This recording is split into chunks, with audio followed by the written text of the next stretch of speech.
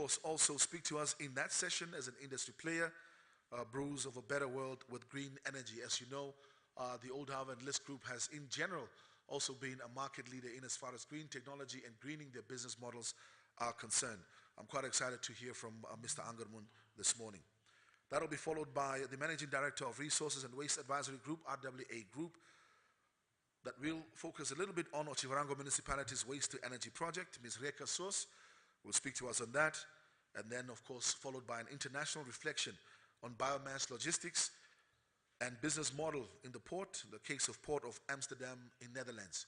Now, the Port of Amsterdam is very, very important. The collaboration that we have, in fact, even with the Dutch government is a very, very important one. And I'll just reflect on that in 1 second. As we know, of course, we have huge ambitions for the development and production and development of green hydrogen and derivatives from green hydrogen, the green ammonia, and the Port of Rotterdam are a very, very important one because the plans and the collaboration between them and Namport is to have that green hydrogen, of course, land at the port, that side in Rotterdam as well. So very, very important collaboration and work between the two governments as well. And we, of course, would be lovely to hear from the commercial manager of circular industries from that port, Ms. Anna-Maries Rocha, that will give us some details.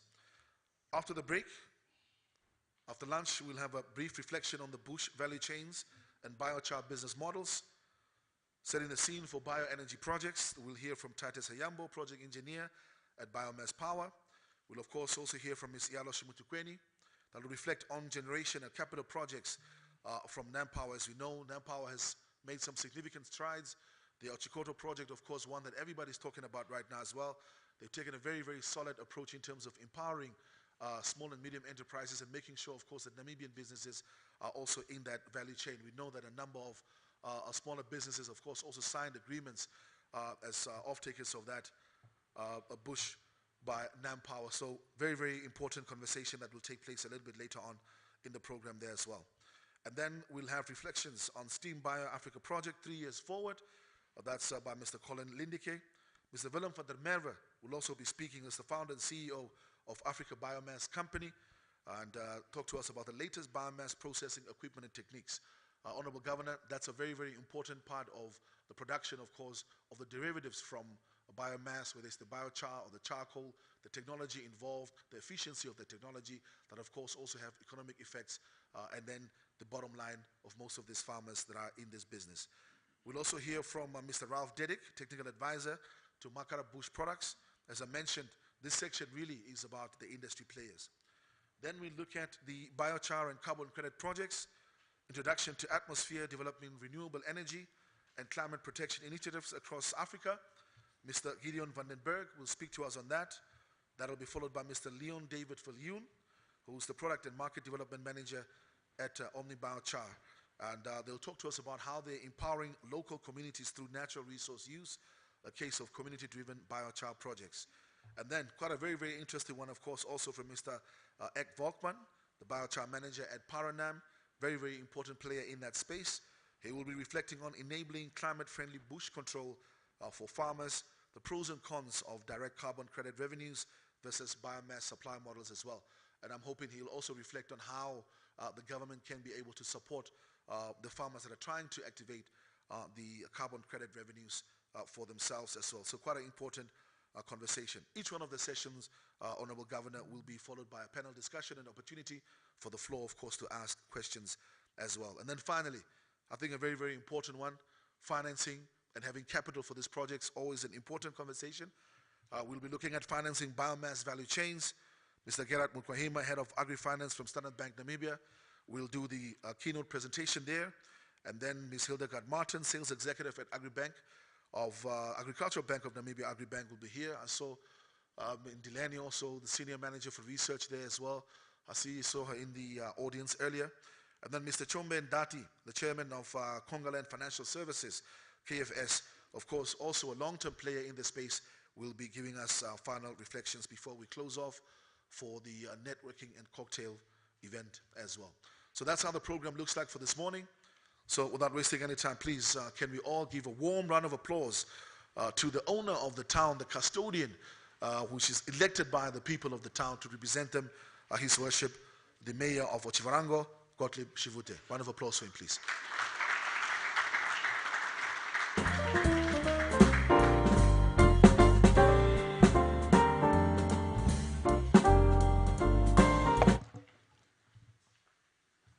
Thank you very much, MC of this very important event, my brother Ricardo Twafasep, Honorable Governor of this beautiful region of Otjikoto, James Unamasa Weriuka, the regional councillors and local authority councillors present here. I recognize my brother Gotthard Hoko, Professor Colin Lindike, board chairman of N-BiG,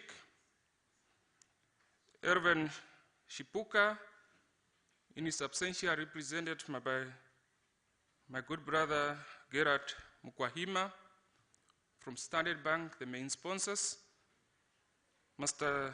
Johnson Dokosho, Director of Forestry, Mrs. Lelani Fori, Country Manager of CMO Namibia, esteemed captains of industries invited, my good brother Progress Kashanduka, CEO of N-BiG, distinguished guests, speakers and panelists, ladies and gentlemen, and all protocol observed. Good morning, and welcome to Otjiwarongo, the heart of the great Otjikoto region. It is with great pleasure and pride that I stand before you today to open the 2024 Standard Bank Biomass Fair. This event, hosted by Namibia Biomass Industry Group in conjunction with Charcoal Association of Namibia, promises to be a landmark association for our community and the broader region of Otjikoto. This event not only showcases the immense potential of biomass energy, but also highlights our collective commitment to sustainable development and environmental stewardship. I am therefore particularly proud to speak about the landmark project that embodies these principles, the Otjikoto Biomass Industrial Park. Honorable Governor, distinguished invited guests, you may be aware that Otjikoto sits at the center of an area which is heavily bush encroached, with severe repercussions.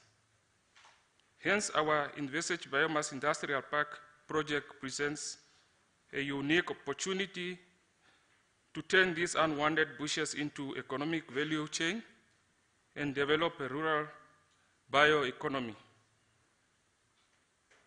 The overreaching goal of our Biomass Industrial Park project to slow down and to reverse bush encroachment in the Namibian space through socio-ecological optimized measures combined with new multifunctional land use.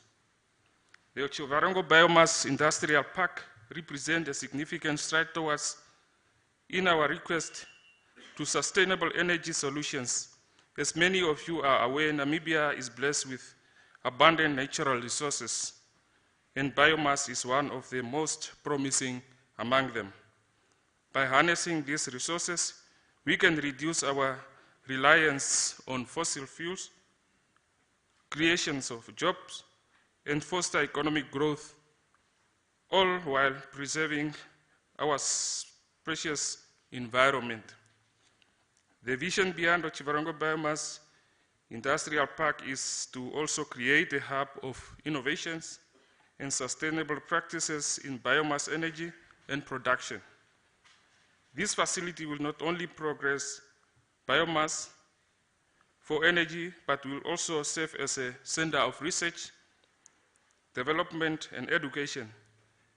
It will be a place where experts, entrepreneurs, and students can collaborate to explore new technologies and methods to optimize biomass utilization. One of the most exciting aspects of this project is to potentially to create jobs and stimulate the local economy.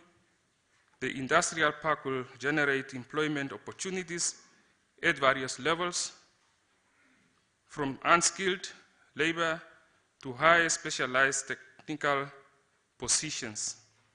This influx of jobs opportunities will provide significant boost to our community, improving the quality of life in many of our residents. Honorable Governor, distinguished invited guests, as we collaborate the progress we have made in the biomass sector, let us also look to the future with optimism and determination. The Otjikoto Biomass Industrial Park is just the beginning and serves as a model for what we can achieve when we work together towards a common goal. I am confident that this project will inspire similar initiatives across Namibia and beyond, driving us towards a greener and more sustainable future. In conclusion, I would like to reiterate the importance of our shared commitment, sustainable development in the Otjikoto Biomass Industrial Park is a shining example of how we can harness our natural resources responsibly and innovatively. Let us continue to support and promote such initiatives, ensuring the brighter and more sustainable future for our generations to come. With these few remarks, thank you for listening attentively to me, and let us make this event a resounding success. Thank you very much.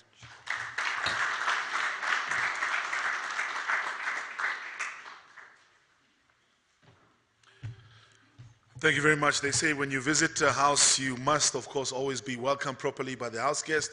I think we're feeling welcome already so far, Mayor. But I wanted to just ask something here. Maybe the governor will expound when he comes on. You said the great Otjikoto region, now the great Otjikoto region. Now the Erongo guys are also saying they're also the great Erongo region. That, I don't know, the Kunene also recently, Honorable Shea was saying the great Kunene region. So we need to figure out which region is actually the great region out of all 14. Perhaps the Honorable Governor will come and clear that up for us. But nonetheless, just to give us the overview of the biomass sector as it currently stands, of course, the Namibia Biomass Industry Group is the apex body for the biomass sector in the country, bringing together both the public and private sector. Please give a warm round of applause to the chairperson of N-BiG, Mr. Colin Lindiker, to give us that overview.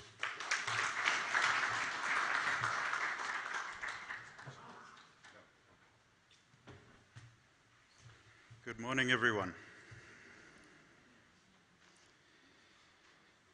So I've been informed by my CEO that I still need to honor protocol. So let me please thank the Master of Ceremonies, the Honorable Governor, His Worship the Mayor of Otjikoto, the Director of Forestry, our sponsors here today, Standard Bank, our event organizers, N-BiG and K-ON, all members of the media, distinguished guests, and ladies and gentlemen.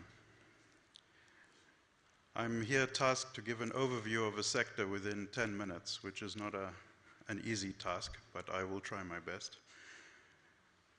Let me not beat around the bush.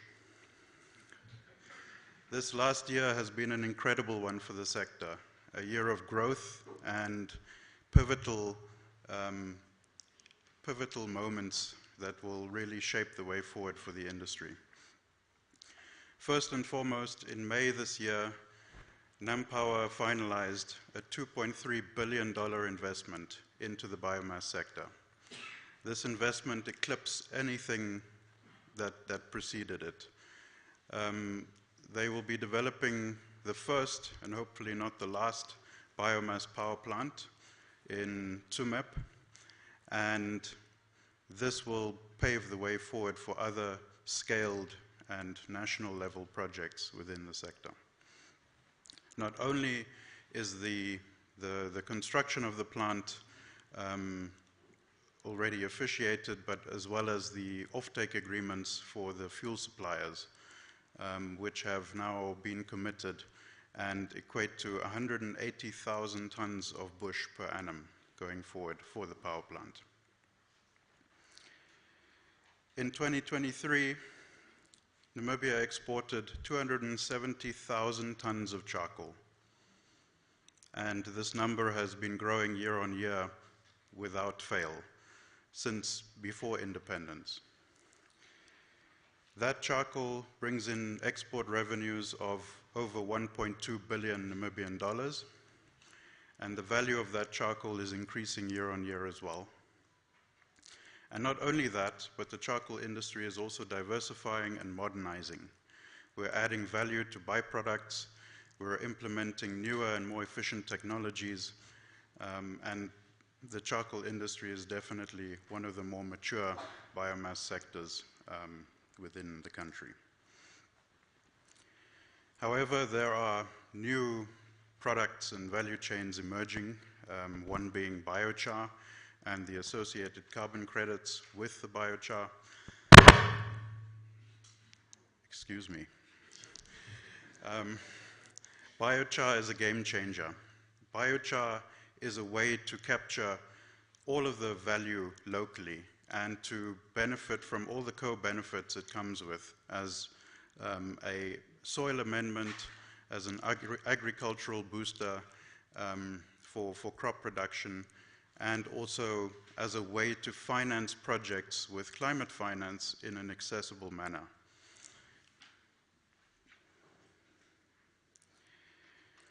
In February this year, we saw the launch of the first house made from bush, from the MycoHab project outside of Windhoek. So they've launched this demonstration house that was produced from pure bush biomass, and in the process of producing that building material, they grew edible mushrooms from the biomass beforehand. So we have an opportunity here to build our country using the bush, quite literally. We can actually build housing with a sustainable building material that we literally have growing over 45 million hectares of Namibia. So that's a really fantastic initiative, and it's an ambition that we need to really pursue. And again, thanks to Standard Bank for also sponsoring that project. Not only that, but the production of wood plastic composites is also increasing, with UNAM's Katima campus being the most recent beneficiary of beautiful wood plastic composite decking around the campus, again utilizing our biomass as a construction material, not only just something to burn. And of course, it's not just the local market that's interesting and the local utilization of this resource, but international markets are also showing interest. I believe we have some international markets here in the room with us. As evidence to that, we've been recently engaging with companies in Mauritius who are looking at our biomass as a sustainable fuel to replace fossil coal.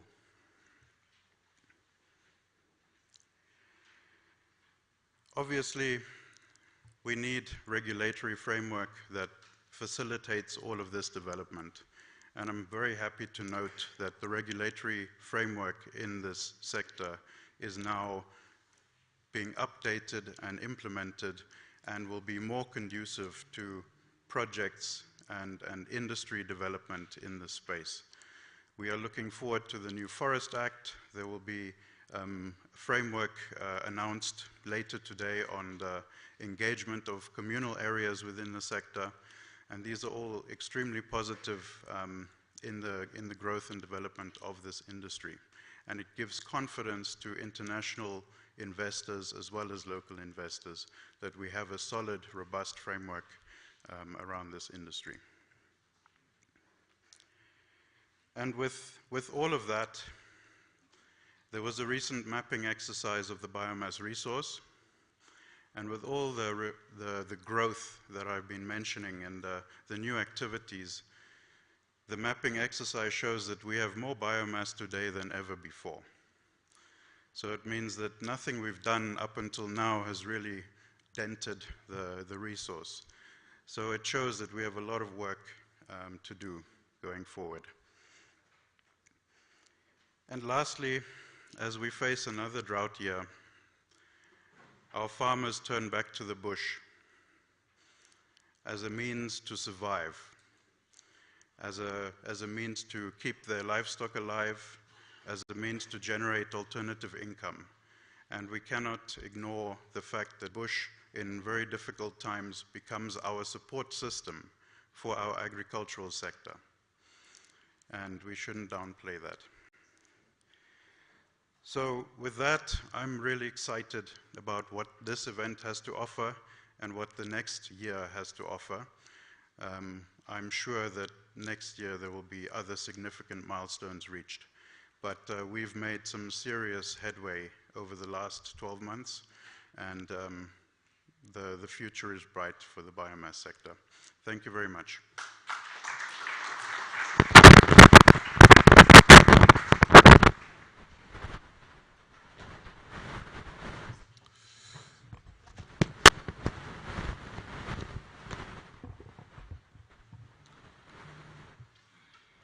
Thank you very much for that, Colin. I think I missed it.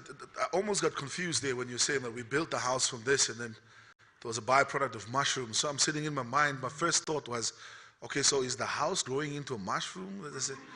So I can live in it, leave it for a few days, add some water here and there, and then 3 days later cut off some for breakfast. It's going to be quite interesting. But of course, once again, it just comes to show you with innovation there's much possible and that we belong to this natural order, the space in the world that we're finding ourselves in as well. I just want to take this moment to just also welcome our listeners that are tuning in. As you know, Honorable Governor, the farms and the farmers within which these spaces operate and within which we get the bush are more often, of course, also rural areas and communal areas as well. And the Biomass Industry Group really wanted to make sure that all of the masses, all the demographics are covered. That's why they had made the effort to, of course, have Cosmos Radio broadcasting, not only for the conference, but also for the expo as well.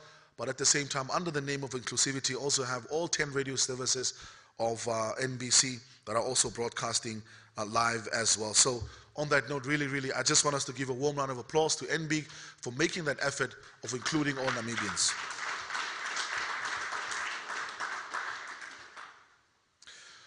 Nothing can be possible, especially the conference and the expo, without the support of Standard Bank. I just want us to welcome on behalf of the Chief Executive Officer, Mr. Erwin Chibuka, Mr. Gerard Mukwayima, to just give us a quick statement from the sponsors. A round of applause for him, please.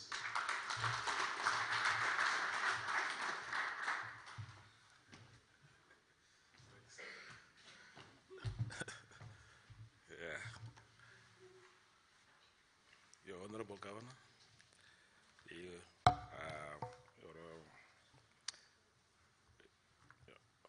Your Highness, Your Worship, sorry. Ladies and gentlemen, morning everyone. Sorry, my voice is a bit, Ricardo. Ladies and gentlemen, good morning everyone. Thanks, man. Yeah, it's almost not easy almost to stand in front of people every time. But anyway, thanks for that. Distinguished guests, partners, exhibitors, and esteemed participants. Welcome to Standard Bank Biomass Fair 2024. You heard that the board chair said the biomass future is bright. I welcome you all to Oshuarongo here, to the Biomass Fair, Standard Bank Biomass Fair 2024. It is my privilege today, as I stand before you, as we embark on another remarkable journey to champion the growth of our country across various industries, in particular the booming biomass sector. This is not just an event for gathering. This is a testimony of our collective commitment to sustainable development and empowering our communities. At Standard Bank, we believe in the power of innovation and sustainability. Our dedication to these principles drive our investment to have the potential, to drive our investment in platforms that have potential to empower people and economic growth. The biomass sector is one such shining example of such platform. By harnessing the potential of bush biomass, we are not only addressing the environmental challenges, but also creating economic activities, opportunities for our country. The journey of the Standard Bank Biomass began with a humble yet impactful beginnings. In 2018, probably most of you and some of you that are in this house were probably also part of that at the very beginning. In 2018, the Biomass Technology Demonstration Day at the Cheetah Conservation Fund, just outside of Shuarongo, brought together around 300 visitors and 30 local exhibitors. That was the onset of setting the scene for the success of the biomass sector. In 2019, just the following year thereafter, the Biomass Technology Expo had grown exponentially, attracting over 1,500 visitors and 120 exhibitors to Otjikoto Lodge, at the central hub of the bush biomass in Namibia. In 2022, just after COVID, just after COVID, under the theme Discovering a New Decade for Biomass, the Standard Bank Biomass Fair hosted a successful two-day event in Windhoek, drawing over 500 participants and 20 distinguished speakers. Last year, we continued this momentum at Cross Barman, welcoming over 250 participants, 60 exhibitors, and 23 speakers from across the globe. This year's event, with the theme Innovating for a Greener Future, promised to be even more impactful. Over the next 3 days, we'll engage in a series of dynamic activities that will expand our knowledge and create a space for the formation of partnership that could hold tremendous potential for our countries and the biomass industry at large. We extend our heartfelt gratitude to our partners, the Namibia Biomass Industry Group, the N-BiG, the Charcoal Association of Namibia, KEON, for allowing us the opportunity to be a partner of this platform and for making this event possible. There's no better time than now to embrace the spirit of innovation and sustainability. As a collective, we can build a greener future and empower communities through the biomass sector. Thank you for being part of this journey, and I wish you all a productive and as empowering Standard Bank Biomass Fair 2024. Namibia is our home, and we drive a purpose. Thank you so much.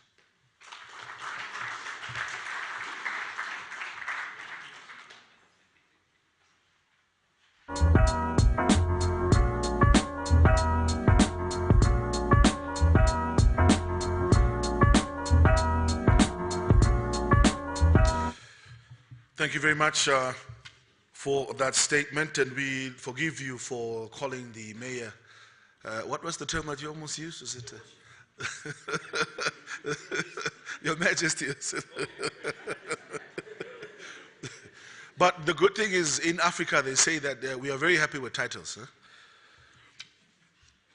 Nonetheless, if we are in the great Otjikoto region, as is being mentioned, I'm not sure whether it's great, whether it's somebody just said now, it's the mighty Otjikoto region. So I'm hoping that the governor really is going to come and clear this up.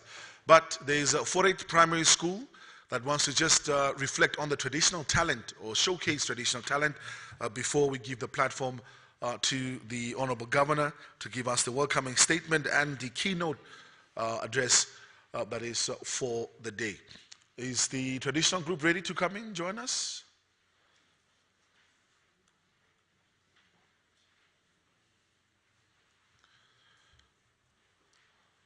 see these people now. So now you're forcing me to make fun of other things here and then, get the crowd going. But I haven't gotten approval from Harold yet, so no jokes for now until we are done with the official part of the conversation. So once again, please just welcome them with a warm round of applause as a traditional group from Froelich Primary School joins us.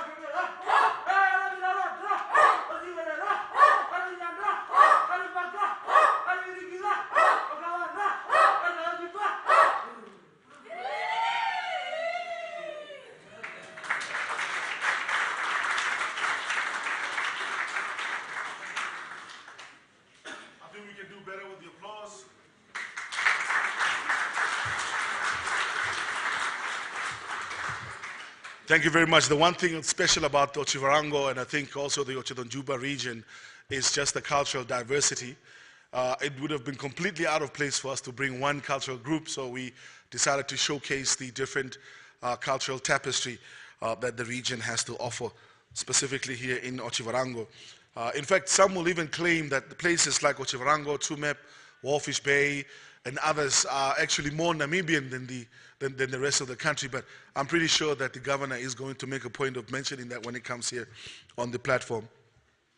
Just a quick in-house announcement. There's a vehicle key here, what looks like an expensive VW. It's also a newer key. So clearly the biomass sector is doing well if you've got this key. So we'll just leave this at the, it's a Polo Vivo. Okay, fantastic. You can just come and pick up the keys from me as well. Nonetheless, ladies and gentlemen, of course, we had mentioned a bit earlier on that the Honorable Minister is unable to join us due to an equally important commitment. But nonetheless, he has left the keynote address in the very, very capable hands of the Honorable Governor. I actually had thought of a long introduction for Honorable James Werikwa this morning, but I think he's only summed up in one word. He's a son of the soil, and he's a service person. Of course, a rich history working in public service, including the former Vice President's office as the Chief Development Advisor and responsible for planning and development for central government, of course, before getting this role from the late Dr. Hageji Kengo, the responsibility of being the political head of the region. It's someone you can call at any time of the evening, and to be honest, in all fairness, some of us have abused that privilege, but he continues to serve. And of course, even though it's election year, I would just like to point out he might make some remarks, but let's see it within the context of the election year. Please give him a warm round of applause, the governor of the great region.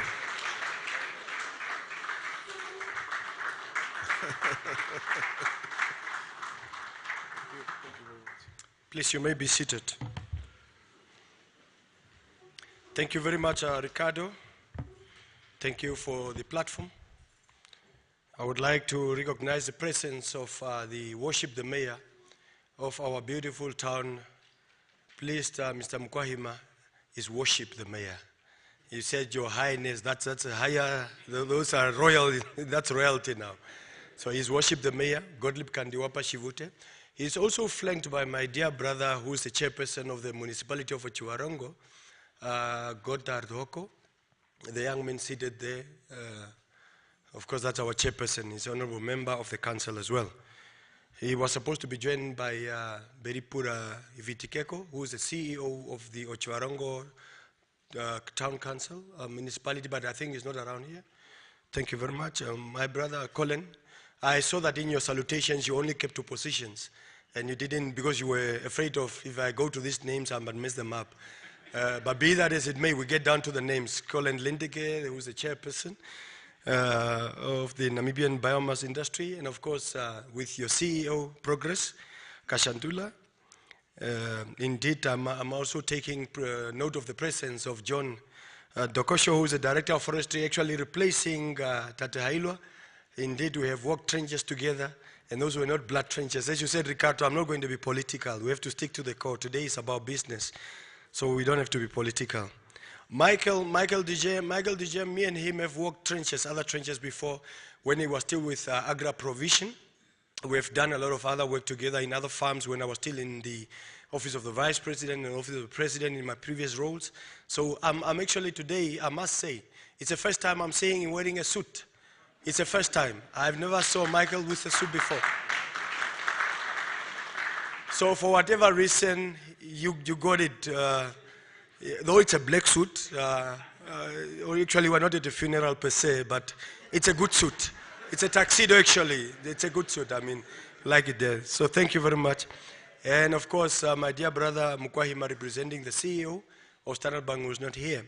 Ricardo, I've taken note of you. And of course, all the other players that are here and everybody else that is here. I'm informed before I depart, because you ask a very critical question as to which is the greatest and so forth and so forth. And I know my dear brothers, Neville Andre and Marius Siku now share. I'm sure that they have listeners who, as you said, many platforms are covering. And I'm putting that record straight, and I want it to be put to rest today. And of course, I'm not going to invite any challenges thereof going forward. But be that as it may, the building that you are sitting in today was just constructed 4 years ago. We have another event just opposite here where we are actually inaugurating it officially. So you are sitting in one of the state-of-the-art buildings that we have put out there as a regional council. The purpose of this, we have another facility just here that can accommodate more than 300 people seated. And that is to make sure that whenever you come here as people, conferences are the key issues and driver of our economy as far as municipal economics is concerned. Because Otjiwarongo is strategically located, it's in the center. I'm welcoming you all to the Otjikoto region. I'm not going to say great or mighty, but I want you to assess that. Otjikoto region is actually the fourth largest region in the country, with a geographical size of 105,540 square kilometers. And that size alone of Otjikoto region would account for some full countries in the western part of our world. And sometimes, I remember last year when I was in Germany, I had to indicate that Namibia with 842,000 square kilometers actually takes in Germany with 342, then you can add even London, UK, and then you can add any other 2 states. That's how big Namibia is. Out of that, Otjikoto is the 4th largest. On the 1st of July in 1915, after the German Herero and of course Nama War of Resistance, on the 1st of July 1915, there was an accord that was signed at the present day, what you call Korab, that is in Otavi.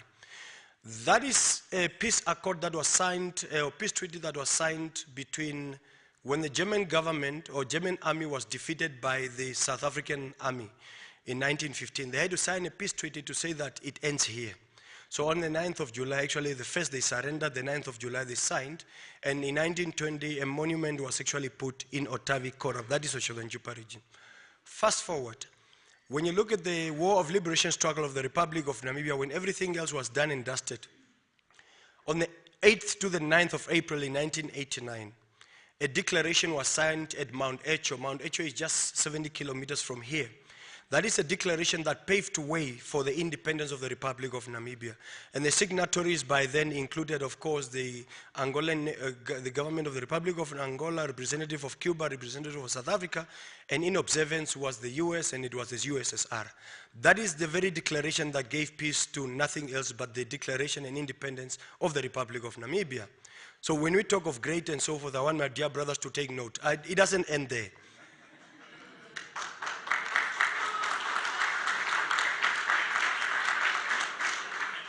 Now, when you talk of serious battles that were fought in the Republic before the War of Liberation, which is the last war that we fought, there was a war of resistance of Germany. And of course, as you might be aware, the whole of Otjikoto region, the Battle of Hamakari that took place, Hamakari just located 70 kilometers on the east of where you're seated now.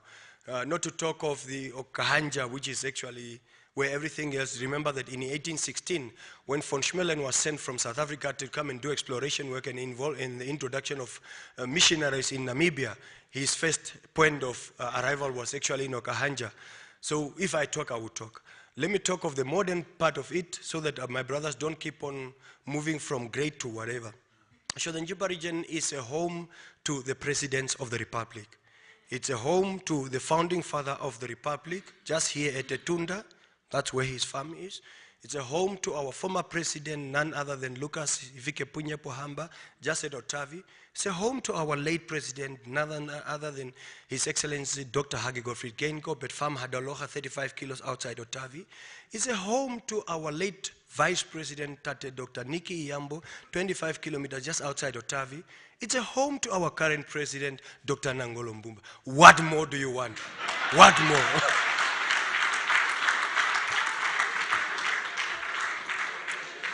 So, I don't want to get to the details of what we can provide. So next time when you hear those young men of mine saying great, excellent, and whatever, those are hollow statements trying to bring up something big. Those are good regions, economic hubs, the south and so forth, the coast and so forth. Otjikoto is a center. This is a heartbeat of Namibia. Nobody in Namibia haven't transited here, wherever that you go. So if I have to talk, I will talk. But anyway, we're here for Biomass Conference. And of course, in my introductory remark today, I want to say thank you very much for choosing to having your event here in Otjikoto, because out of the various events that you have been having since 2018, 3 out of those 5 events, or 4 out of those 5 events have been taking place here in Otjikoto. And if you have listened very carefully to Mukwahima, of course you have done your event at Yoshiwa, you have done your event at the Cheetah Conservation Fund, and of course we also are now busy here in Otjikoto. So that is indicative to say that Otjikoto and Otjikoto region is an attractive center of note.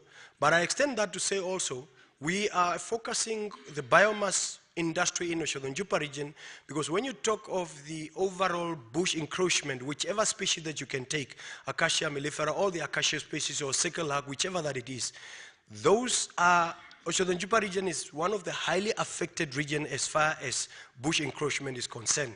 So biomass industry coming here, it's an indication that indeed you are addressing the problem at where the problem is actually emanating from. And on top of that, the biomass industry aims at converting that very problematic encroachment species into nothing else but a valuable product that will add about life and, of course, sustenance of the overall humanity. Now, here in Otjikoto region, we have been embarking on a number of projects. I'm saying this because I still have to read the speech of the minister. The municipality of Otjikoto already had entered into a twinning and partnership arrangement with the Losheim business partners, that is in Germany, that are focusing on renewable energy. And just at the roadblock, on the left-hand side of the roadblock, when you're coming into Otjikoto, we have our biomass industry, also our biomass park that we want to create there, still under the Ministry of Trade, but of course in partnership with the Irish government. And now we have these IFAs that are coming on board to actually be able to process a lot of product. One of them is wood vinegar that is coming out of there, charcoal, and of course wood pellets and so forth that are coming out. We are already exporting as a region to the European market and many other markets, and most of you are players. And I'm grateful to hear that there are also international participants here. So let's also as a country be hospitable to them. And I advise that as international community, maybe you haven't yet tasted crocodile meat. I want to inform you, here in Otjikoto region, we just have a facility that is called Crocodile Range. When you go there, you're going to get very tenderized crocodile meat, actually best of its kind, very healthy meat. And please, I urge you all to go out there and try crocodile meat. I haven't tried it because, yes, I was on my way there, but a voice came to me and said, though you walk through the valleys of the shadows of death, I fear no evil. So I stopped there and said, why would I get that voice? So I want you colleagues to really try our crocodile meat, and you can give me feedback afterward. Then I can follow in your footprint. And here in Otjikoto region, the only free, foot and mouth free buffaloes in the whole of Namibia are found here at Waterberg. Those buffalo were actually bred by that time, and of course the DNA, or the whole DNA structure, there is something that you call genetic engineering. They remove certain chromosomes and whatever that you have, and that whole program led to FMD-free buffaloes in the whole of Namibia. They are just here at Waterberg, so if you might want to farm with some buffaloes, please do approach the Waterberg, and we'll be able to give you some. So I wonder if Neville or Shea can be able to claim that they have buffaloes that are even FMD free. It's another story altogether. So feel free, you are in Otjikoto region. God bless you all. Be at home, feel at home. We will be able to accord our hospitality to the best of our ability. And of course, this event, I understand, is divided into 3 setups. We have the conference, we have a networking event, and of course, after that, we have the expo that is going to have exhibitions and so forth. So during networking, do not only sit with those that you come with in the same car, you fly together. Be able to network and do business. To my local farmers and local business people, I see all of you, you are here. Tate Moses Mauri Hungarire is a man of note and a doctor by profession, but of course he's specializing now into a lot of biomass project. Toivo, I see that you are around also, and many other people that I see. We have our good pastor, the manager of AgriBank, who's around here. I see that Upi, the Bishop Upi. So enjoy yourselves and do networking. My dear brother called me yesterday, Tate Pohamba Shifeta, after we had an engagement with His Excellency the President in Korihas, and of course I had to depart and come back for this event. Where I left him there, but he delegated the function to the Deputy Minister who somehow happened to find herself in Katima, and they said, please, on a short notice, we request you to be able to give a speech on behalf of the Minister. So I'm here to give a speech on behalf of the Honorable Minister of Environment, Tourism and Forestry, that is none other than Tate Pohamba Shifeta. I'll be reading the speech in every space it came in. I'm not going to remove or add anything. Director of Ceremonies, and the Minister's speech go as follows. Director of Ceremonies, Mr. Ricardo Tohosep, and of course, Honorable James Werikwa, Governor of Oshadunjipa region. So I have to mention myself, that's important also to me. Your Worship Gottlieb Shivute, the Mayor of Otjivarongo. Mr. Mbiripura Hivitikeko, the Chief Executive Officer of Otjivarongo Municipality. Mr. Colin Lindeke, Board Chair of the Namibian Biomass Industry Group, known as the N-BiG. And Mr. Progress Kashantula, the Chief Executive Officer of Namibia Biomass Industry Group. Mr. Johnson Dokosho, Director of Forestry. Mr. Michael Dije, the Charcoal Association of Namibia. Erwin Shipuka, Chief Executive Officer, as we said, is represented here by Gerard Mukwahima, representative of the private sector, members of the farmers organization, civil society, distinguished invited guests, esteemed members of the media, ladies and gentlemen. I'm incredibly honored to join you this morning as we together reflect on a journey our biomass sector has evolved up to this point. The Standard Bank Biomass Fair and Industry Conference 2024 is an excellent platform to exchange groundbreaking ideas, practices, to showcase technologies and for the government to articulate policy directives regarding the biomass sector to our important stakeholders. It is a pleasure to witness how, especially Namibian Biomass Industry Group, N-BiG, and Charcoal Association of Namibia have grown during the past years and professionally represent the sector and importantly also maintain a very positive relationship with the ministry. This is a partnership that we want to further leverage for the benefit of Namibia's rural population as sustainable bush utilization continues to grow. In the same vein, allow me to thank the diamond sponsor Standard Bank for once again partnering with organizers to actualize this year's installation of the Biomass Fair. Similarly, acknowledgement goes to the rest of the sponsors of this very event. I therefore wish to congratulate the organizers for putting together such a wonderful event and for bringing it to Otjivarongo in the center of Biomass Heartland. The 2024 Standard Bank Biomass Fair and Industry Conference is being celebrated under the theme, Innovating for a Greater Future. This theme encapsulates our collective responsibility to drive to positive change through innovative solutions. Innovation has always been a powerful driver of progress, and today it is more critical than ever in our fight against environmental challenges. From climate change to biodiversity loss and resource depletion, the stakes are high, hence the need to have innovative approaches that can steer us towards a sustainable future. The theme further urges us to explore innovative solutions that integrate economic, social, and environmental considerations, leading us towards a greener and more resilient world. Director of Ceremonies, ladies and gentlemen, the Ministry is pleased with a significant growth in the biomass sector over the recent past. According to the European Commission, Namibia fuel, wood, and charcoal export is reported to have generated 51 million euros in 2023. A noteworthy development is the 40 megawatt non-power biomass plant that the power utility is busy constructing near the town of Tsumeb. I am informed that this project will use enclosure bush wood chips and will require fuel in the order of 180,000 to 245,000 tons per year. The project is going to create job opportunities for our young people and will ultimately contribute to the economic development of our country.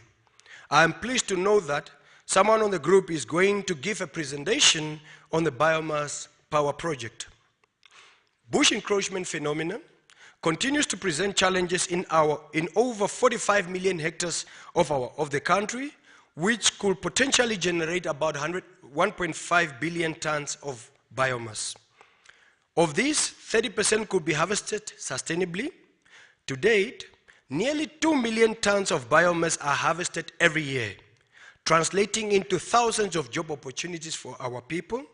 If we look after this resource well, we are assured that it will be with us for a long time. Although bush encroachment has also affected communal areas, our communities have not been participating in bush control activities and reap benefits from the biomass resource like other counterparts from freehold areas. Our ministry has come up with a governance framework and management system which will soon be launched by the Honorable Minister of Environment, Forestry and Tourism in the near future.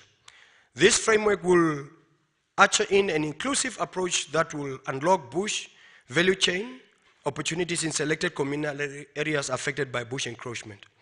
Our Director of Forestry, Mr. Otjikoto, who is seated here, will talk in detail on this subject in his presentation this morning. Our biggest challenge that our ministry has noticed with concern is the unsustainable harvesting of bush resources exemplified by harvesting big-sized stems, harvesting of more wood than allowed by the harvesting permit, harvesting in riverbeds, and harvesting without permits. The ministry would like to work hand in hand with our stakeholders and wish to implore you to desist from engaging in tendencies that are counterproductive, which will harm our booming sector. Your government is keen on joining hands with the industry players in ensuring that the bush biomass resources are exploited in a responsible manner to achieve both rangeland restoration while safeguarding environmental well-being. Director of Proceedings, ladies and gentlemen, our ministry is aware of numerous challenges experienced by farmers such as delays in carrying out farm inspections, issuing of permits, and non-compliance with the Environmental Management Act provisions. The online permit system that the ministry wanted to implement by now has stalled due to system development issues. In addressing these challenges, the ministry is looking at a number of initiatives such as recruiting more staff, providing transport, and reforming permit systems. The ministry has also introduced the Forest and Environmental Management Plan for farms. This plan is meant to capture comprehensive data of a given land unit, available allowable biomass, current biomass uses, as well as environmental parameters, and will culminate in the applicant receiving the environmental clearance certificate and a harvesting permit. Finally, ladies and gentlemen, Director of Proceedings, permit me to conclude by thanking the organizers of this brilliant platform, and I wish you all a great Biomass and Industry Conference of 2024. End there.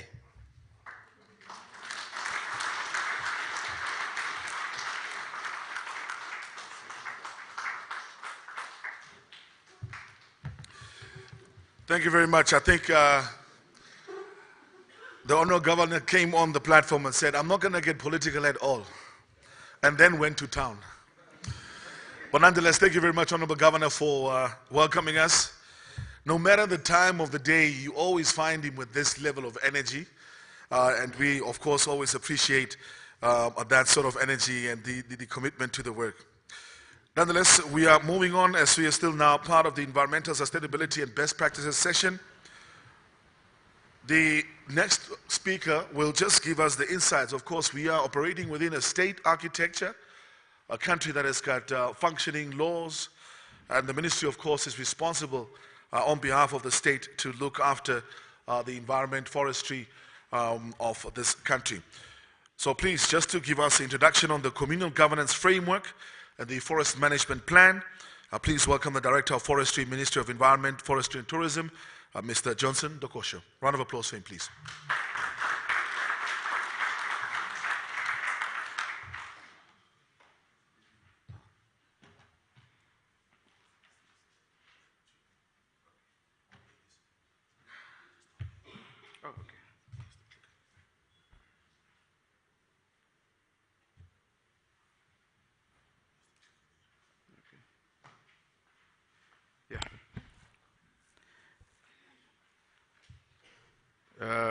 Honorable Governor, Worship, Colin, and my brother from Standard Bank, I forgot your name. I would believe you forgive me for that. Mugwahima, and of course Michael, Kashandula, and I stand actually by the protocol that has been established by the Director of Ceremony. For information, my name is Johnson Dokosho. I'm the director responsible for forestry management in Namibia, and I'm honored to be here this morning. I will quickly just touch on where the Honorable Governor left off in terms of the speech he read on behalf of the Minister. And I've been asked to present to you the development that we have been doing in the Ministry of Environment, Forestry and Tourism in addressing some of the inclusivity challenges that we have. And that inclusivity challenge has to do with residents in communal areas unable to participate in commercial bush control activities at this moment. As part of the background is that there has been a restriction on the use of biomass, especially for commercial purposes, and in particular, charcoal production. Although we also know that the challenge of bush thickening is also existing in these areas, government has now developed what we call a governance framework and a management system to facilitate certain communal areas to be able to conduct bush control activities. The document is there. It has been printed. I think there will be some copies available, but it has not been launched by the Honorable Minister yet. However, he has signed it. So he has signed it. When he has signed it, it means it's an official public document. So it could be made available if the copies are going to be here. I think the colleagues are going to see to it that the copies are available. However, it will be launched, as the Honorable Governor said, it's going to be launched in not too distant future. The objective of the governance framework is, as I said, to promote inclusivity in order for the communal area residents to participate in the bush biomass value chain, particularly for commercial purposes. However, for this to occur, the community has to comply with legal provisions. They have to show some level of land tenure, land ownership. Of course, we all know that the communal areas are owned by government and given to the traditional authority as custodians. And some people in communal areas are given leasehold rights for 99 years, I think, small-scale farms and so on, which is pretty much similar to really owning those lands, parcels. So we are going to work out on modalities on how precisely that's going to work, because I've had a conversation this morning with a local bank, and they're saying, okay, we have to see how that can be practically attended to, because the bank gives loans to individuals and so on. So we are going to see how that can be implemented on the ground. They've got to demonstrate some sustainable resource management. And of course, we want this to be conducted in a responsible manner in terms of bush control. And then, very critically, what happens to the benefits once you generate this income in a communal area? How is that going to be shared? Because these resources are communally owned. And therefore, the benefits must be equitably shared. So that's another modality that we need to ensure how it's going to happen. Now, this governance framework is going to be applicable in gazetted community forests. So it's not going to be in areas that we call open forest or open areas. It has to be those recognized community forests in areas where people have got leasehold rights. The area has to be be affected by a problem of bush thickening. It has to be, because that's a basic requirement. We've got to first, because we don't just do charcoal production in Namibia for the sake of it. We do it as a byproduct that's left behind in the rangeland restoration. After you cut this biomass, then you say, what should we do with this biomass? In the past, people used to just burn it. Some used to just leave it on the land to decompose. Some convert it into firewood. Some convert it into poles and droppers. And some convert it into charcoal. So basically, we now have learned that you can actually use this biomass to generate much needed income and revenue for the country and for our sustenance. So therefore, this area must first demonstrate, or at least we must see, that there is a problem of bush thickening for it to qualify. And the framework will not apply again to communities wishing to utilize timber, for example, in the natural forest areas of the northeast, for example. You may not claim that in Kavango, I've got bush problems, whereas it's supposed to be a Miombo forest. So there, this framework will not work. There you have to be subjected to the Forest Act of 2001 and its regulations. So this is really mainly for communal areas where we have seen problems of bush encroachment, and we have many, many of those. This map basically is showing the distribution of community forests and conservancies. The one in Paragon with dots, those are community forests, where they are located in Namibia. And where you see the red dots, that's where we have done an assessment in areas of Ochinene, in the Maheke region, and then in the Okakarara constituency, where we have a number of community forests. And then in some parts next to Etosha National Park, up on top of Tsumeb there, we have done some assessment at Mangeti. But there are some other areas where we have not done assessment.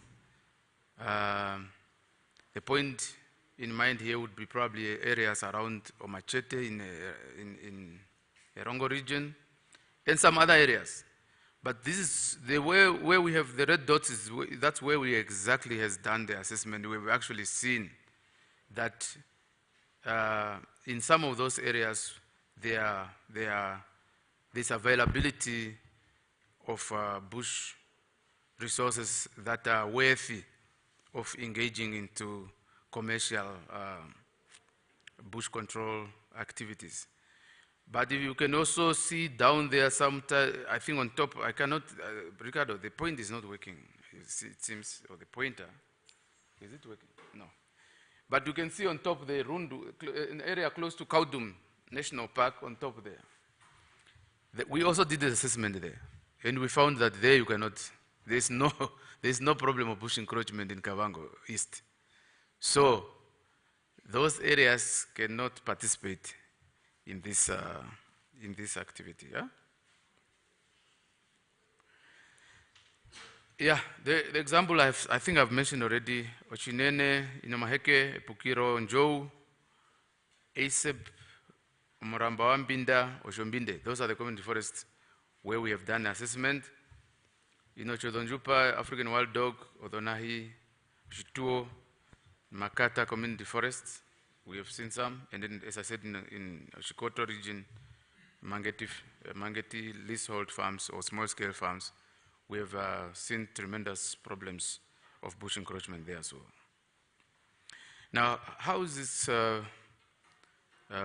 framework going to apply, and what are the type of management system that the community need to meet? As I said, there's within a number of principles, 4 principles to be exact, that need to be attended to. One is compliance to the law, social welfare, sustaining forest ecology and business, upkeep of documentation, and taking corrective actions. Those are the 4 principles.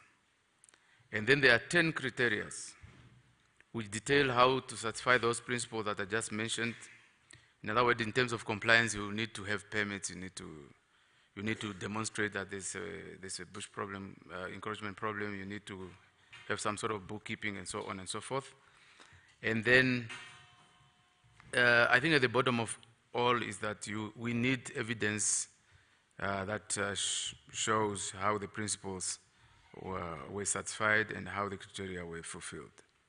And these are all contained in the document. We're not making it difficult, we're basically just making sure that whenever our communities are going to begin to do these activities, it's done in an environmental sound manner, so as not to just, we allow them to begin to do the work and then we stop again because we see some challenges.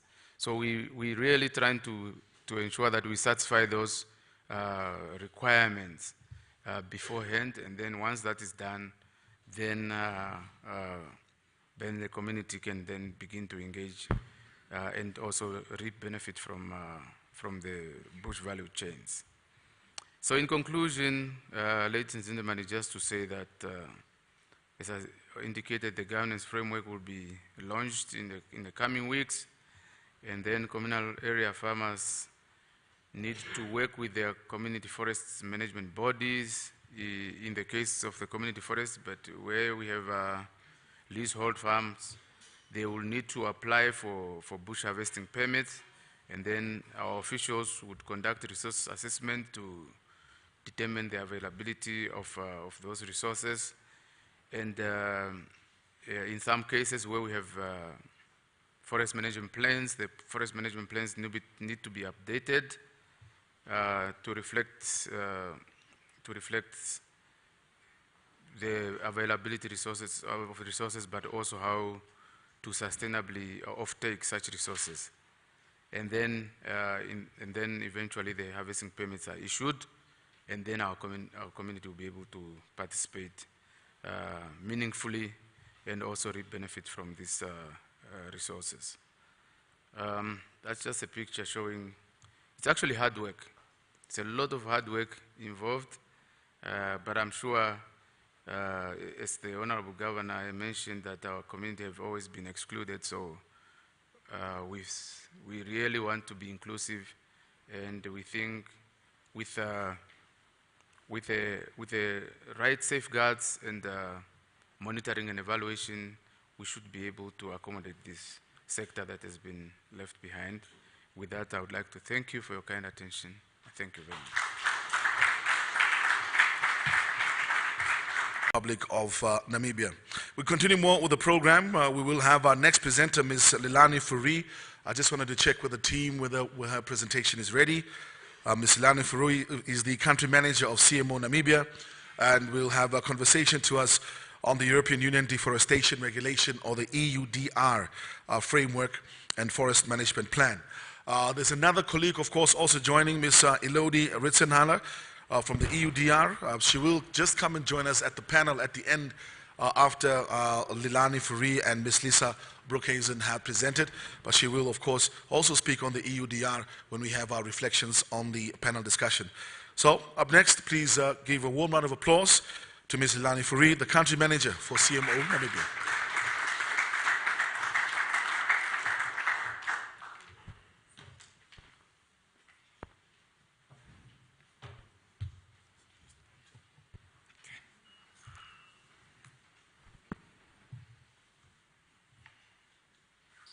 Okay.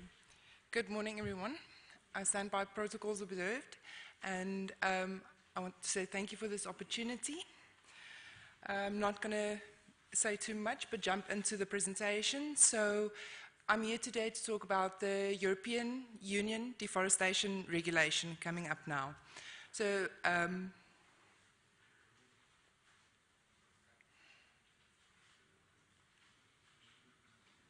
it's not... Over there.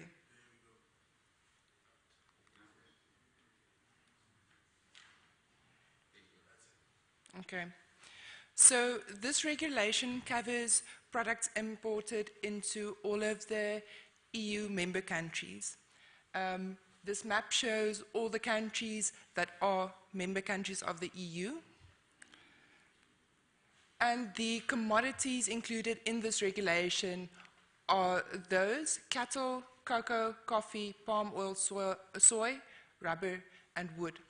The wood also includes all wood products, timber, furniture, and charcoal, chips, all of these. The implementation timeline of this regulation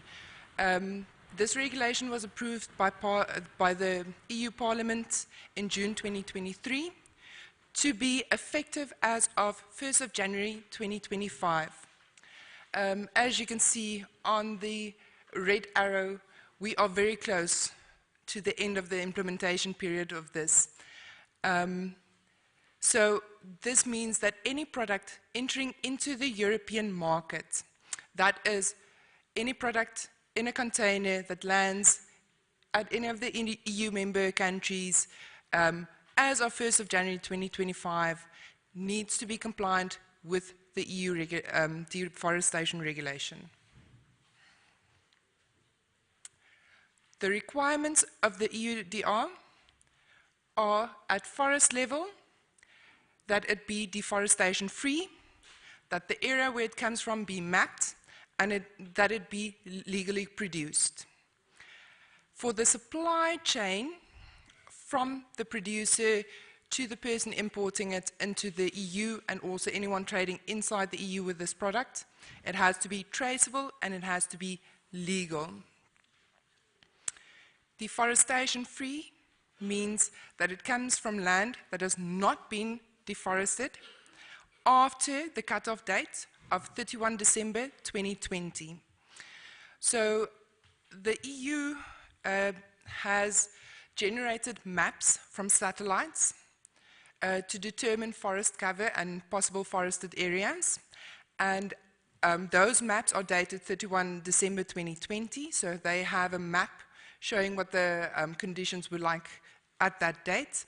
And anything going into the EU needs to have a geolocation on it, and that can then be compared to the map that they have of the forested areas. The products should also not cause any forest degradation after that same date. It must be produced legally, meaning The land tenure and management rights are secure. It's conserving biodiversity, soil and water. The management planning and the harvesting is legal. Any third-party rights of communities are respected. Labor rights and human rights are respected. The rights of indigenous people are known and respected in these areas. And any tax laws, any anti-corruption laws, trade laws and taxes are complied with and respected. It must be traceable, meaning every project going into the EU must have a geolocation on it. So this means that if it's from a plot of less than 4 hectares, it'll contain a geo-coordinate. If it is from a plot of more than 4 hectares, there will be a plot generated with the geo-coordinates of the points making out this plot, and this will also be sent with the product. And it must be traced all the way from where it's produced to Europe itself, or into the EU. This also means it has to be traceable even if it passes through other countries. It's not just for direct exports from Namibia into the EU. All of this information is then captured in a due diligence statement that needs to be submitted by an operator.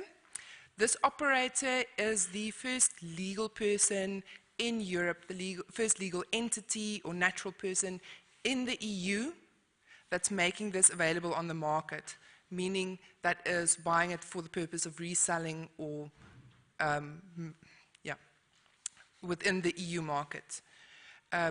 They need to submit this due diligence statement on an information system where it will then be kept for the checks. So the due diligence statement will contain a lot of different information.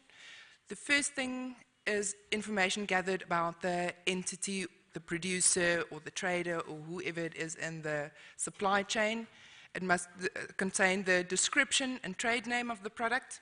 It must contain quantity, the country of production, the geolocation of all plots of land where it came from, or the geo-coordinate of where it came from, the date and time range of production of the commodity, the name and contact details of any person within the supply chain, the name and contact details of the operator that is submitting the information in the EU, and then adequate conclusive evidence to show that it is deforestation-free and it was produced legally.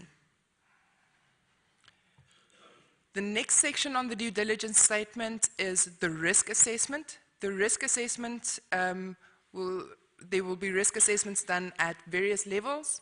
There's a relevant country risk assessment being done by the EU that will determine a risk for the country that it comes from.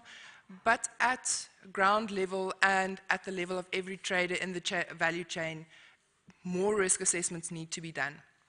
So these risk assessments must cover the topics of, is there a presence of forests? Is there indigenous people? Are their rights respected? Is there a risk of deforestation or land degradation, or has it already happened? What is the level of corruption in the country? The risk of mixing the products with something that is not EUDR compliant, the history of compliance of the specific value chains, and this risk assessment must be reviewed annually for each participating person in the value chain. For the next section on the due diligence statement covers risk mitigation, and this risk mitigation is where there is found to be a non-negligible risk on any of the risk assessment topics. Clear mitigation measures must be put in place to bring this down to a negligible risk, and clear proof of this mitigation measure must also be submitted with the due diligence statement.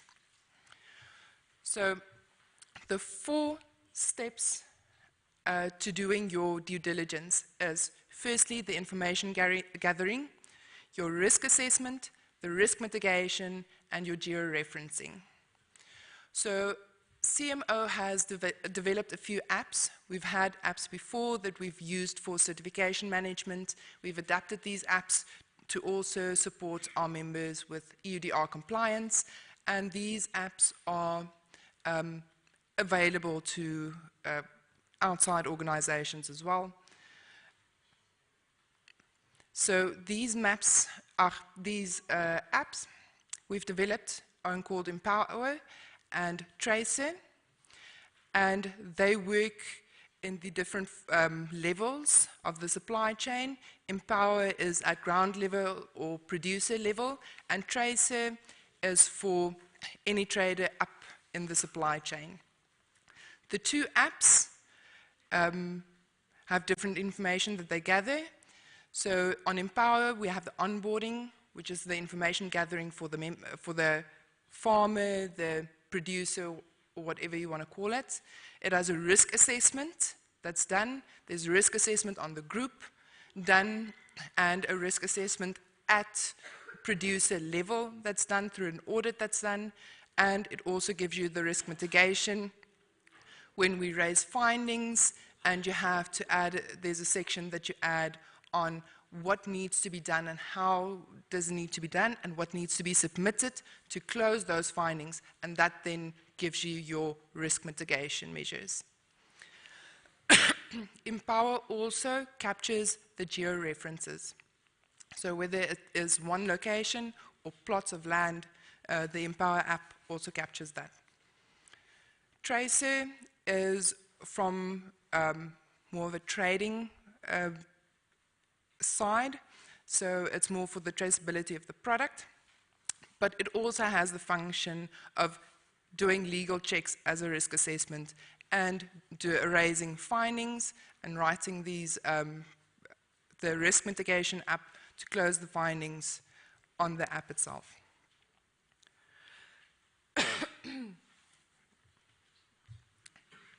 So for the EUDR requirements, CMO has developed a checklist. Yeah. CMO has developed a checklist that is used on the Empower app currently.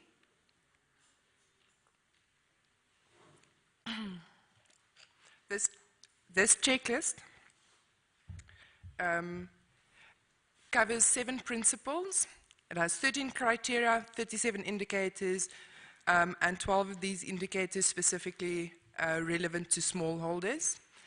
And the system automatically generates a major or minor CAR. A CAR is a corrective action request, and this is also your risk. So where you have a major CAR being raised, this will be seen as a non-negligible risk, and mitigation measures need to be put in place.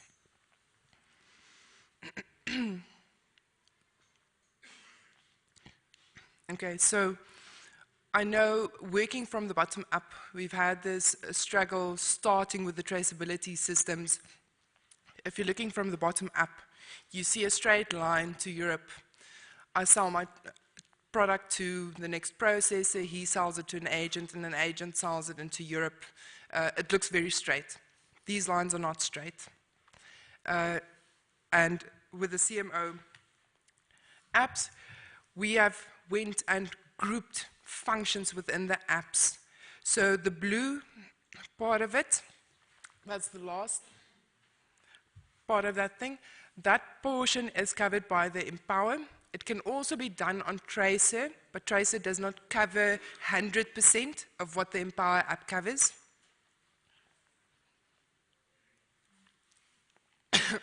Sorry guys, I'm just coming off a cold now. So.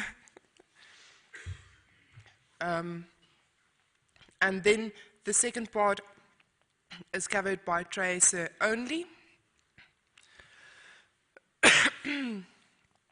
Empower specifically, it has a mobile app and also a web portal that you can work on. It is a very efficient smallholder onboarding system. I know we've had a couple of auditors running around in Thailand doing onboardings in like 3-4 minutes at a time per unit. But these are small plots of land of 1 or 2 or 4 hectares that they're doing. So it's a very easy to use system. It has a mapping function on it. It has a user-friendly audit experience. So you populate your checklist that you require for your certification or EUDR requirements, and it kicks out a report with the action log for all the users. And it also has access at various levels. So you have a more management type access for the person doing the audits, and you also have a farmer or producer access so that they can close their findings and keep their information up to date. Tracer focuses on the traceability of the product. So you're on board as a company, you have various levels of product handling on the system. You have a producer, you can have a dealer on it, just sourcing products, and you can also have a processor changing the composition of the product, and the system then transfer the information gathered in the due diligence statement from the Empower app for the producer right through with the product as it is transferred along the chain. Just quickly, the CMO footprint. The CMO footprint for EUDR, as you can see, we have it in Namibia, South Africa, in the Ivory Coast, Nigeria, Thailand, Malaysia, Vietnam, and Brazil. It is being implemented. Brazil, Vietnam, and Thailand are already operating. They already have generated due diligence statements on the systems, and they've already transferred products into the EU through this system. For more information, you're welcome to contact me, or you can visit the website.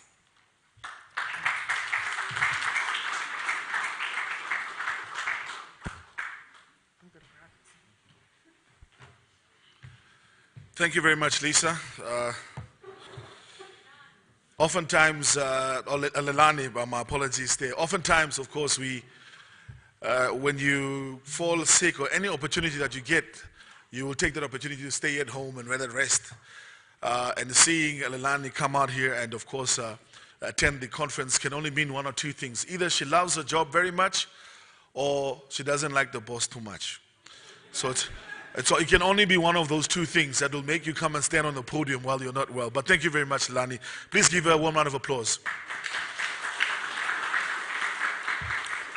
I'd just like to mention a bit earlier on, before we continue, that there is a launch happening on the other side. The Honorable Governor is expected to be there.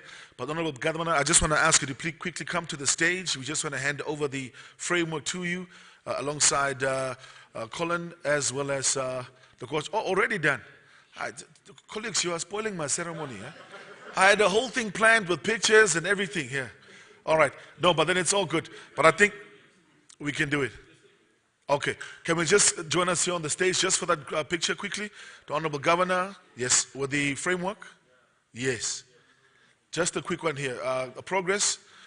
Colin, can you please come on stage? And Dokosho. There we go.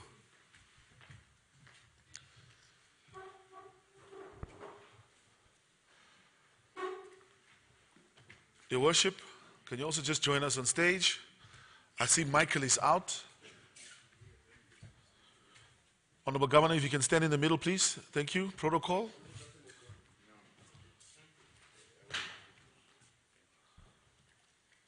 That's it. Please smile, gentlemen.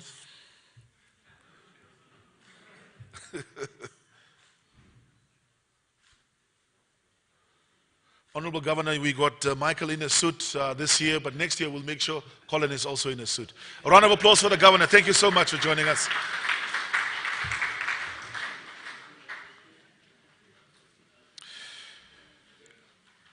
We'll We'll now move over to our next presenter. I just want an indication from the team. Is Lisa ready?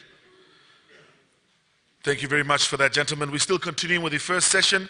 Ms. Lisa Broekhuizen is now joining us online. She's technology lead for Space for Good. She'll reflect on environmental and biodiversity monitoring tools. Lisa, good morning. Can you hear me? I can hear you fine. Can you hear me? Thank you very much. We can hear you. The audience is yours. Go ahead. Perfect. I love it when our technology works. Thank you all for having me, and thank you for the introduction. Very nice to be here. Sorry, I'm not going to start by thanking everyone in person, but I'm very glad to be here, and I think this is an amazing topic to be talking about. So, good morning and welcome. I'm just going to get started because I've got a lot I want to talk about. I'm Lisa Broekhuizen, I'm technology lead at Space for Good, and at Space for Good we use spatial data to map and predict the world around us. And who doesn't want to map and predict the world around? So today I will be talking about what we do, about remote sensing as a technique and as a tool, and about some of the projects that I think are most relevant here. I've got tons of projects I want to talk about, but I'm just going to make a small selection because there's just so much to be talking about. So, who are we? We focus on unlocking different business cases. We focus on providing geospatial, so anything with a spatial element, solutions to unlock, accelerate, and scale social and environmental impact for good. So we try to accelerate sustainable development, which I think who doesn't want to develop, but also who doesn't want to be sustainable, and on scaling positive impact in line with the United Nations SDGs. We do this by remote sensing. I will explain more about that in a moment, by using geoinformation, which comes directly with remote sensing, and by using artificial intelligence, because though I've got an amazing team here in the office with me, we can't do everything by ourselves, so we use computers to support us. A little bit about our backgrounds. Space for Good as a company was incorporated in 2017 at the ESA Business Incubation Center. We still hold very close connections to the European Space Agency, doing projects together, very good connection. We started as a group of enthusiastic EO, Earth observation, remote sensing people coming together to work on projects where we thought we could make an impact with. And then in 2019, we ended a large hackathon where we met Dr. Willy Smits, and we won a contract, first contract to allow us to grow as a company, doing agroforestry monitoring and management, nature conservation monitoring and management, fire, sea, for everything basically. I'll tell more about the project. But from there, we had the opportunity to hire more people and establish our office and really get going. At the moment, we're a team of about 20 people, distributed over the world, doing all sorts of projects and also product developments by now. So, first of all, I'm going to talk a little bit about what is remote sensing, because I'm used to really talking with my team, which is very technical, but I think here we've got a lot of people who have a different background, which is always very fun to be communicating with. So in a pure sense of the word, remote sensing is what we are all doing right now at this moment. You are all hopefully seeing me and listening to me from a distance. What we mean when we talk about remote sensing tends to be observing the planet through either satellites, drones, or in situ sensors. So really monitoring what's going on. With that, we have different types of remote sensing. We distinguish active and passive, where active is what's being most used. Basically, it's the same as a photograph. We have a map, same as you see on Google Earth or Google Maps, where we take a picture from either a satellite or a drone, or from aerial data, or even from just the ground, and analyze what's going on. We work with the light source, the energy source of the sun, so we don't need to add energy. We also have active remote sensing. Then we send out a signal, and we measure the return. So, for example, with radar, you see on ships, but we also have satellites with radar. LiDAR signals, that's something similar, but with light instead of sonar. So we measure the return signal and can get very accurate and precise information about, for example, the vegetation structure or vegetation moisture. Or we can make great 3D maps and 3D animations. So that's really the course basics of remote sensing. Then within that, we always need to look at the resolutions. So normally with resolution, we talk about spatial resolution. So that's how big an individual pixel is, an individual cell is. This image here shows 12 correct maps. Neither of them is better or worse than others, but they give different levels of information. Now, obviously, everyone thinks that the higher resolution map looks the prettiest, but if we just want to see if there's a city, or just want to see if there is a large forest area, then actually a coarse resolution is good.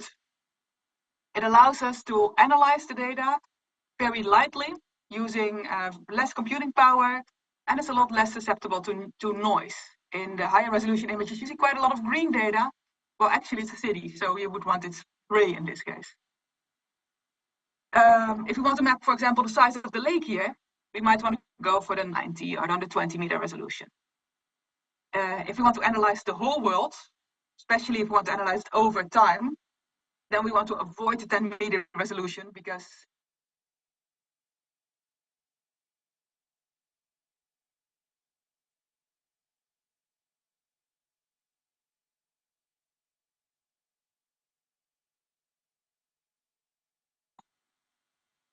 next to the spatial resolution, we have the temporal resolution.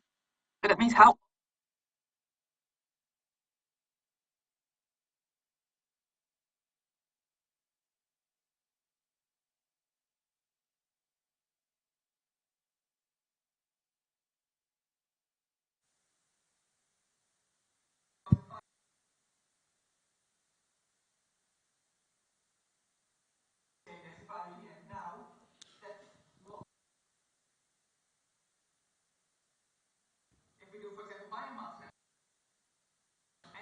Lisa, can you hear me?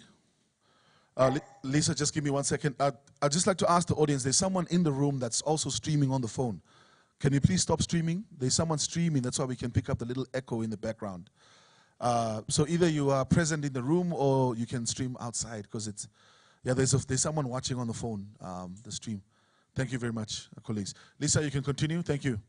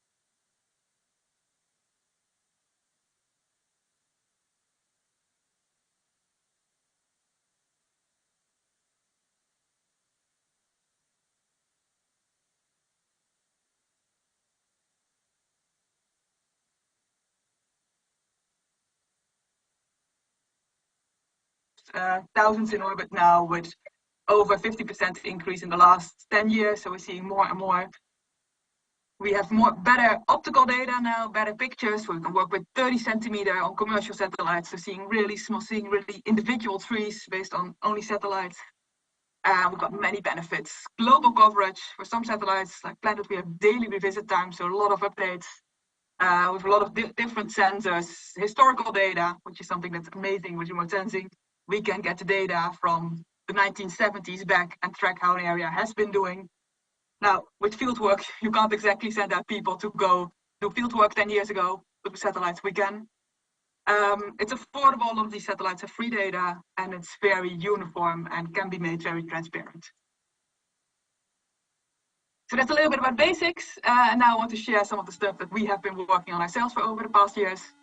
So there's a lot of work I would like to talk about, but since I've got a limited time, I'm just going to make some of my favorite and most relevant projects clear here. So we're at a biomass conference. So I'm going to talk a bit about our carbometric, our carbon and biomass different propositions. These are very relevant for example, mapping shrublands and forest and the difference between it, for tracking vegetation developments over time, for orchard or permaculture mapping and development mapping, for gaining carbon credits in voluntary carbon market, we see a lot of traction there, and for mapping either individual trees with high resolution. So we have one platform, CarboCatch, where we map individual trees based on high resolution, or look at very large areas from farms to countries with low resolution to give information on the development. So we did, for example, a project where we mapped all the carbon in all the forests in the entirety of Ethiopia. That's all possible with AI and satellite data combined.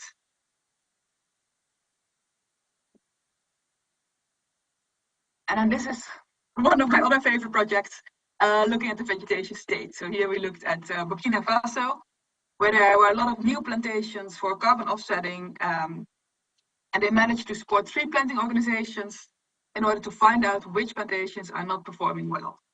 So we looked with satellites at how the vegetation was developing, and we managed to compare different plantations by looking at the state over different times and compare them to each other even when they were planted in different years.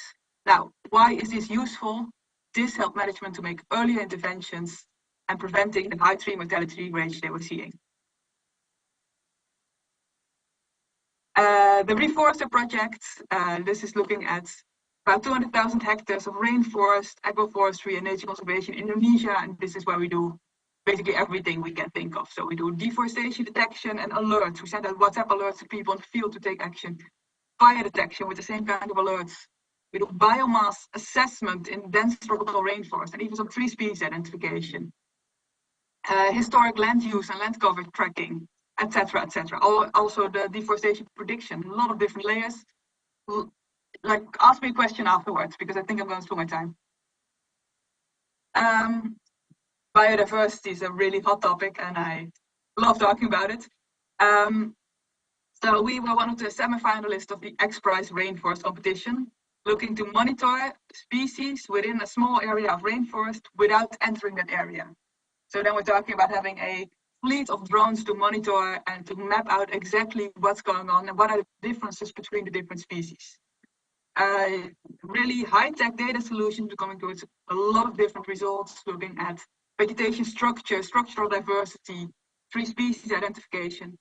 But next to this, we also do biodiversity monitoring on agricultural land. So looking at the differences in agricultural land composition, looking at the small elements, which I think you have a lot of as well in this region, where there's a lot of biodiversity due to the landscape diversity, due to those different farms and those different shrublands, and the mosaic of the different natural communities. So really cool to be looking at all different levels and combining that.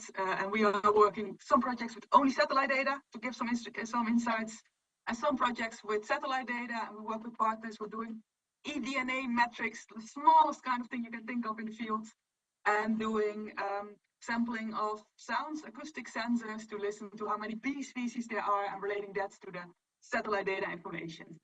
So really a lot that can be done by this data fusion. You have 3 minutes left, Lisa. 3 minutes left. Perfect, thank you. So we don't do this alone. We do this together with a whole load of partners that we work with, from banks, from NGOs to big corporate and commercials. We are quite selective because we really want to make a positive impact.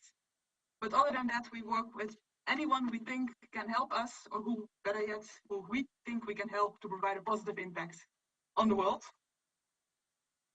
So that is what we do.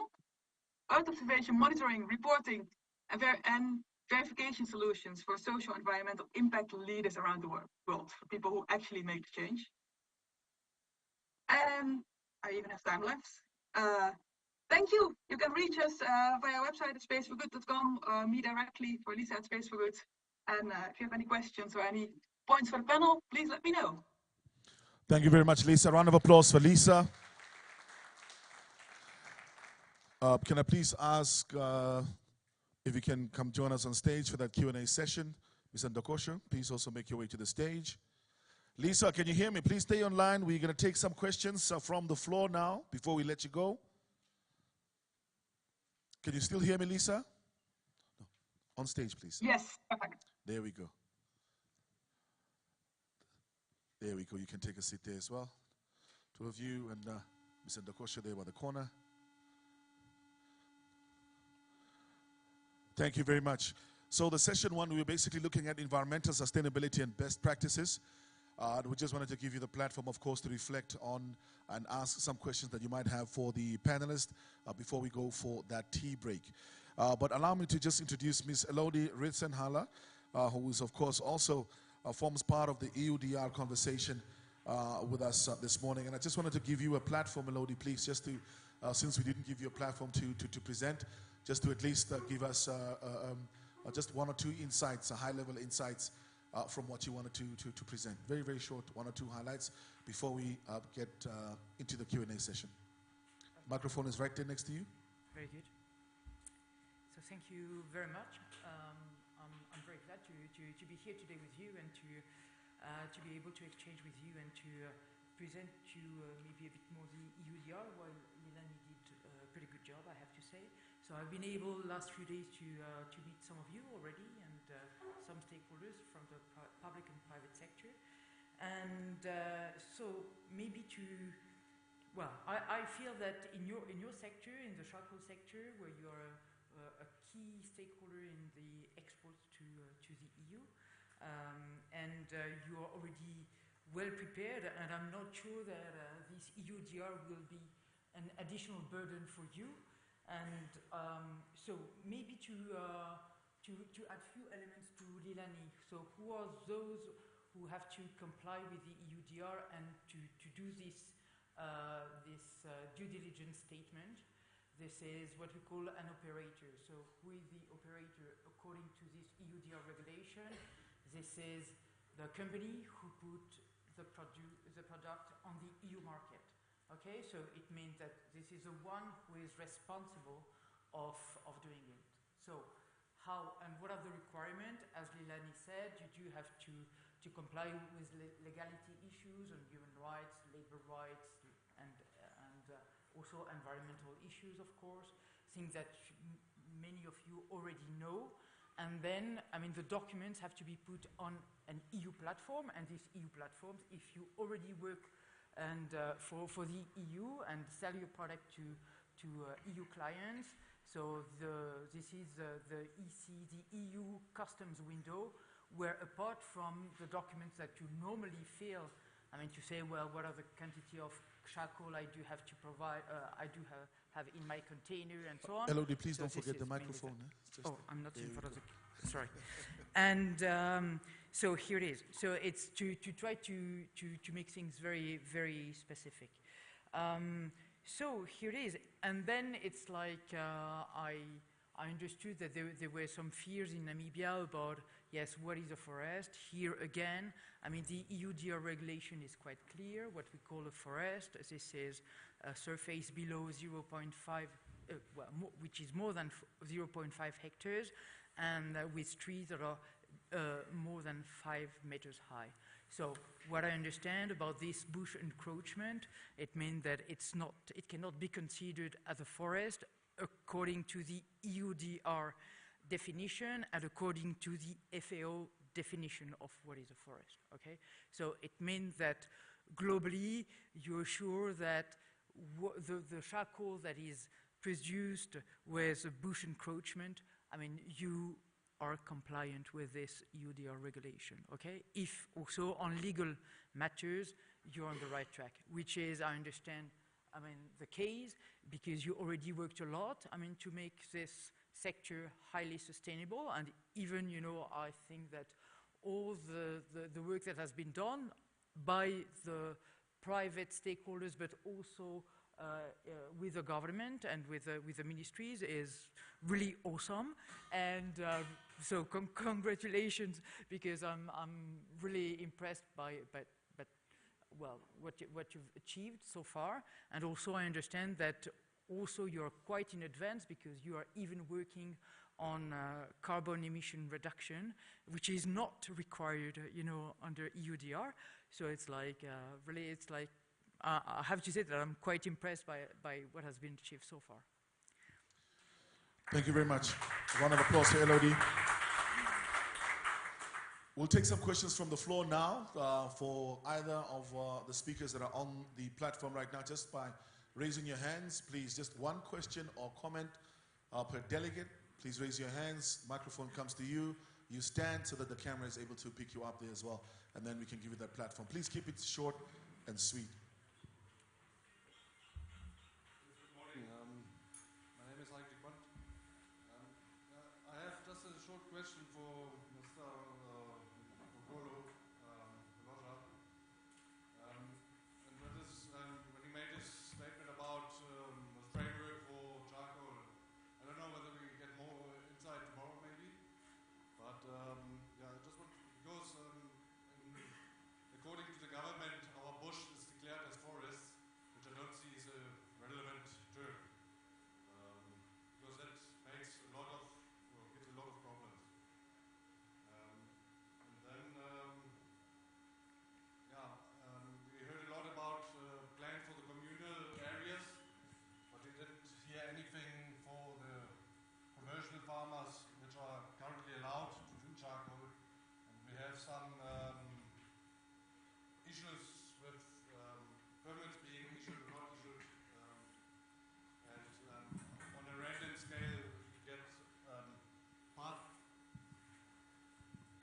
we get part of the country where permits are issued and other parts where it's denied. So yeah, I would like to hear more on whether there's a strict line to which we can adhere, or that we can also know what we can plan for the future. We want to invest money and we want to produce more charcoal actually, and we are very much restricted on what we may do, and now there came a new rule with 500 tons per year, but maybe we get more information on that tomorrow.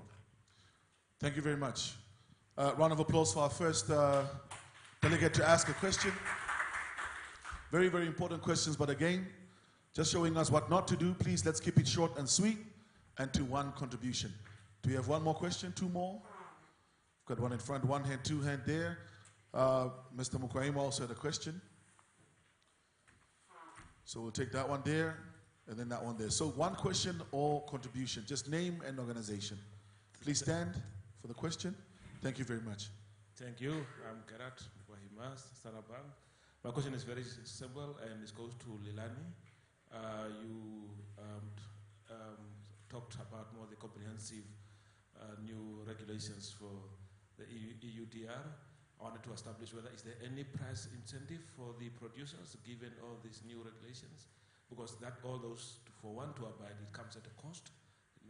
Mind to take note of the traceability that has to be put in place. Is there any price incentive for the producers on that? Thanks. We had a question over there in the middle.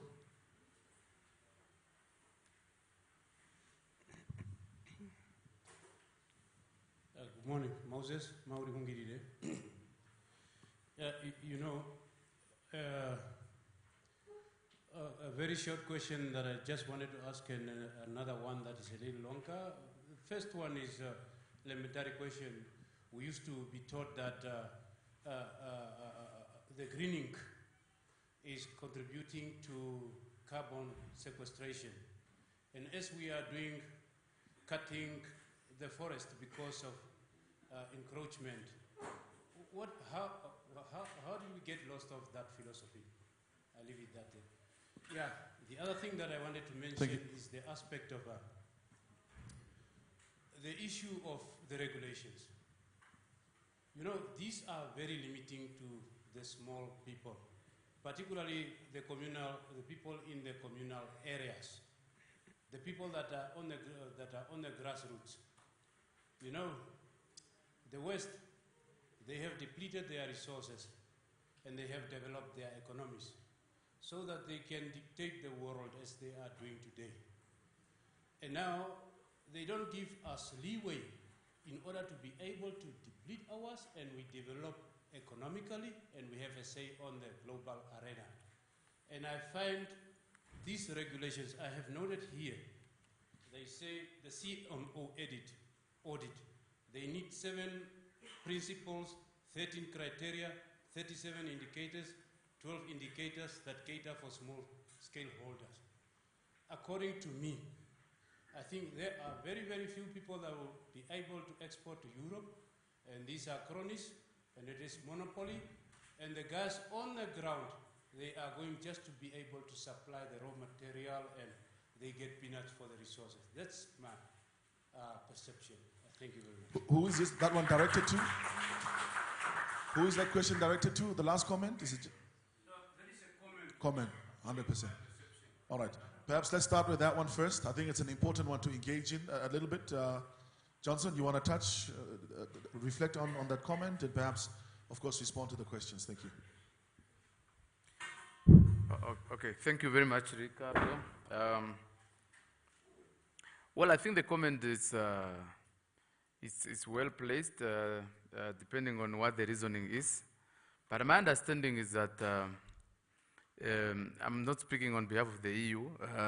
There's a consultant here who's able to speak to that. But I understand that is really born out of the requirement to fight climate change.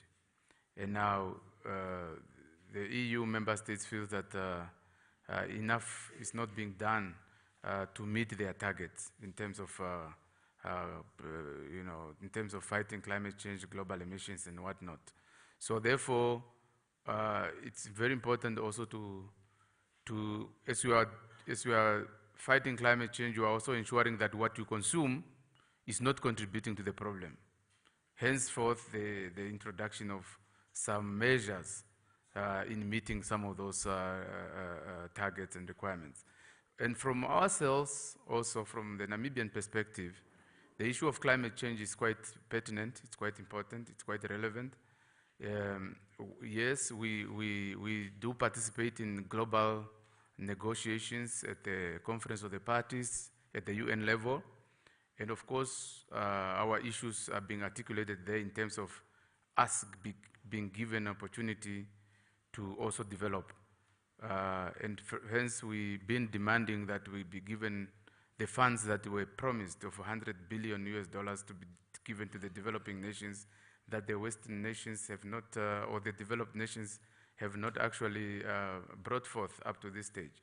So those are issues that are being debated at that level. However, I do understand what Mr. Mawungirira is talking about. Now, when it comes to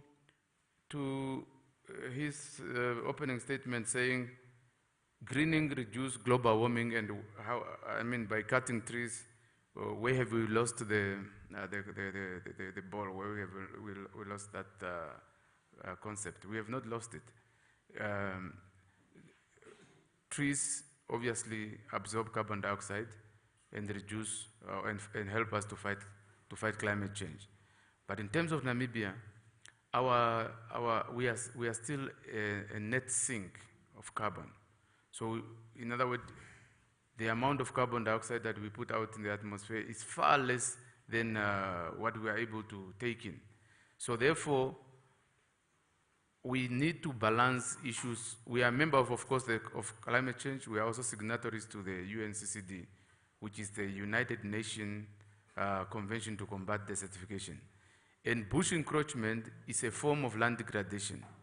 So we need to tackle the issues of bush encroachment by thinning the bushes, but also restoring the rangeland back to the savanna so that we are able to support our livestock, our biodiversity, and so on, all these other issues that are affected. So it's a matter of balancing between our emissions and also dealing with the problem of land degradation.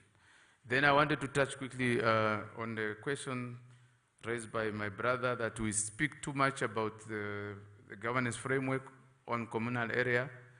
The topic on the agenda was really referring to that one. Hence, I only spoke about communal areas.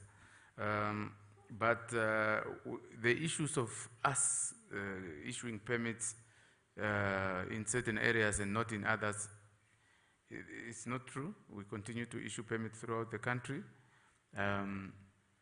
provided that we are meeting the requirements for the permits to be issued. The issue of the 500 tons per year, yes.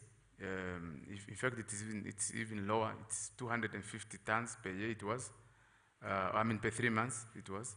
But we have also even made allowances to accommodate higher volume depending on the availability of resources to be harvested. So we have been giving special permits to even go over 500 tons of wood per farm unit, obviously provided that certain requirements are met. But overall, the presentation this morning was focusing on communal area. Thank you. Thank you very much, Johnson, for that response. Elodo, you want to take that last one, or you want to? Well, okay. I think it's just the general. I think the general understanding really is that it's a question we're struggling with not struggling with, but which is in the mainstream contemporary news discourse. The issue around sustainable development, how we balance out socioeconomic development needs while we are protecting the trees. So the issue about, I'm focusing mainly on my EUDR regulations, otherwise it will be very wide. But the thing that what you have to understand is that that's true, it's part of the overall EU policy, which is called the EU Green Deal, that has been launched in 2019. The idea of the EU Green Deal is to make sure that the EU and EU member states reduce their carbon emission by 55% in 2030, and we have to be carbon neutral by 2050. The idea also, this is to say that as consumers, we have a huge impact on environment and social matters all over the world, because between 60 and 80% of what we consume is imported from third country. And then what the different strategies that have been defined at the EU level, which are on agricultural issues with the Farm to Fork strategy, on circular economy, where we have a circular economy action plan, and on EUDR, for example, which is a regulation part of the overall strategy. We do have also energy action plan and so on. So the thing is that the idea is to make sure that we go further and we go fast. And last 20 years, I mean, a lot of efforts have been done because of the OECD guidelines for multinational, because of the UN Global Compact, and because of all the UN conferences on climate. I mean, to go further, but the thing is that we are not going faster, okay, enough fast, sorry. So the idea is now to regulate and to put more pressure on companies and business. The idea with this EUDR, this is, of course, I mean, the operators are the one, so those who put the product on the EU market are the one who are responsible of checking this due diligence, data, information, geolocation, and so on, and to make sure that, yes, they have to comply with the local regulation on labors, on indigenous people, the inclusion of local communities, and so on. So, but the thing is that they have to verify that all along their value chains. It means from the very local level, at the plot level, what happens exactly, and with what happens at all the intermediate levels, okay? So who are the other actors between the farm and the operators, and how to make sure that, I mean, the chain of custody is functioning properly.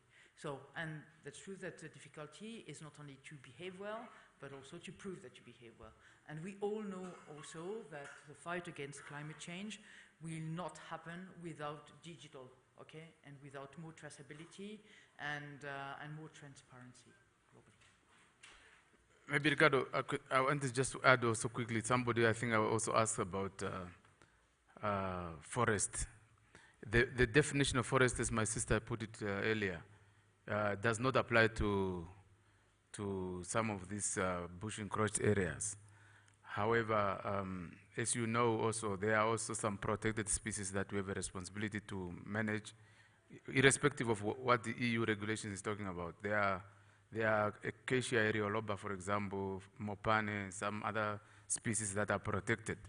And for that, we also have a responsibility to look after this. Although it's not forest, it's woodland. It's other type of woodland. But they still has to be protected because they are protected species. And although not forest. So it's not really true that we consider everything as forest, as per the FAO and EU definition. Thank you very much for that. I think we've got one there, then we'll have the great Harold Shoot give us also a question. Oh, was that? Good morning. Rich Ferguson from Forest Stewardship Council. A comment to Lilani and ending in a question.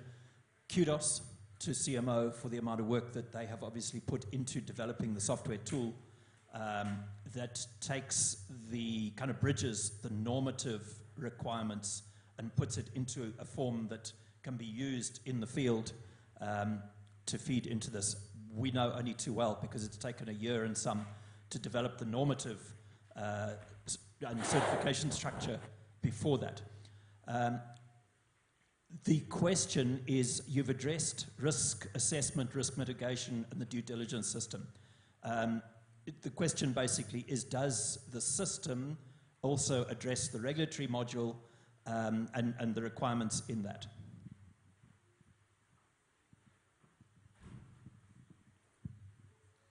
Harald Schütt, Amusha Consultancy Services. Climate change is clearly caused by the industrialized countries, here represented by the EU but not limited. Namibia, here representing all the developing countries, are clearly victims.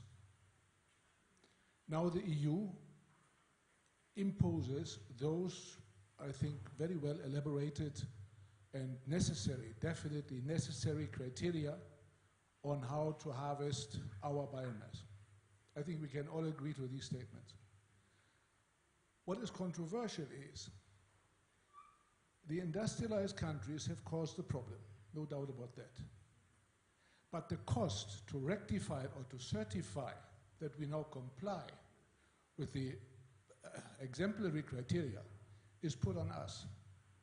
Why does the EU not come up with a program to, for example, pay for the salaries of all those inspectors who could go around and see, yes, this is right, this complies, this does not, this does yes, this does not.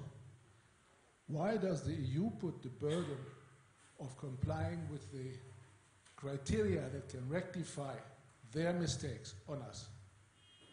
And us, I mean,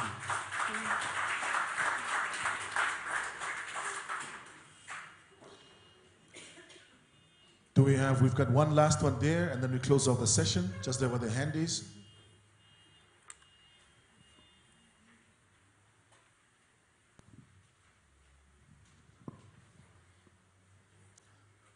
Thank you very much for the opportunity. Your name and organization, please keep it short. My name is Salomo Abraham. I'm from NAST. As a researcher, I want to understand I have two questions directed to Mr. Ndokosho. We are limiting the questions to one, colleagues. Just one question. I'm going to start cutting the mic. We need to start taking each other serious here. Do you see the time, my brother? All right. Please, man. That's Question we is, all have questions, but let's look at the time as well. And, in right. context. Thank you. In fact, they are very short. My first question One is... question only. All right. One question. Okay. The question is, as I said, my question is direct to Mr. Ndokosho there. You were just showing us the Namibian map where some places where they do the assessment with red dots. Are you continuing to do more assessment on other places or not? The other one is, as a researcher, I want to understand, are the data available for the future studies, or they are not yet allowed to want to carry on for research? Thank you. We can start with the last question. Yeah, thank you. I think the gentleman can see me during the networking, but I wanted just to quickly touch on what you asked. I think the first question, are we continuing to do assessment? Yes. As I said, what we have given you here is basically indicatives of areas where we have done the assessment. Now, mind you, if somebody comes from another region which was not assessed and applies, and again, we are going to satisfy ourselves that there's a problem of bush encroachment, number one. Number two is that there's a recognized structure, or it's a leasehold. So those are the three criteria that we are going to look at. And so we're going to continue doing that. In terms of data, yes, the data are available. They're never enough, but you can talk to us and see what we have. Elodie? So maybe to answer your remarks about the cost, and so we understand that, and the reason why I'm in Namibia is because I'm doing a study for the European Commission at the moment on what is the impact of this regulation on African commodities. Okay, so it covers all the commodities, and from cattle to meat and to coffee, cocoa. So I was just before in Uganda, and I'm going to South Africa, and I think that we're in Uganda, I face the same question. So I'm not speaking in the name of the EU because I'm not an EU civil servant, you see, so it's like, and I'm just a consultant. And I understand your views and your point of view. So the idea also this is to say, well, are there some needs in terms of technical assistance and how to make sure that the sectors are already enough, you know, and so I want to say also, because Lilani, you provide the date of the 1st January 2025, and this is true, but SMEs, and an SME definition according to the EU, it says less than 250 employees and less than 40 million turnover, euros, of course. And so it means that many in your sectors do have are SMEs, operators at least, and it means that the deadline, this is the 1st July 2025. So it's like, so it doesn't mean that the deadline is that short anyway, but that's the point. So then it's like, I understand your issue about the responsibility of rich countries, countries in the north, I mean, in this climate change issues. Well, more and more, I mean, we have less industries in Europe than 30 years ago. Our industries are in China or in Asia for labor cost since more than 30 years now. And that's the first point. The second point is that I understand that there's a cost of being compliant, but many sectors should think also what is the cost of being non-compliant. And it's not only a question of to be compliant with a regulation, this is what is the cost of being compliant with your clients, because already, or the cost of being non-compliant with your client's requirements. Because already, I mean, I discovered that the charcoal I used last time I did a barbecue was from Namibia, and I live in France, in Burgundy, in a small town. So you see, your charcoal have done a long way, to reach me. And and the thing is that already all the supermarkets in the EU, and it's not new, I mean, have developed codes of conduct and corporate sustainability tools. So, and because they want to make sure that, yes, there is the value chains, I mean, from textile industry to whatever goods, I mean, are traceable and answer to very specific requirement on social matters and environmental matters. In coffee sector, you have Rainforest Alliance also, and you have many sectors who develop their own standards, okay? And the reason why they decided to go this way, it's because it's also a marketing tool, okay? So it's like, so I understand your views, but for any companies today, it's like, who are your main clients and what are your clients' requirements, apart from regulation, I mean, and so what is for you the cost of non-complying? And the cost of non-complying, this is also the idea of, in that case, if you cannot sell to the EU, so who are the other clients? Are there other opportunities to extend these other clients' markets and how, and so on. But the thing is that the EU on those matters is through a front runner. What you have to understand is that other countries, I mean, are preparing, I mean, such regulations also. It's the US, the UK, and Japan. So it's like, if you're ready for the EU, you'll be ready for the others globally. So, in short, Harold, she's saying you don't have a choice. That's what we're getting from this one. Lilani, there was I don't want us to miss this one, just the last one. I know we might miss one or two in between, but in the interest of time, but I really just want you to touch on this. There was a question around what incentives are there for producers. If you can just answer that very, very briefly. Okay. So I think Ellery already spoke about this previously, that because this is a regulation, it is being implemented on the any product being imported into the EU. It is not a certification. It is not a client saying, I want to pay more to get a better product, something like that. It is regulation. As with any regulation, there's really an incentive on it.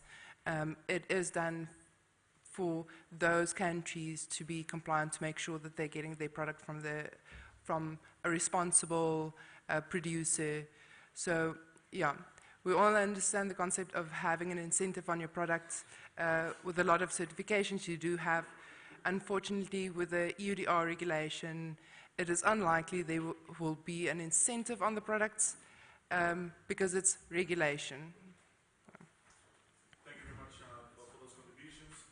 I think, it leaves in terms of the panel, and I think some of the fundamental questions that are standing, hopefully we can engage during the networking sessions and during lunchtime as well on this matter. But I think the key, as part of the conclusion on the panel, is really the biggest question perhaps is the fact that it might seem exclusionary, and I think that's also what Harold and the gentleman that spoke earlier on were trying to allude to, that it might seem exclusionary, particularly for those smaller producers that might not be able to afford to bring their product to that standard with these new regulations that are coming in. So it's going to be quite interesting to see how we can really have that conversation offline.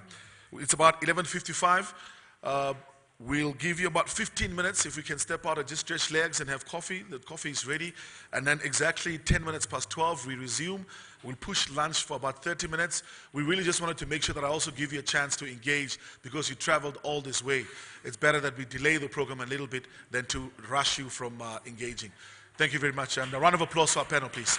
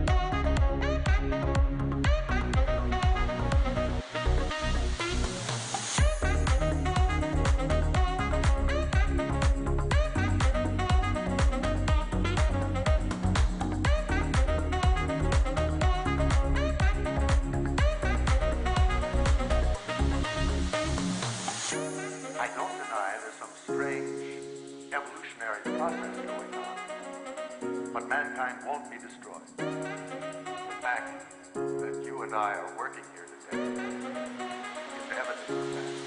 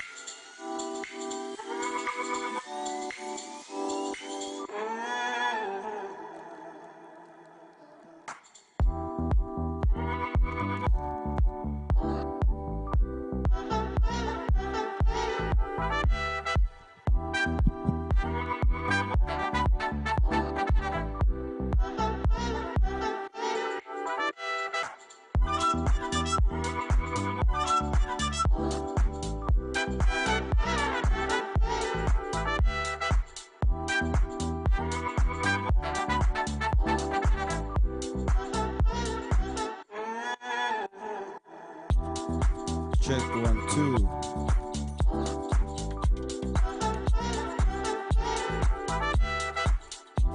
One, two.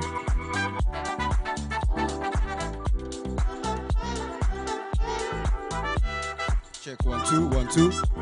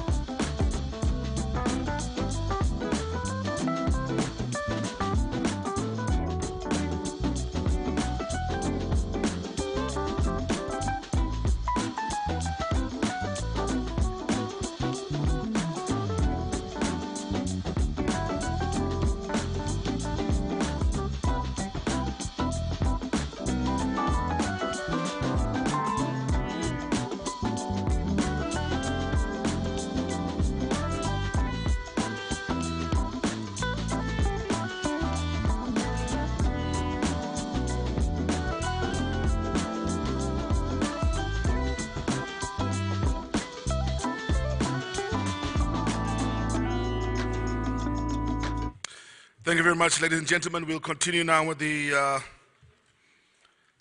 second session with the biomass industry updates.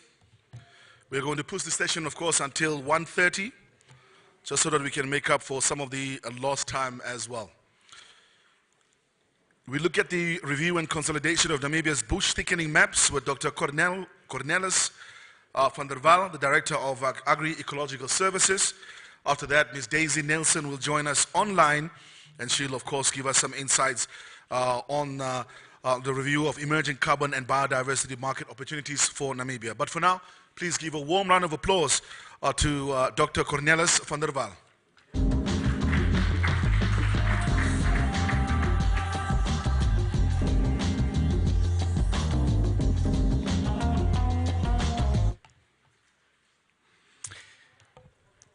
Good afternoon. I love maps, and I like to use them, although I still get lost. And I also like to participate in projects where we can make maps. So that's exactly what we are going to do here. So if we look at that picture, or the three pictures there, I think we will have very little disagreement that we are talking about serious bush encroachment in the top one, and on the right-hand side, in the middle one. But as we look at the bottom one, we might start to disagree. Sorry? Yeah. We might start to disagree about, is this really bush encroachment or not, or how far are we from the threshold of encroachment or thickening. This was by no means a project only by myself, and I had a very competent team that assisted me. I also want to single out all the stakeholders that were involved and which worked intimately with us. This project was funded by the GIZ under the BCBU program that has ended since.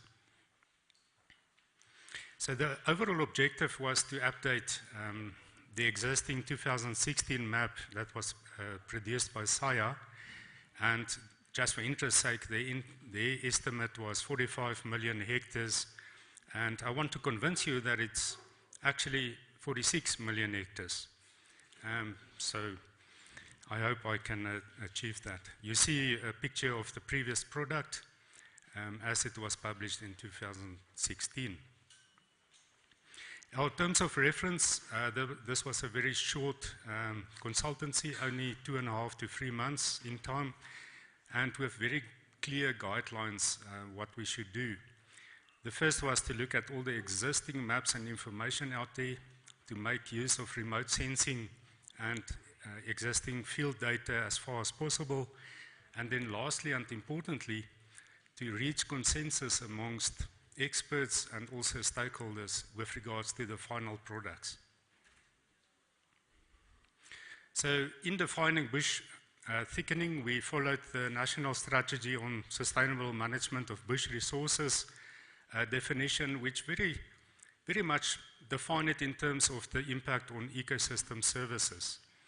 The imbalance of grass-bush ratio, decrease in biodiversity, a decrease in carrying capacity, and with that, economic losses, especially for rangeland users.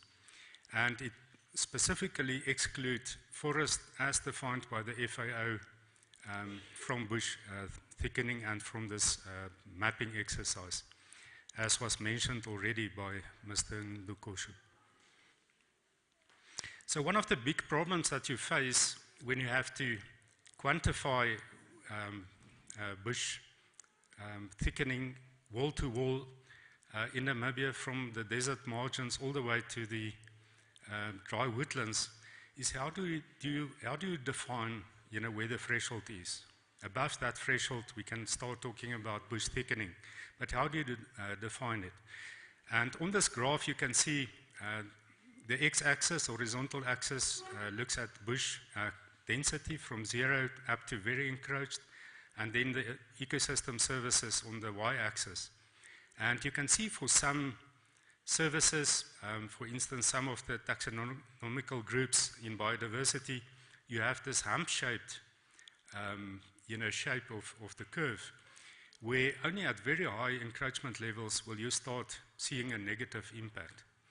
For other variables, for instance, herbaceous production, according to a data set that we have, actually no trees means that you will have the best service delivery, the most grass, at least in the short and medium term.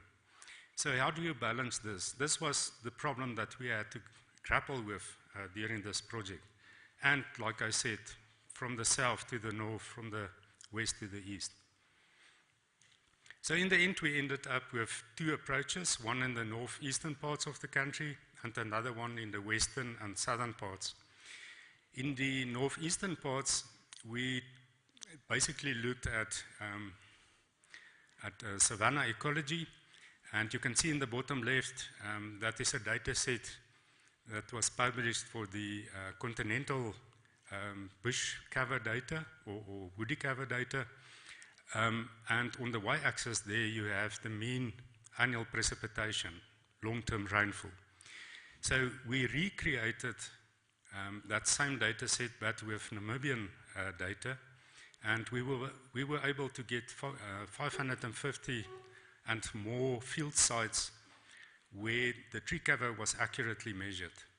And then in a GIS system, we could then extract what was the long-term rainfall from the new Atlas data, and that is the plot that you see on the right-hand side. And you can see there's a slope indicated by a line. That indicates that it seems like there's an upper limit which is determined by moisture availability, where tree cover will not, or woody cover will not increase for a certain long-term rainfall. We use quantile regression to describe mathematically, what this upper limit is, as well as what the 25% percentile is, basically a quarter from the bottom. And our reasoning was that as you go above this arbitrarily chosen 25 percentile line, you increasingly have bush encroachment or bush thickening happening up to that ceiling, which will be the worst case that you can encounter for that rainfall. Now, it's very important that you keep in mind that at the higher rainfall part of the gradient, it will look very differently from at the lower gradient. Although, relatively speaking, both of them might be at the most severe encroached situation. So we used this information and then mapped that for the whole northeastern parts using the long-term rainfall from the new Atlas data to establish this lower threshold. And then also the bush information system of 2018 data layer for bush cover. And then we could basically see what was the deviation above this threshold for the country. And the dark green that you see there indicates where we basically approach the upper ceiling. The lighter green shades, where we are a little bit in between. And then the whitish areas, for instance, around Kaudum and so on, where we are below this threshold, or where the encroachment was very localized and we can't really map it at this scale. In the southern and western areas, we couldn't use this approach for various technical reasons, which I don't want to go into. And we ended up with the land cover 2021 product of the European Space Agency. And we specifically used the shrub cover layer. This product is at 10-meter resolution, and we could then aggregate that for pixel sizes of 500 by 500 meters and express shrub cover as a percentage of those larger pixels.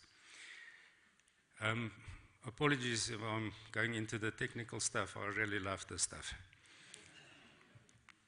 We also augmented this information with existing ground-measured bush density data from Leon Libber that worked for the Ministry of Agriculture at that point to update some of the areas where we thought the remote sensing data were not that accurate. And then there was a process to put these together in a mosaic, the northwestern and western southern parts. We also circulated it to some experts, and they give us some feedback. We made adjustments to the map, and we also did some spot checks with Google Earth, and also new satellite radar data of 2022. The same source of data which was used in the Bush Information System. Delineating forest. Now this is a bit of a thorny issue, I realize, after the discussions this morning. So we used the remote sensed forest cover data layer of the Directorate of Forestry. Here you can just see, here we have basically for the north central parts of the country, we have used the product to come up with a potential forest mask at the bottom where the arrow is. And we also adjusted this with expert opinion, the boundaries of those. We also updated the individual encroacher species distribution maps. We started with the Bush Information System distribution maps that were modeled from environmental variables. I was involved in that at that time, but we never had the capacity to validate those products actually, and this gave us an opportunity because we had a lot of new information about localities where encroacher species occur. And finally, we adjusted that with expert opinions. For instance, Mopani does not occur in Karibib, and we were able to push the boundaries a little bit north and so forth. Very important, and the focus of the study was to build consensus. And for this reason, at the start of the project, we had established a working group, and this consisted of experts and industry representatives. We had 3 working group meetings or workshops, and every time we would show them, the products up to that point, receive their feedback, incorporate it the next cycle, and that went through for about 3 times, as well as then one-on-one conversations that we also had. We also had some questionnaires with very specific information that we needed in terms of maybe additional content to include in the products or formatting of the maps and so forth. And then, of course, also direct contacts with farmers and experts about the base map accuracy. And then lastly, we also incorporated the feedback from the Directorate of Forestry, and they are the custodians of these products.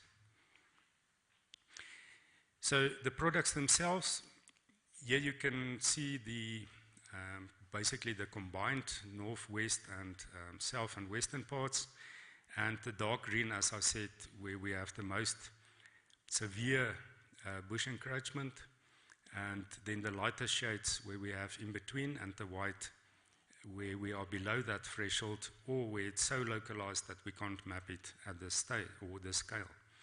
The light brown in the northeast is the potential forest areas, and the dark brown where the existing forestry footprint of forests are in Namibia.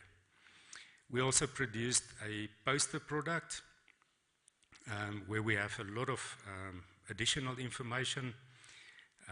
For instance, the purpose of the map, it's not meant to be used for day-to-day management. We also have some information about bush thickening, the drivers of that, the legal requirements if you want to harvest. We have information about best practices and sensitive areas, alien tree invasion where that occurs, and then also the updated encroacher distribution maps for the encroacher species. The dark brown here basically means where you have a high probability of that species occurring. It's not indicating how severe the bush encroachment are in those areas. And then we come to the golden figure, So our estimate says that we think there are about 46 million hectares affected in some way by bush thickening in Namibia. And that constitutes 56% of the land surface. And I want to hasten to say, don't compare this with the previous 2016 figure, because we used totally different methodologies to reach these figures. But that said, I think we are happy, that it's at least, in the same range, as the previous estimate. We also broke it up in the different contributions per region, and I'm sad to say that Otjikoto is, I think, the second highest in terms of encroachment, and Omaheke leading, actually, the regions. 3 minutes left, Doctor. Thank you. So, concluding, our task was to update the 2016 product. We were able to provide a lot of additional details. We included remote sensing extensively. We used in the approach a lot of field data, and we used a consensus building process to reach the end products. Where can you get these products? At the Environmental Information Systems website, you can just search for bush thickening maps, and you should get a whole list that you can download with additional information like the final report and individual maps for many of these things. And this is basically the end of my talk, but I want to misuse this opportunity to just mention that Evert Strydom and myself, we are busy with a bush monitoring system, also using remote sensing, but at a farm level or a farm scale, high resolution type of information that we want to explore a little bit further. Thank you very much for your time. Thank you very much, Doctor. We'll make sure to send you an invoice for that N-Bush marketing at the end. Stand by, we'll have you back on the platform just to respond to some questions as well from the floor. Without wasting any time, we want to continue with the next one. Our next speaker is joining us online. Daisy, can you hear me? Yes, hi, I can hear you. Can you hear me? We can hear you loud and clear. So the next speaker, of course, is Ms. Daisy Nelson, expert at Para Valley Rangeland Institute. And she'll be reflecting a little bit on the review of emerging carbon and biodiversity market opportunities for Namibia. Daisy, you have got exactly 15 minutes. The audience is yours. Thank you. Great, thank you so much. I just want to confirm whether you can see my screen. We can see your screen right now. Can you make it full screen? Or can you put it in slide? Yeah, just do the presentation, yeah. The PowerPoint presentation. There we go.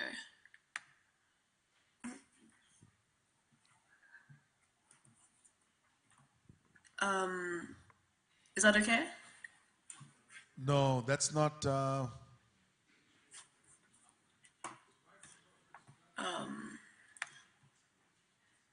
If you can maybe scroll down to the bottom and just use the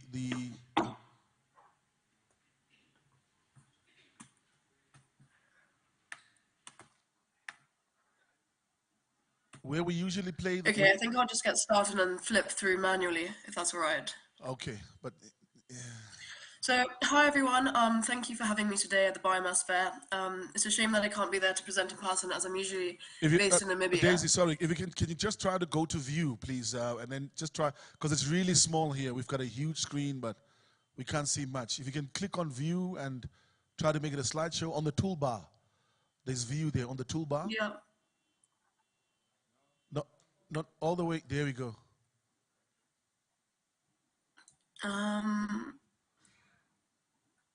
Sorry about this.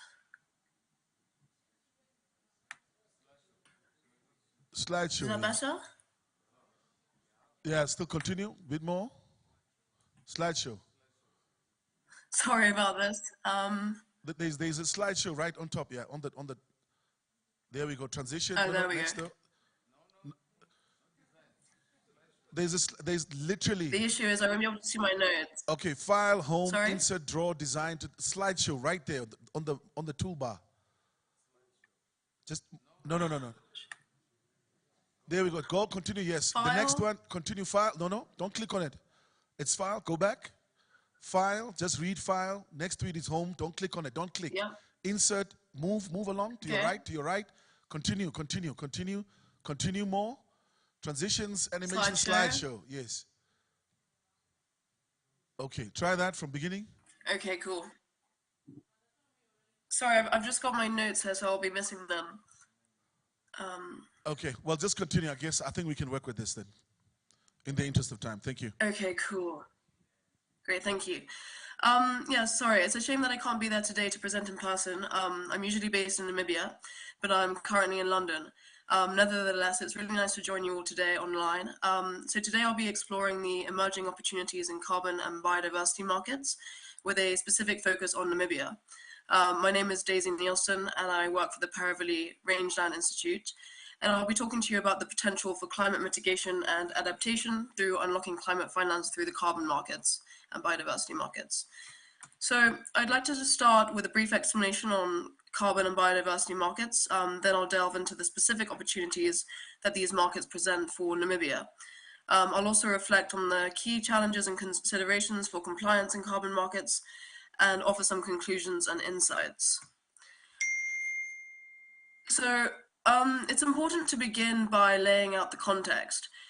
Ecosystem services are often undervalued, and despite their crucial role in combating climate change, across the world, human activity has undermined the value of ecosystem services in regulating resource availability, maintaining habitable climatic conditions, and henceforth contributing to land degradation and increased global temperatures and erratic weather patterns. Henceforth, in combating this trend, carbon has been identified as a metric for measuring our impact and progress towards sustainable development. We know from global scientists that we need to reduce the concentrations of carbon in the atmosphere from around 240 parts per million, which they're currently at, to 350 parts per million. This places sequestration at the heart of the mission in addressing climate change. In addition, biodiversity has picked up huge significance in the past decades, so there's a new realm developing around the importance of measuring biodiversity, and furthermore, there's international frameworks and standards that have come into play to guide the emergence of carbon and biodiversity markets. So I'd just like to show quickly a visualization here of how atmospheric carbon levels have been rising over the past centuries and decades. You can see, obviously, there's a big need. Sorry, can you hear me? We can hear you, but we don't see the slides moving. Oh, they are moving on my screen.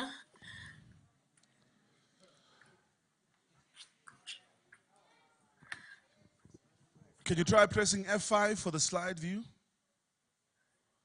Yep, just give me 1 second.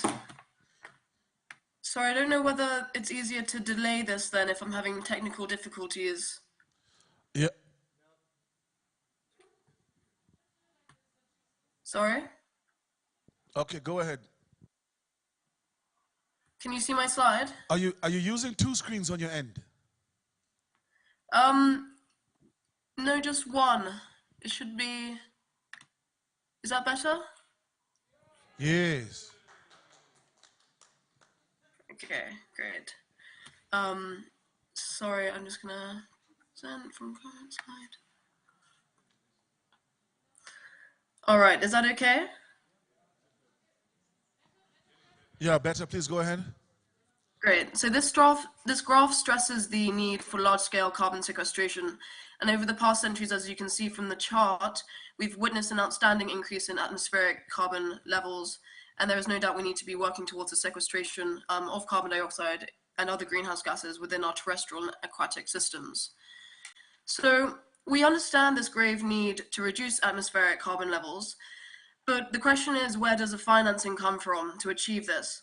And one of the crucial mechanisms that's arisen is the carbon. Oh, sorry, are my slides not moving? No, Just click on the next one and then we just do it manually. There we go. Okay, great. Is that okay? Yeah, that's fine. No. Great. You're going back. Sorry about all this. You're going back again. Okay, Can you... so the carbon markets.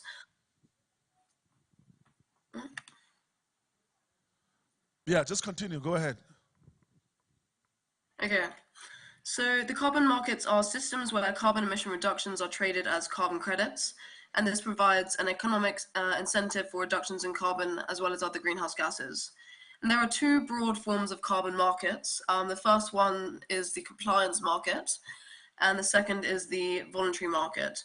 The compliance markets are regulated by government policies and international agreements, whereas the second, the voluntary markets allows for businesses, organizations, and individuals to voluntarily offset their emissions if they so wish. And it's important to remember that both play significant roles in reducing global greenhouse gas emissions. And there are various standards that have developed over the past few years to enable people to monitor and to track the amount of carbon that they've sequestered and therefore can offset using the carbon markets. Okay. I'm just confirming that my screen is now moving. Yes, if it's pressed manually, it moves. Thank you. Great. So here is a slide that just enables the visualization of carbon emissions being transactional in return for carbon sequestration projects.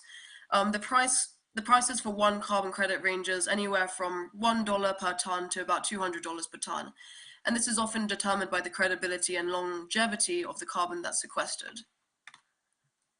To provide a bit of further explanation to compliance markets specifically in relation to the government control, compliance markets are fixed by international frameworks, such as the Paris Agreement, which was signed in 2015 by roughly 200 countries that collectively aim to limit global warming to well below 2 degrees Celsius, but preferably 1.5 degrees Celsius. So nationally determined contributions have been confirmed, and nations will keep track of their progress through national carbon registries, which is one that Namibia is, for example, developing with the UN. The Article 6.4, which is within the Paris Agreement, instills this value, where a market-based mechanism has been developed to contribute to the mitigation of greenhouse gases and support sustainable development. And so this was where the first case of tradable emission reduction credits came from. And other regions have set their own emission targets, and specific organizations are legally obliged to reach them. So there are 3 examples that I've listed here on this slide, one being the EU emissions trading system, another being California cap and trade system, and finally the relatively new African Carbon Market Initiative. The voluntary market is flexible and it's run by private and public organizations to encourage trade between the emitters and carbon sequesters. So how are carbon credits attained by projects? As described earlier, a carbon credit represents 1 metric ton of carbon dioxide or an equivalent amount of any other greenhouse gas. For reference, and just to describe this a bit more generally, you can think of 1 ton of carbon as planting about half a hectare of new trees. So it's important to remember that thousands of credits are likely to be linked with very large-scale projects, essentially. And the steps to attain these credits are fairly straightforward, but one must go through quite a stringent process to attain credits at the end of the day. And project developers must think carefully and be aware of this lengthy process. So the first step is to assess the potential emission reductions of projects, and then going into a detailed plan, including baseline emissions, monitoring methodologies, expected reductions. Then thirdly, you'd go into an independent verification review of the project's design, and then proceed by registering yourself or your project under international certification bodies, which I can go into later. And then fourth, there's a continuous monitoring and regular reporting system in place to submit to the certification body that ensures the project in where the carbon credits are being developed is authentic and genuine. And then one goes through a third-party audit, and then finally credits are sold on trading platforms within either the voluntary carbon market or compliance market.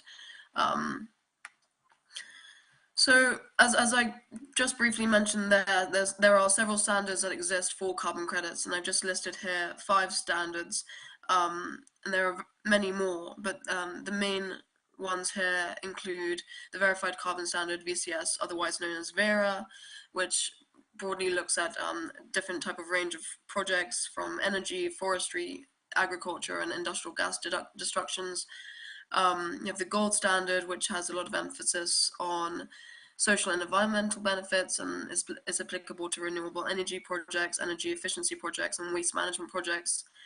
Plan Vivo, again, focus on similar carbon sequestration projects, Carbon Standards International, and Puro.earth.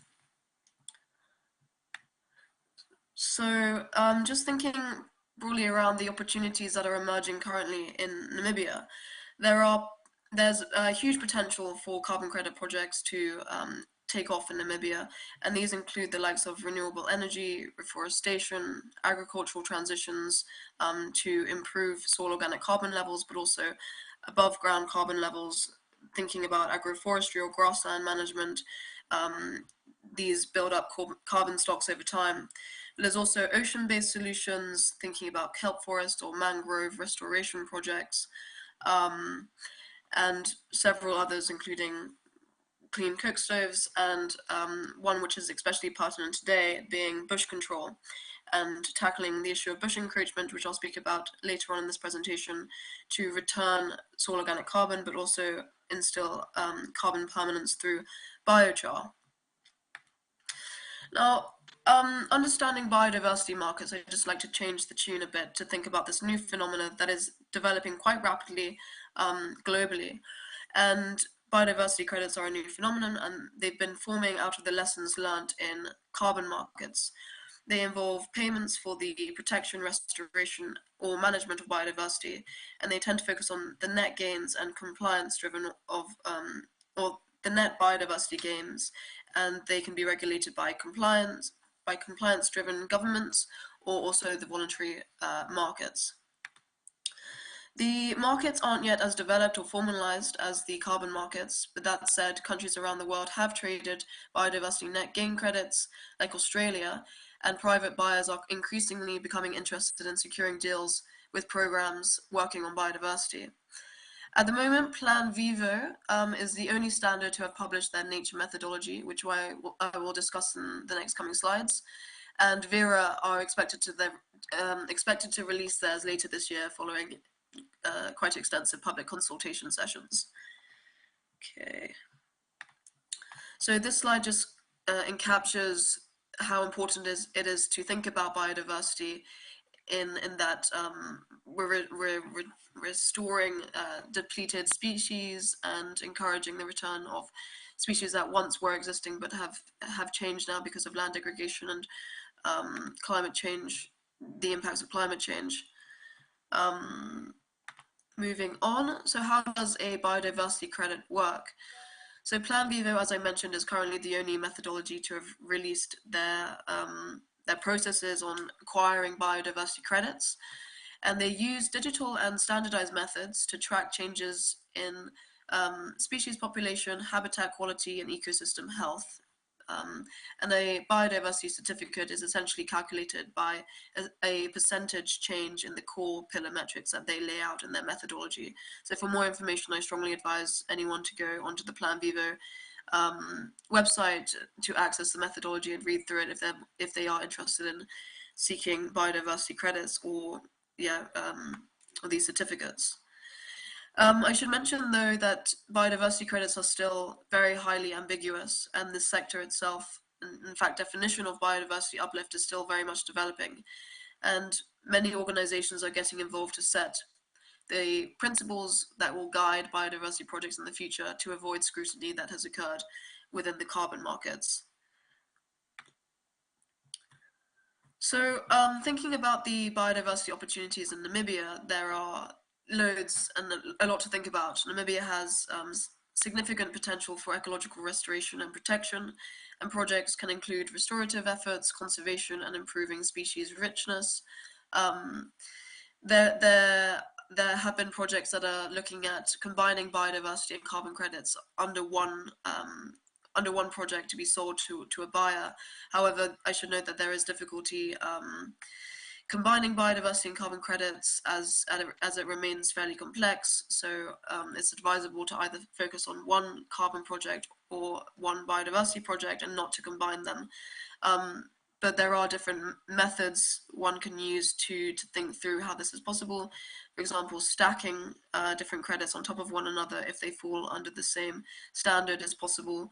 Bundling, which looks at using different land boundaries, but having the land boundaries under one project area can be possible with two separate distinctions between carbon and biodiversity. And then also there's a model developing around the carbon plus framework, and the plus insinuates sort of the co-benefits that can come with carbon projects, looking at biodiversity uplifts, but also economic improvements, social well-being, all these different things. Moving on, I'd like to discuss a case study around bush encroachment in keeping with the theme of the biomass fair today, and addressing how bush encroachment as an issue can actually unlock opportunities in the carbon and biodiversity market space. As we all know, Namibia faces large-scale environmental issues like depleted soil microbial activity and biodiversity reduction from the pervasive bush thickening and encroachment that's happening currently. So proper management of bush encroachment can in fact restore environments, return biodiversity to its natural states, increasing soil organic carbon over time, and encouraging revegetation of those perennial and annual grasses.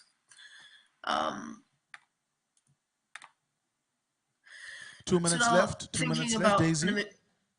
Great, thank you. So thinking about the regulatory framework that exists for projects in Namibia, it's important to consider those existing policies that are in place by the Ministry of Environment and Tourism, etc. So the regulatory framework supports carbon and biodiversity projects broadly.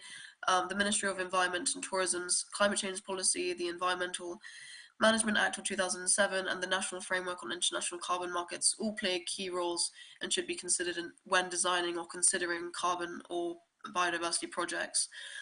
In addition, it's really important to look at the international standards that exist, like the Integrity Council for Voluntary Carbon Markets, the Voluntary Carbon Market Integrity Initiative, and the science-based targets to provide additional guidance.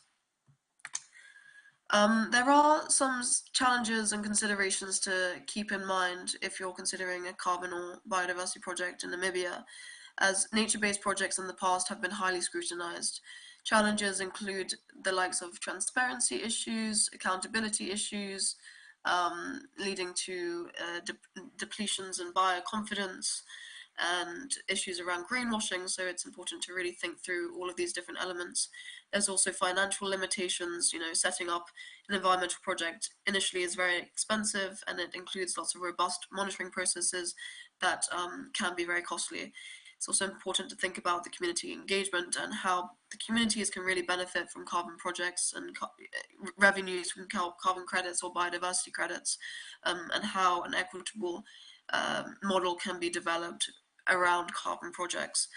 And then lastly, there are environmental issues around the additionality and permanence and how these things can be ensured. That said, there are various solutions that one should consider to address these challenges. For example, robust data collection, innovative green financing like setting up green bonds and pre-financing plans, prioritizing community engagement from the offset, and of course, adopting scientific approaches to any carbon sequestration process. So just in conclusion, why does this all matter? Why is it important to think about carbon and biodiversity credits? Well, this work matters because it transfers wealth from the polluting and industrialized countries that are culpable for climate change mostly, to the developing countries that are that require the green financing to unlock these environmental restoration plans. It also can build resilience to climate change over time and provides scientific solutions to land degradation, as well as diversifies economic activities on farms, in communal areas, as well as tourism areas. I would also like to end by saying that the Paravilli Rangeland Institute are currently conducting a feasibility study around high-integrity biochar projects. And so for more information, Mr. Everett Strydom is there in person today and is available to chat. Equally, I'm available on email, and I'll be back in Namibia at the end of this month if anyone would like to ask any more questions around biodiversity and carbon credits, or has any interest in the biochar projects that we're looking into. Thank you very much, and I'm sorry for all of the technical difficulties to begin with. Yeah, thank you. Thank you very much. Round of applause for Daisy, please. Thank you so much, Daisy. I understand it happens for the best of us as well, where sometimes we struggle with the tech. But nonetheless, without wasting any time, I'd like to call on, I think in terms of Namibia Breweries Limited, it's one of those organizations or private companies that Namibians themselves are proud of because of how much the brand carries Namibia with you wherever you go. But the sustainability manager, Mr. Franklin Angermund, is here to just speak to us a little bit about a concept around brews a better world with green energy. We know that the NBL has had a lot of early adopting in terms of green technology in their production, not only the NBL itself, but the whole ONL group, including ONL Leisure and other companies within the group as well. So please give him a warm round of applause. Franklin, your 15 minutes. Thank you. Thank you. Good afternoon, everyone. Protocol observed. My name is Franklin Angermund. I am the Sustainability Manager at Namibia Breweries, and I'm here to talk to you guys about sharing our best practices in terms of our challenges, what we've experienced, the benefits of our biomass boiler, and also the insights I'd like to share with you. A little bit of background. Namibia Breweries, established in 1920, has been listed on the Namibian Stock Exchange since 1996. Been a pioneer in the beverage industry for more than a century now, investing in local investment and community support. Also recognized as the highest contributor to the Customs and Excise in 2023 at the NUMRA Awards. We also host a wide, diverse portfolio of alcoholic, non-alcoholic ciders, wines, soft drinks, fruit juices, mixes, and flavored water. From a sustainability perspective, we follow a strategy called Brew a Better Namibia that has 3 pillars: environmental, social, and being a responsible corporate citizen. We also recently got recognized as the top 3 organizations in the established companies category at the Namibia Sustainability Development Awards. From an environmental pillar, we focus on our net zero strategy following a 3R approach, which is report, reduce, and replace. As you can see, it's basically reporting energy consumption and carbon emissions to create benchmarking that allows us to then look at reducing or improving our efficiency through equipment and processes, and therefore looking at energy efficiencies. And then lastly, what we can't improve, we then look at replacing that with renewable energy. These renewable energies, for example, what we have currently is our 5 megawatt biomass boiler, commissioned in 2016, uses the invader bush as the fuel, and also uses the water circularity that currently provides the brewery with about 80% of NBL's thermal energy. We also have a 2.2 megawatt plant, solar plant, 2 plants that currently also provide about 23% of NBL's electricity demands. The biomass boiler milestones as a journey I'd like to share with you. In 2014, we started with the feasibility and sustainability study and trying to figure out what size of boiler do we need, the specifications, the wood chips, the sustainability thereof. Would it also be able to be integrated in our existing HFO boiler? All of that started in 2014, and then it led to the construction of the first 5 megawatt industrial biomass boiler in 2015. In 2016, that's when it started becoming really interesting in the commissioning thereof, and we started collecting data there, and we started seeing in 2017, 2018, we had some issues. Those issues were refractory, it was due to the alkaline bursting, and it caused a 6-month shutdown. How we went about it is we just took a little bit more of a robust bricks, and we basically put that back in and see how that fared. That continued really well around about 2022.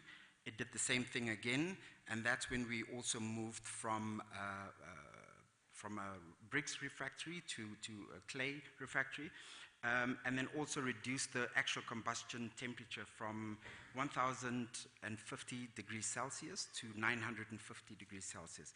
And this has started to work out really well for us in 2024, where we're now currently running exclusively on just the biomass boiler. As you can see, the wood chip energy percentage of total, it's running very stable at in the 90s for the last 6 months. In February is our downtime maintenance of the biomass boiler, so that is why we switched it over to the HFO boiler, but essentially we've been having really steady output of our biomass boiler. The purpose of here is for knowledge sharing. I'd like to share here the challenges that we've had so far. Is the maintenance requirements are much higher than the HFO. Okay, so there's a lot of, it's a very specialized skill that you have to go into. Downtime takes about 3 to 4 weeks to service it. And then there's also a lot more equipment that's required compared to the HFO boilers. Reaction time of the boiler is much slower. And therefore you have to have these stratification tanks that allows those thermal energy losses not to be completely lost, but can then move it into the brewery. The benefits, pretty straightforward, but essentially it's the positive impact of carbon, of our carbon footprint. Wood chipping pricing is more stable, and compared to the HFO, wood chip energy costs is also obviously lower than the actual energy of HFOs. The overall maintenance is also obviously much lower when you look at the fuel costs. But essentially it comes down to the insights. Firstly, it's extremely reliable and requires very little intervention once you set it up for fit for purpose. It's excellent as a baseload application where you just fuel the actual biomass invader bush onto these conveyors, and they push it into the stoke, and it goes up into the actual biomass boiler. Something that we also picked up is the wood chips in central Namibia contains potassium with little to no aluminium, and this is actually very important to us because what happened is they actually created that refractory bursting inside. Also, the wood chips that we also used to have had high sand content, and that needs to be sifted. And the reason for that is that actually has a reaction inside the refractory that actually causes these rocks to actually come out at the end of it if it's not removed. This sifting will also create a loss of around about 12 to 25% wood fines, so that also needs to be kept into consideration. Wood chip quality density is also important because it's not about the weight of it, it's more about volume for us. So the volume in order to push it through is important, and not necessarily. Also there's a thing called bridging. Bridging is also when you have the wood chips creates like a little interconnected on top of the actual conveyor belt. So there's nothing being pushed into the actual boiler because it just sits on top. And that's caused also through the, when it comes into contact with the rain. The biomass boiler also contains around about 70% of refractory, which makes it a long time to cool down and also to heat up. Long time is, takes 5 days to actually cool down the actual biomass boiler, and it takes around about, again, 12 hours to pick it up again. And then last but not least, it also consumes a lot more energy than the actual HFO biomass. And it's also economically and environmentally more friendly for us. So what it means for us here to brew a better world, brew a better Namibia with green energy, just last month, we have recorded a new biomass record in total in thermal energy output of 98.57%. This is the best that we have achieved thus far since in 2016. And obviously that is also looking at 4.6 million liters of fossil fuel replaced. We're running completely on the biomass boiler now, exclusively on that. So that's also been the best in terms of the history since it started. We're looking at 12,000 tons of thermal energy, of carbon emissions being reduced, which also equates to around about 74% of that. Ricardo, that is about my time, ladies and gentlemen. I thank you so much for your... Thank you very much. I think Franklin deserves a little bit more.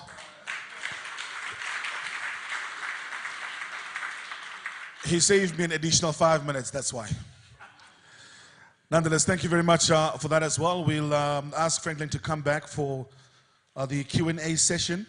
I'm sure that you are burning with questions in terms of the pioneering work that the breweries is doing, and I think over and above the O&L group and the management have been doing an incredible job in terms of greening the company as well. In many respects, of course, also leaders in certain respects.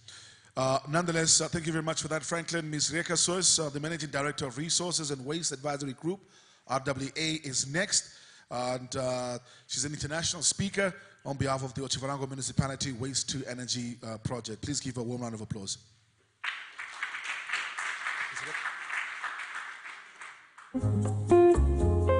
Reka, can you hear me?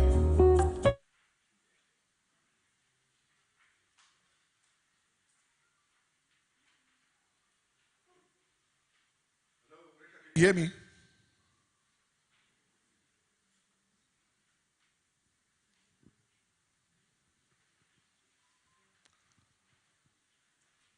Okay, Reka can hear. We'll try to get Reka back. In the meantime, is Anna Marie's ready?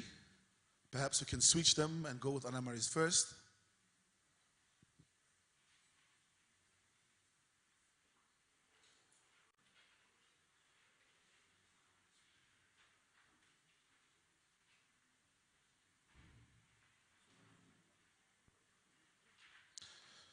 All right, we're just trying to get them back online.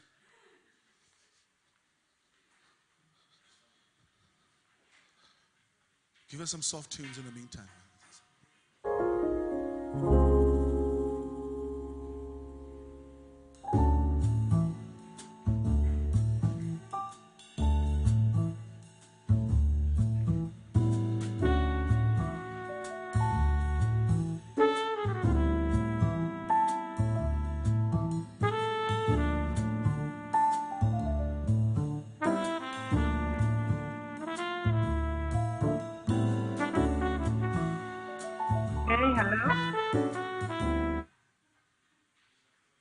Hello, I'm not muted. Hello, can you hear me? I can hear you. Is it Reka?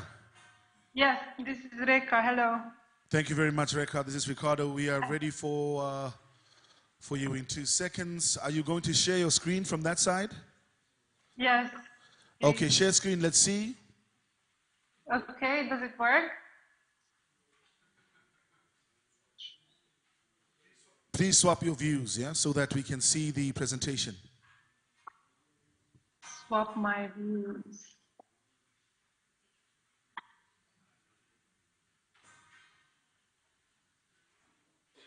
Or we can move the presentation for you from this side. Is that fine? Yes, that's also good. Yeah. Okay, you'll just say next whenever you want us to move the next slide. Please continue. The slides are on. Thank you. Stop sharing, thanks please. Very much. Okay, so my name is Reka Soos. I am speaking to you from Romania in Europe. I am the Managing Director of the Resource and Waste Advisory Group, and we are contracted together with local consultants to do waste to energy project in municipality of Otjikoto. Let's go to the content, please. Next slide. At the content? Oh, yes. Thank you. So I'm going to speak to you, hopefully briefly, following this very excellent presentation of the brewery, which I was very impressed with, about a more distant topic maybe to biomass, which is about waste to energy, but also biomass to energy. I will start by talking about the assignment we have and the EIB Climate City Gap Fund, which is our source of financing. I will talk a little bit about waste and biomass to energy in Europe, about co-processing of RDF and biomass in general, but also how it is reflected in the European legislation. And then, last but not least, what our initial findings are in Otjikoto and the way forward we think the municipality could go in developing this project in Otjikoto. Next, please. And then next again, because this is just the objectives slide. So just a couple of words on the City Climate Finance Gap Fund. This is a dedicated fund to climate finance, which is for cities. And the cities can apply themselves to call on technical assistance to prepare pre-feasibility studies for various initiatives they have. So far, 60 cities have been supported, and we have worked in, I think, 8 or 9, Otjikoto being one of them. So it was the municipality, next slide please, who came to us to ask us what is the best way forward for the municipality to go ahead and establish a so-called resource management center, which would handle basically two topics. One would be the encroacher bush utilization, and hence I am here presenting to you today, but also on looking at resources and energy recovery from waste, and also if there would be any overlap between these two topics. Next slide, please. So our project consists of looking into the bush biomass utilization into more detail. I have had the opportunity and good luck to be in Namibia in Otjikoto, I think towards the end of May, and study a little bit what are the topics of interest for the municipality from the point of view of bush-based biomass. We have found that it's important for the municipality to understand their own resources in terms of bush biomass, also what might the surrounding municipalities hold as resources, to look at all the studies which already exist and how they might need to be improved. We understood there is a gap in the real understanding of the market for various value chains related to bush-based biomass. And then all throughout our work, we need to be mindful of the community engagement and social beneficiation aspect, since we are working for the municipality. Next, please. And we are also to look at waste management and the opportunities to recover energy from waste, which could be a direct combustion, co-processing, anaerobic digestion, but also recycling value chains. And last but not least, we are looking at this resource center, which could be a physical or just a governance structure within the municipality to manage the action plan and the projects we come up with. So a very brief intro into the incineration and co-incineration in Europe. Many of the speakers before me already talked to these aspects, so, but you know that Europe is very ambitious in terms of low carbon development, renewable energy sources, efficient waste management, and recovering all the potential resources from waste. This is just a reminder of all our complex policies which we have in this sense. Next, please. Also, in terms of waste management hierarchy, we have moved away from a linear waste management towards a circular economy. Please press the button so that the circular economy slide will be there as well. So when you look at the waste management hierarchy, you will see that the most preferred options we have now in our policies are related to prevention, reduction, reuse, and whatever is energy recovery comes towards the end of this hierarchy. So they are very nearby the option for disposal. We can go to next. So here you have our new paradigm, which is the circular economy, which is moving away from downcycling and energy recovery towards reuse and upcycling. In terms of how we define waste to energy in our policy, we have a different definition for incineration, which is the thermal treatment of waste with or without recovery of the heat, and then co-incineration, which is essentially generation of energy in already existing facilities which produce heat or power. And here in waste, we also understand, we also produce the bottom ash, which is defined then purposed to be landfill. So incineration in Europe has started probably late 70s when we believed this was a good idea. Since then, we have defined very recently in the EU taxonomy that we will funds which have declared incineration as non-eligible or waste to energy as non-eligible for financing. Next, please. Here you have some of the recycling objectives in the EU, which you can see quite ambitious. And just to keep in mind, the 65% by weight by 2035. When we move to the next slide, I think we can just move to the next slide if we can, because mindful of time. And here we see the countries of Europe, and in terms of recycling, we are now approaching, let's say, an average of 45%, but we want to be moving towards the 65% recycling. So we can see that it's very hard to reach the recycling targets if we keep on incinerating waste. Those countries which have a lot of incineration have managed to, some of them, they have managed to decrease disposal very much, but they are left over with a lot of incineration capacity. If you're looking at the next slide, we show here the overcapacity in the EU if we are to reach the 65% recycling rate for waste. So we can see that a lot of Europe has too much capacity to incinerate waste. And this is just to say also in general for waste management in Namibia that this type of investments lock the country into type of arrangement in which you need a lot of feedstock continuously, but in the meantime, you might be changing your policies. So it's probably the shift in Europe towards circular economy is a good idea to keep in mind when we think about developments in Namibia.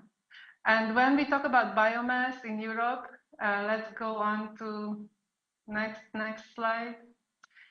We are also becoming more mindful of what we consider renewable biomass in Europe, which is being refined in our legislation. While we do want to have a high renewable energy target, which is 45% of final energy consumption by 2030, we are also defining that the share of forest biomass from this total energy consumption has to stay constant.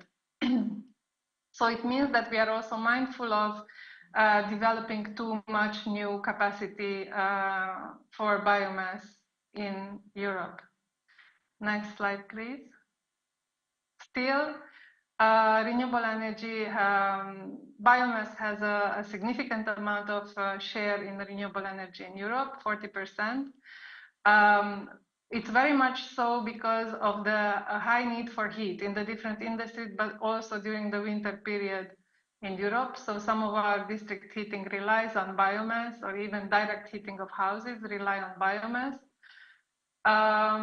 So you see also that the efficiency of heat production from biomass can be very high. Already my colleague from the brewery reported a very high, impressive efficiency from heat generation from biomass. When it comes to electricity, this is a little bit different already. So while we have some examples and we do have ambitions in Europe and also probably in Namibia for energy generation from waste and biomass, maybe this is not the most straightforward way to go for Otjiwarongo, at least, for the municipality, I mean. But when we look at co-incineration, which is my next topic, let's move. Yeah, we have the, yes, let's move to co-incineration.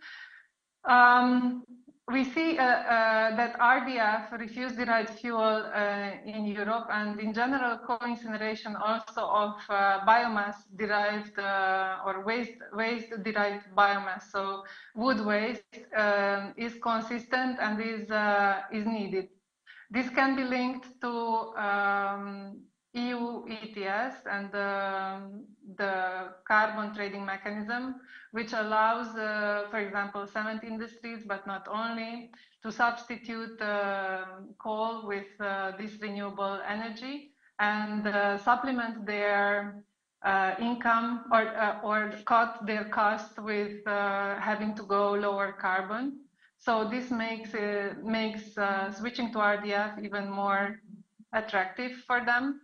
I think this kind of carbon taxing is coming to Namibia in one way or another. So it will make co-processing either biomass or refuse-derived fuel very interesting. So on this slide, we have that in Europe, cement industry, about 12.1 million tons of refuse-derived fuel are burned, which represent about 12 to 18% of the total municipal waste. This is a very lucrative thing to do, not only in Europe, but also in other places. I'm giving here an example of Morocco Rabat, which I know personally. I visited this plant myself because it was one of the flagship projects in Africa where the cement industry themselves invested into an RDF production factory. Because basically they were so interested in switching their coal-fired plant towards RDF that they invested in the whole processing of producing the refuse-derived fuel. This is in Rabat. The facility, let's go to the next one, is called Azza. And here are some details about what has happened there. They are processing 90,000 tons per annum of RDF, which is produced from a mixed municipal solid waste input of 850,000 tons per annum. Some of this waste is recycled, other parts are removed because of because they are inert materials or other materials not suitable for RDF. So this goes to show that while in Europe the RDF production rate from mixed municipal solid waste will be around 30–35%, it could be a lot less in other countries. The RDF quality is, I think, lower than biomass, but somehow comparable in terms of gigajoule content. We can go on. I'm not going to go into the next slide. Just mindful of time, this is about the process of RDF production. But I would like to stop here at what are our conclusions based on this review of what's happening in other places and what Otjiwarongo could do in terms of waste to energy and biomass to energy. So our conclusions at the moment are that an efficient waste management system needs to be in place before we move on, so to say, dreaming big, because waste to energy is a complicated technology. We do know that waste to energy comes into place when there is a scarcity of land, which is not the case in Namibia in general, and certainly not the case in Otjiwarongo. As I said, there are dangers of contractual obligations to secure feedstock on the long term, which is not favorable in a changing policy environment for the municipality. And the economies of scale show that you need about 100,000 tons per year of waste to do a straightforward waste to energy plant and burn waste. Co-processing waste and biomass in a waste-to-energy plant does not make sense because it would further reduce the electric efficiency of the plant producing energy from biomass. So our about 1 minute left. Yeah, co-incineration is a suitable way forward for both waste and biomass, at least from the point of view of the municipality. We know that if we go to the next slide, in Otjikoto, the municipality has considerable resources in the agricultural camps. It has, and there is a cement plant operating just next door, which needs about 26,000 tons of either refuse-derived fuel or biomass per year. So we would like to go ahead and investigate this opportunity further. Also, we will be discussing with Otjikoto municipality about how to best position themselves in a business model, taking forward bush-based biomass value chain ideas, which could include charcoal, biochar, or other technologies which are already emerging in the region at a smaller scale, so to attract potential investors. Currently, there is this big plan, the Biomass Industrial Park, which is very ambitious, but nothing happening on the ground. So our focus will be on taking this into the next step. And I think I would like to end there, and I will be around to answer any questions which could. Thank you. Thank you very much, Reka. Just stay online for me there as well. Please give a warm round of applause to Reka.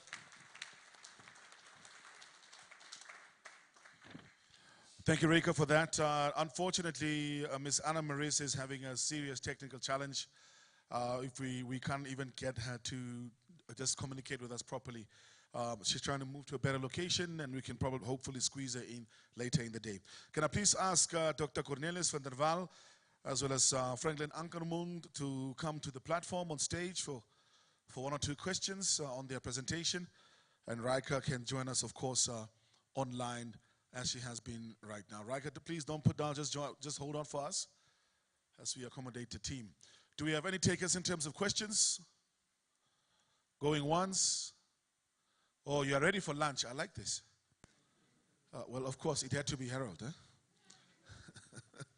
We'll take one question here from Harold. Do we have any more takers there? Okay, we'll go 1, then second one identified there, 3 and 4. That's it. Okay. Please just stand, name and organization to who your question is. Let's keep it to 1. It is 1, and it's very short. Harald Schmidt, Ambusha Consultancy Services. When I was last doing a presentation on solar cooking in Havana, in the New Havana, I saw some ladies passing by with a 20 to 40 kilogram of firewood on top. You know this, the tourists like to photograph it when the ladies walk like that. And the question to all of you is, why is it so that these ladies have to go out and chop the wood and carry it home on their head, while somebody in Europe is having a barbecue on Namibian charcoal?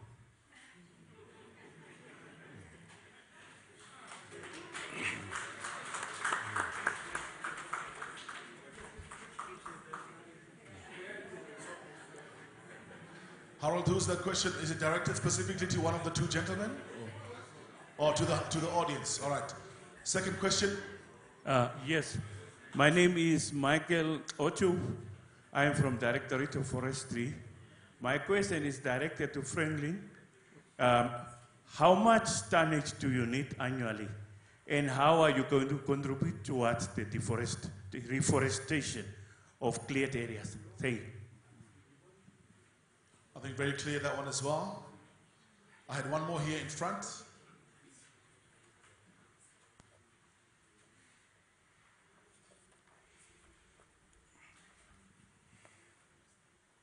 Zakaria Shapumba, Shamwi Trading.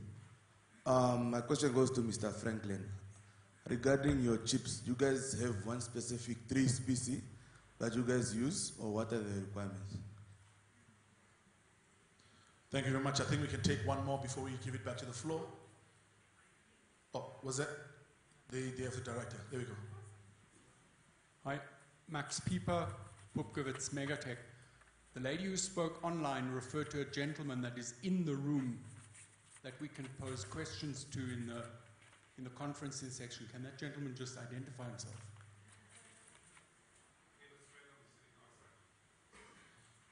Would you point him out to me later? Thank you. Thank you very much. Okay, so we'll just make a private connection there. I think we can take that question before we give it back to the floor. Thanks. Gaturwe Don Murowa from CMO. Just a question to Dr. here, perhaps Dr. Boesde. Are our savannas at risk of complete loss? Are we losing our savannas in Namibia or in the world? Let's start with that question, perhaps, Dr. Cornelius. Yeah, it's on. Okay. Yeah, Don, thank you for that question. I thought we had bush thickening happening, but you are referring to basically the balance between grasses and trees. And in my mind, I think we are heading for that way if we are not utilizing or trying to stem this problem. We see in all the savannas on all continents the same pattern, and it seems like some of that is fueled by the what they call the carbon dioxide fertilization effect, which means we can't in our lifetimes do much about it. So I think we are in a situation that we really have to become the elephants and the fire and so on ourselves, with our wise utilization of the resource if we want to get some of the benefits back of the previous savannas. Franklin, you want to take yours? Sure. I think his name is Michael. So we use around about 30 tons per day of our invaded bush on a daily basis. And that will give you an indication of where we are. And I think also the other question was in terms of the specifications. I think it's around about P100 that we could use as a specification, but it is very specific, the wood chips that we use for our biomass boiler. Thank you very much for that. I've got room for one more question. I think there was a hand that kept coming up, but there we go.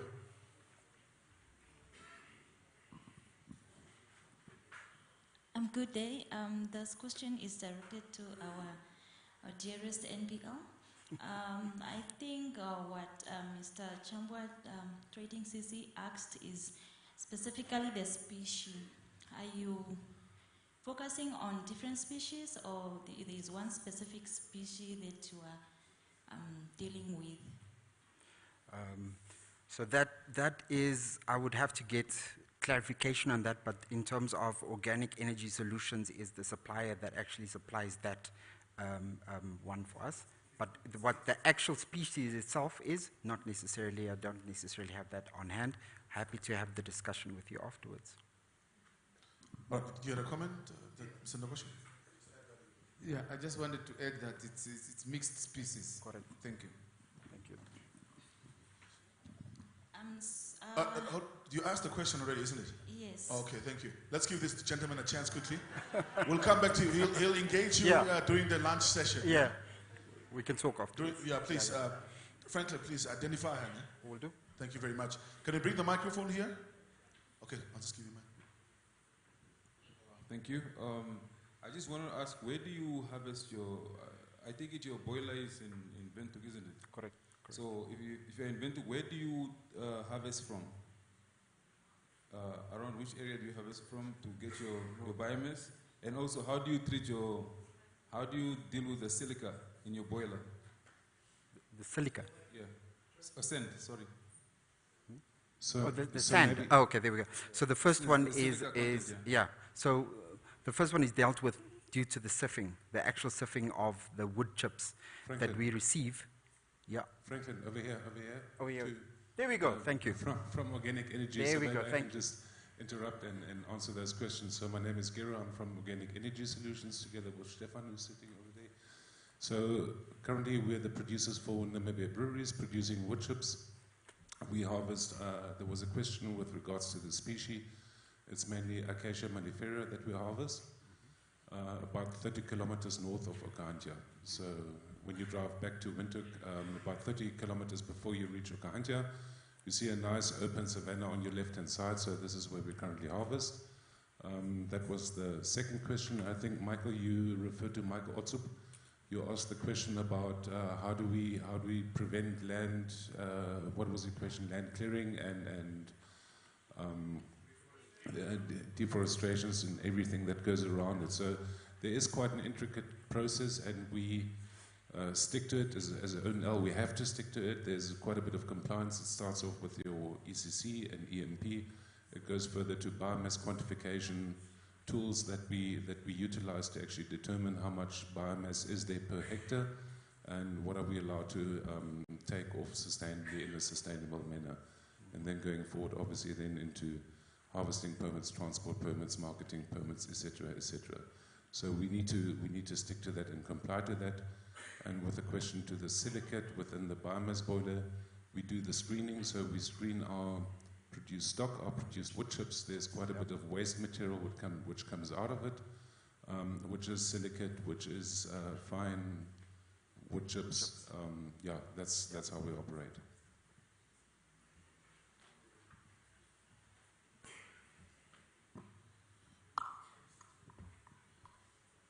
Do we have a final question? I think there was there we go. Over here. Yes, Samuel Tramana Ganji. Can you please stand? Where is Samuel? I'm right here. Oh, Kanji, please come to the front. We want to see you. Yeah. I'm just kidding. Go ahead. I think everybody can see from here. Okay. Go ahead, Kanji. Yeah, my question is just more to do with how this process actually complements the issue of deforestation. Particularly the debushing aspect as to how does it complement the debushing, and is there a favorable type of bushes or bush that is preferred for the process, or is any bush type, and more particularly from rural areas where some of us stays, probably one would think that it will also help reduce the more trees issue, so that at least you can have more grass in areas. So I want to hear from the experts as to how this process actually complements that process. Thank you. Thank you for that. No. More, maybe. Okay, there we go. The ladies' meeting. Was not for the breweries. No. Okay, who's got the mic that's talking now? Please take the mic when we are done with the comments. Yeah, good afternoon. My name is Julia Mutudana. I wanted to ask NBL concerning the sustainable development, how they've built capacity in terms of certification and compliance. Specification and compliance. Certification. Certification. Yeah. That all goes through Organic Energy Solutions. Oh, okay. Yeah, so there is, okay. That's the. All right, thank you. So it's outsourced already. Late. Yeah. Correct.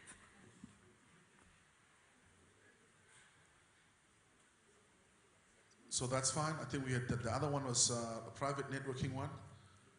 I think we'll just give one last opportunity and then we close off the session for lunch. Okay, I think. Can you please stand, sir? Okay, thank you. My name is Toivo Ngulu from Saktos Investment. I just wanted to. Where's the gentleman? I think he ran out again. Oh, he's there. How do you deal with your aftercare after you harvest your species?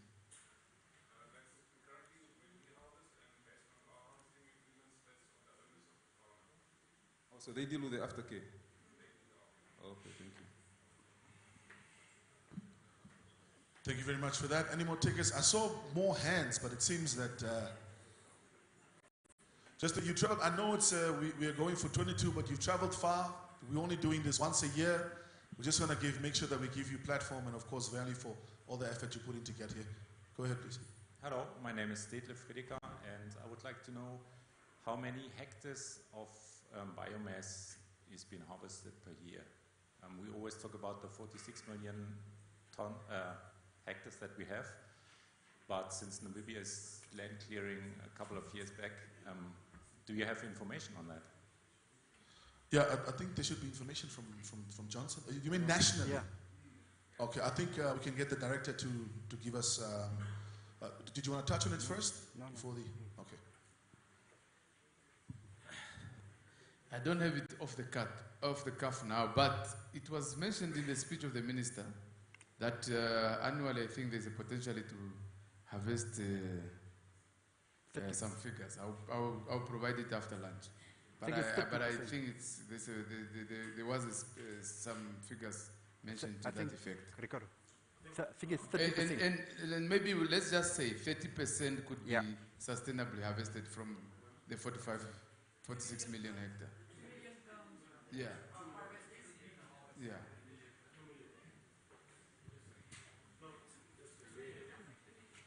It's okay, because I wanted to ask the same question in line with that, because Doctor said we are now sitting with 46, right? Based on your recent research or study. We always have been hearing a 45. Now it went up with 1 million. So I wanted to establish now. So all this work that has been happening to this so far, has nothing, there haven't been any impact of significant nature? Yeah, so what we have mapped, and we have, on purpose, we have generalized, the map, the bush thickening map that you have seen. But the underlying data shows very clearly where harvesting already took place. But we had to use the 2018 information, so that needs to be redone. But I can tell from personal experience, if you look at those recent maps, there's a lot of clearing, but there's no action at the moment, to really calculate that as far as I know. But it can be done.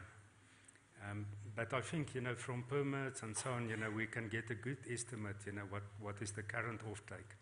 And then there's the question about regrowth, that takes place. Yeah.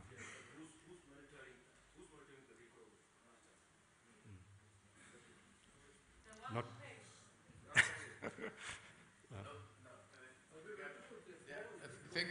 Thank you.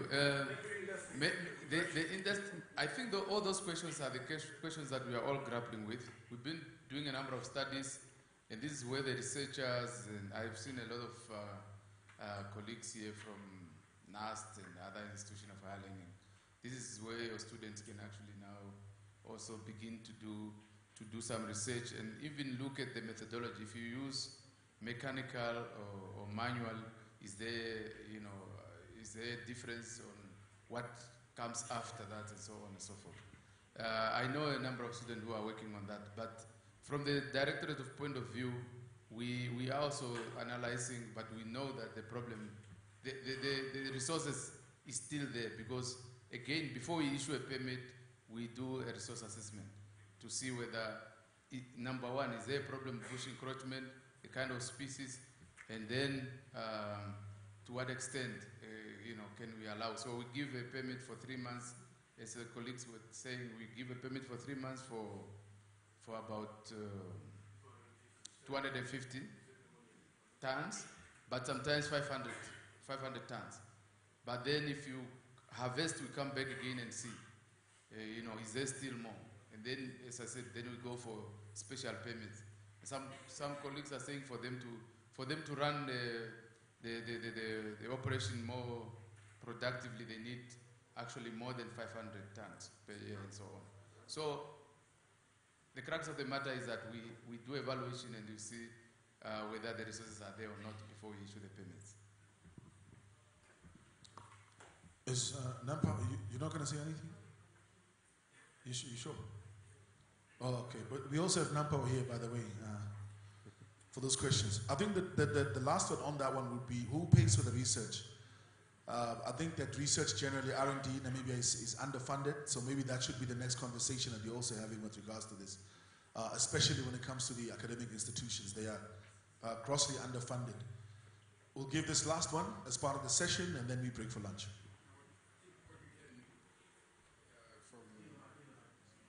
From Mr. Mukwahima, the documents we've read, it's when we came up with the business model, is actually more regrowth than what the charcoal is currently. So there is a figure of 1 to 2 million what the charcoal is using per year. Oh, my name is Rukata from Nampawa, the generation department. Sorry for that. So there is more than what we take in that is regrowing, besides the 46 million. So that's what it gave us comfort.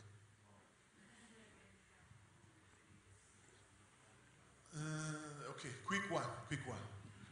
Luckily that no one can say, we ain't no Chivarango, no one can say if they have to rush to go pick up kids at school. It's beautiful to have a conference out of town. Go ahead. Yeah, I'm Don Morowa again from CMO. Maybe just a bit of an answer, not on behalf of forestry. Close. Yo, okay.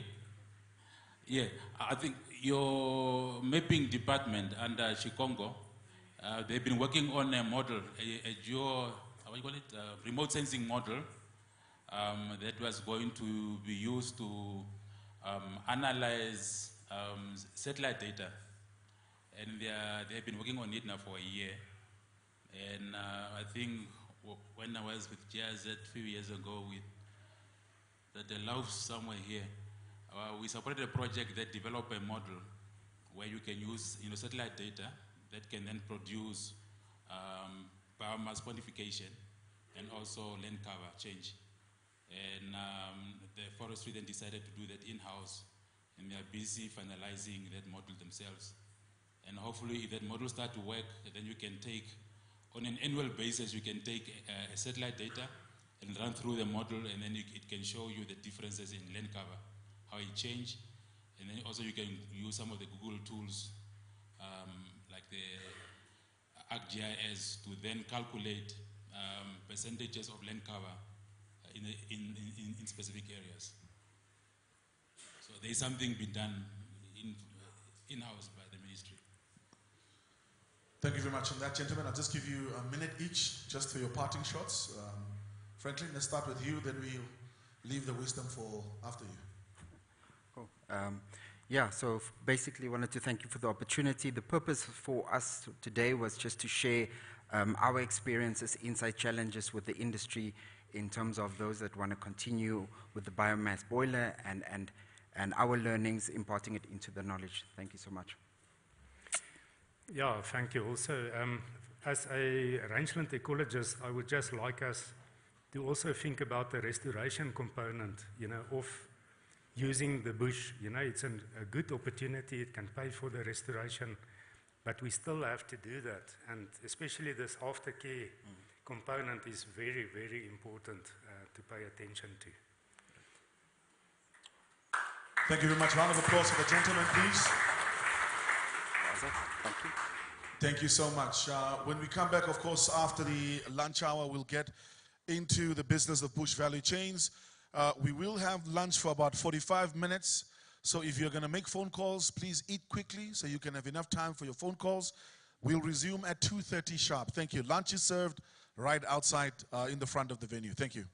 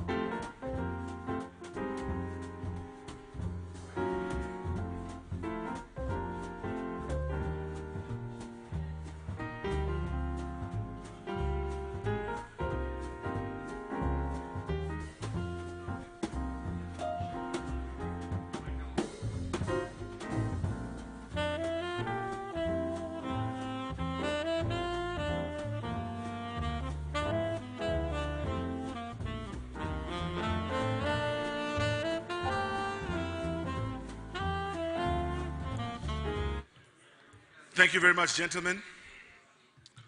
The technical team there, thank you very much, ladies and gentlemen. Thank you. Thank you, gentlemen at the back. If you can please take a seat, or if you want to continue with the meeting, you can enjoy the networking outside. Thank you. Welcome back, ladies and gentlemen. We are going to, of course, start with the session 3 for bush value chains and biochar business models. This one will be in 2 different parts. 3A, looking at setting the scene for bioenergy projects.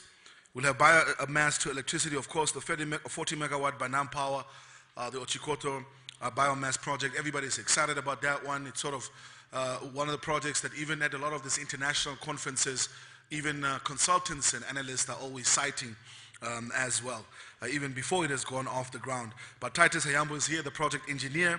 We've heard from Titus last year, and it's a good thing that he's back again to just give us an update in terms of what exactly is the status of the project, and of course the support that will be coming. He'll be joined at the Q&A session by Ms. Yalo Shimutukweni, who's responsible for generation under capital projects at NamPower Utility. And then, of course, the 2 of them, the executive is also here, so hopefully they'll be able to speak freely. Clean successor to fossil fuel, Steam Bio Africa project, 3-year forward. We know we've been hearing from Steam Bio as well over the last 3 years. We'll get the latest update from Mr. Colin Lindike, the Managing Director of Carbon Capital. And then after that, Mr. Willem van der Merwe will join us for a presentation. He's the founder and CEO of Africa Biomass Company. This nice black branding that you've been seeing around the facility here. And then we'll have, unfortunately, Mr. Ralph Diddick, who is not going to join us. I know he was also on the agenda last year, but Makara Bush Products will still present. Only Michael van Hecht will be standing in for him as well. And then after that, we'll look at the subcomponent under value chains, which is, of course, the biochar and carbon credit projects. There, Mr. Gideon van der Berg will give us a presentation, doing the introduction on atmosphere. And then Mr. Leon David Viljoen, Product and Market Development Manager at Omni Biochar, will talk to us about the progress of the project as well. And then finally, Mr. Ek Volkman, the Biochar Manager at Paranam, will talk to us about how we can enable climate-friendly bush control for farmers, some of the pros and cons of direct carbon credit revenues, and of course biomass supply models going forward. And then finally we'll have our financing conversation with Agribank as well as Standard Bank Namibia. Unfortunately, the Congolese Financial Services will not be joining us. So without wasting any time, please put your hands together for, I think, one of the most popular project managers in the country when it comes to the energy sector, Mr. Titus Hayambo from NamPower.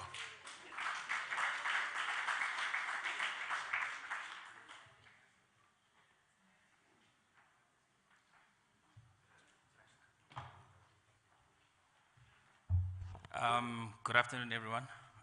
Ricardo, I just need to make a correction there. I'm not the project manager. Tangeni Chibute is a project manager. I'm just one of the project engineers.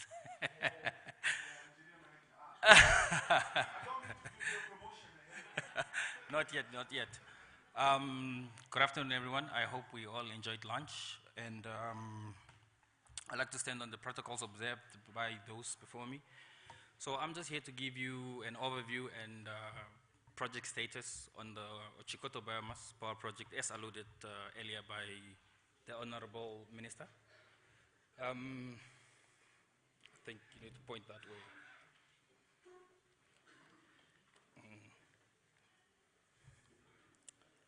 Technical issues, as always. Okay, that's more like it. So the overview of my presentation today will just to give a basic rationale of the project as is, an overview, project status, fuel supply strategy, and then I will run you guys through the timelines of the project as of today, going forward, and then the overall project benefits. So the basic rationale of the project, if you look to the graph on the screen there, it basically gives the power generated and internally and imported power of NamPower for the last 10 years. The gold bar there is NamPower's generation internally, and it shows that you can clearly see that as a country we import more power than we generate.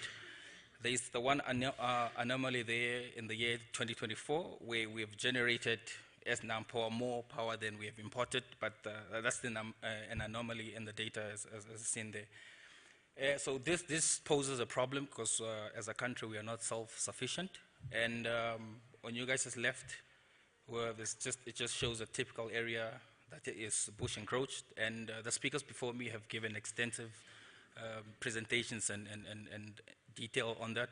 So from these two problems, over-reliance on imported power and bush encroachment, NamPower has formulated a solution for the country where we can use the bush, biomass bush rather, to generate electricity, and that is basically the precipice of the project as a whole. So the project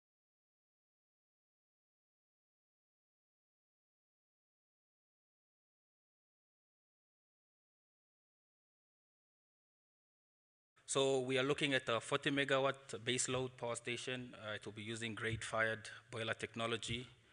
The fuel, as we all know, is the encroacher bush wood chips. The power plants will be designed for an availability of close to 92%, and the capacity factor will be 85%. The reason why the capacity factor is not 100% is basically when you take the power station out for maintenance and such, and the colleague from NBL has alluded to the fact that it seems biomass power plants need some maintenance. So we'll be taking out for roughly two months a year for maintenance.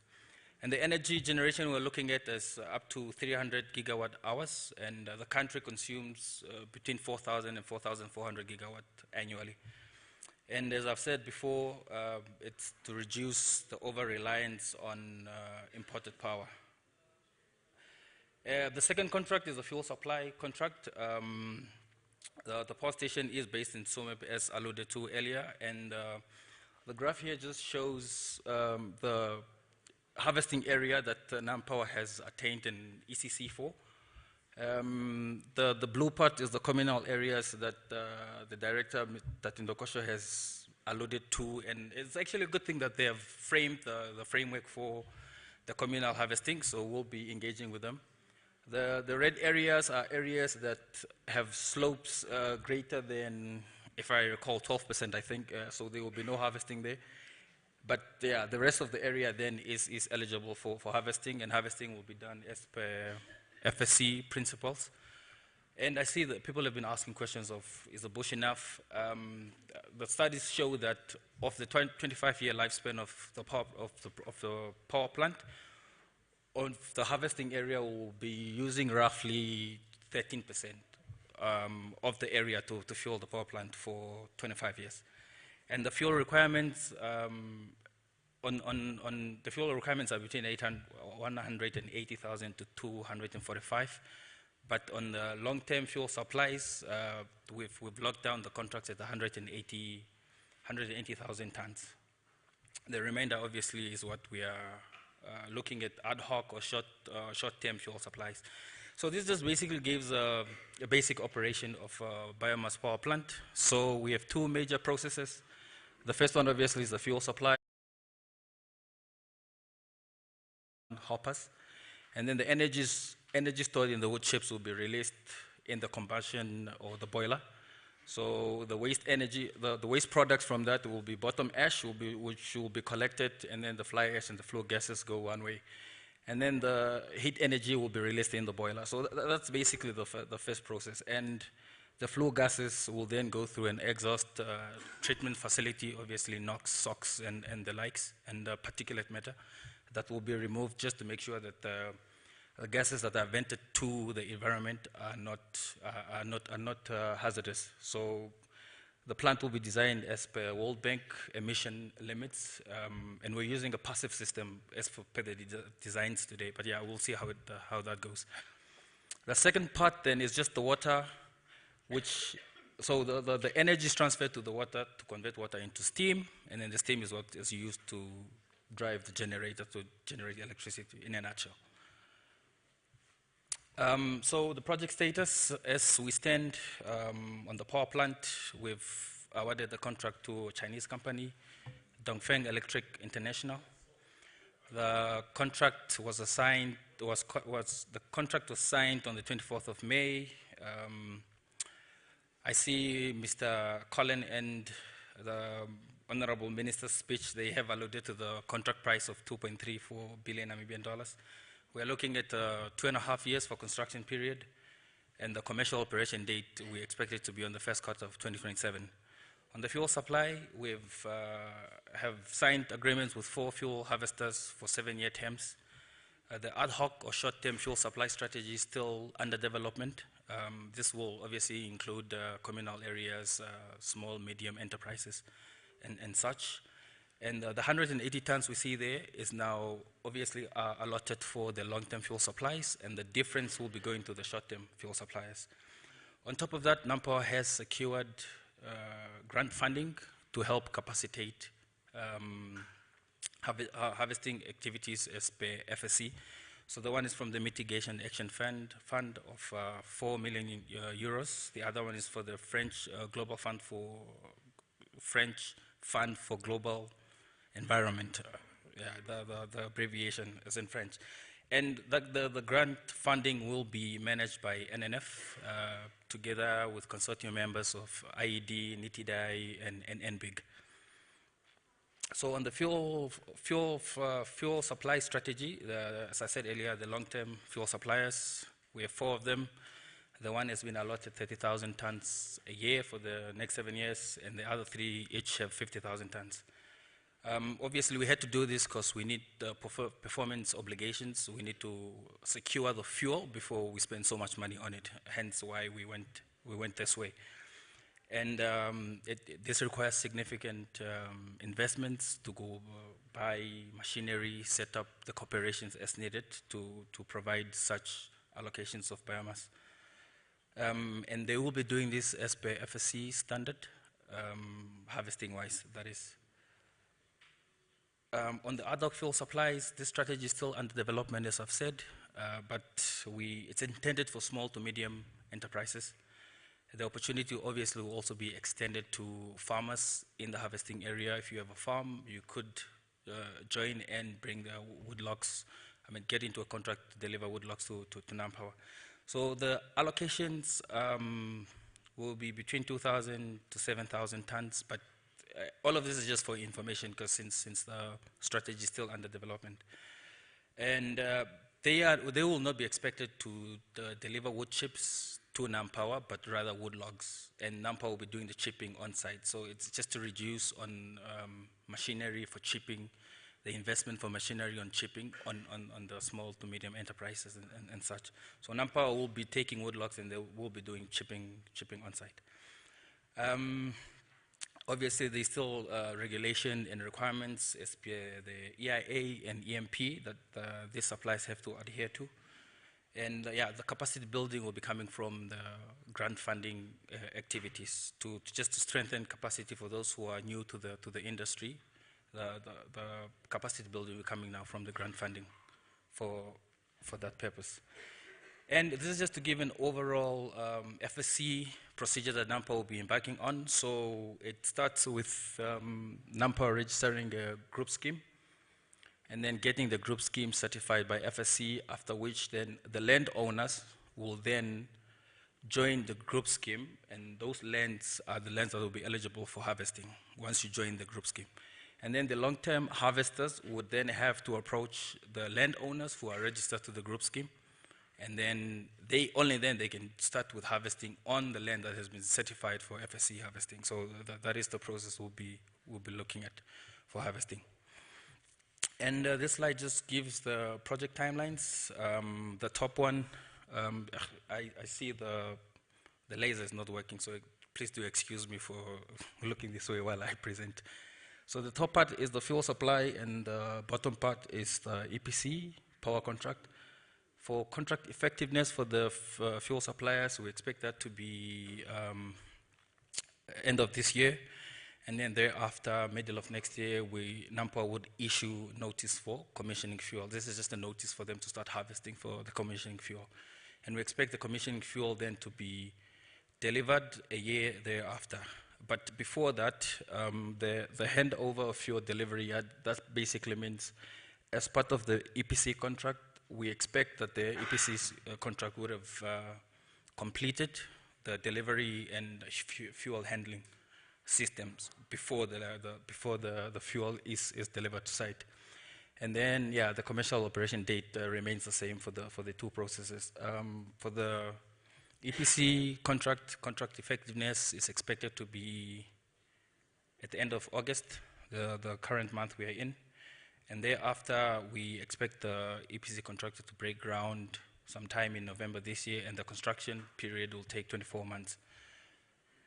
After which, with now the fuel delivered on site around the second quarter of 2026, then only then the system can be started up, and then commissioning can proceed with now fuel that has been delivered on site. And NamPower expects to take over the plant on the first quarter of 2027, and a month later we should then officially commence with commercial operation. Or 2 minutes actually. Okay, so this just gives the macro and microeconomic impact of the project. So the project starts obviously with harvesting, and then the fuel or the biomass then is delivered to the power plant. But through harvesting also, then there are spin-off industries where tourism industry is bound to benefit from it, because now when you go for game drives, you can hardly see any animals. So with the thinning, that clears up, and your game drives, people can enjoy their game drives. And further to that, obviously, bush to grass ratio also is bound to, well, in this case, decrease, so that there's plentiful of grass for livestock and agriculture as well.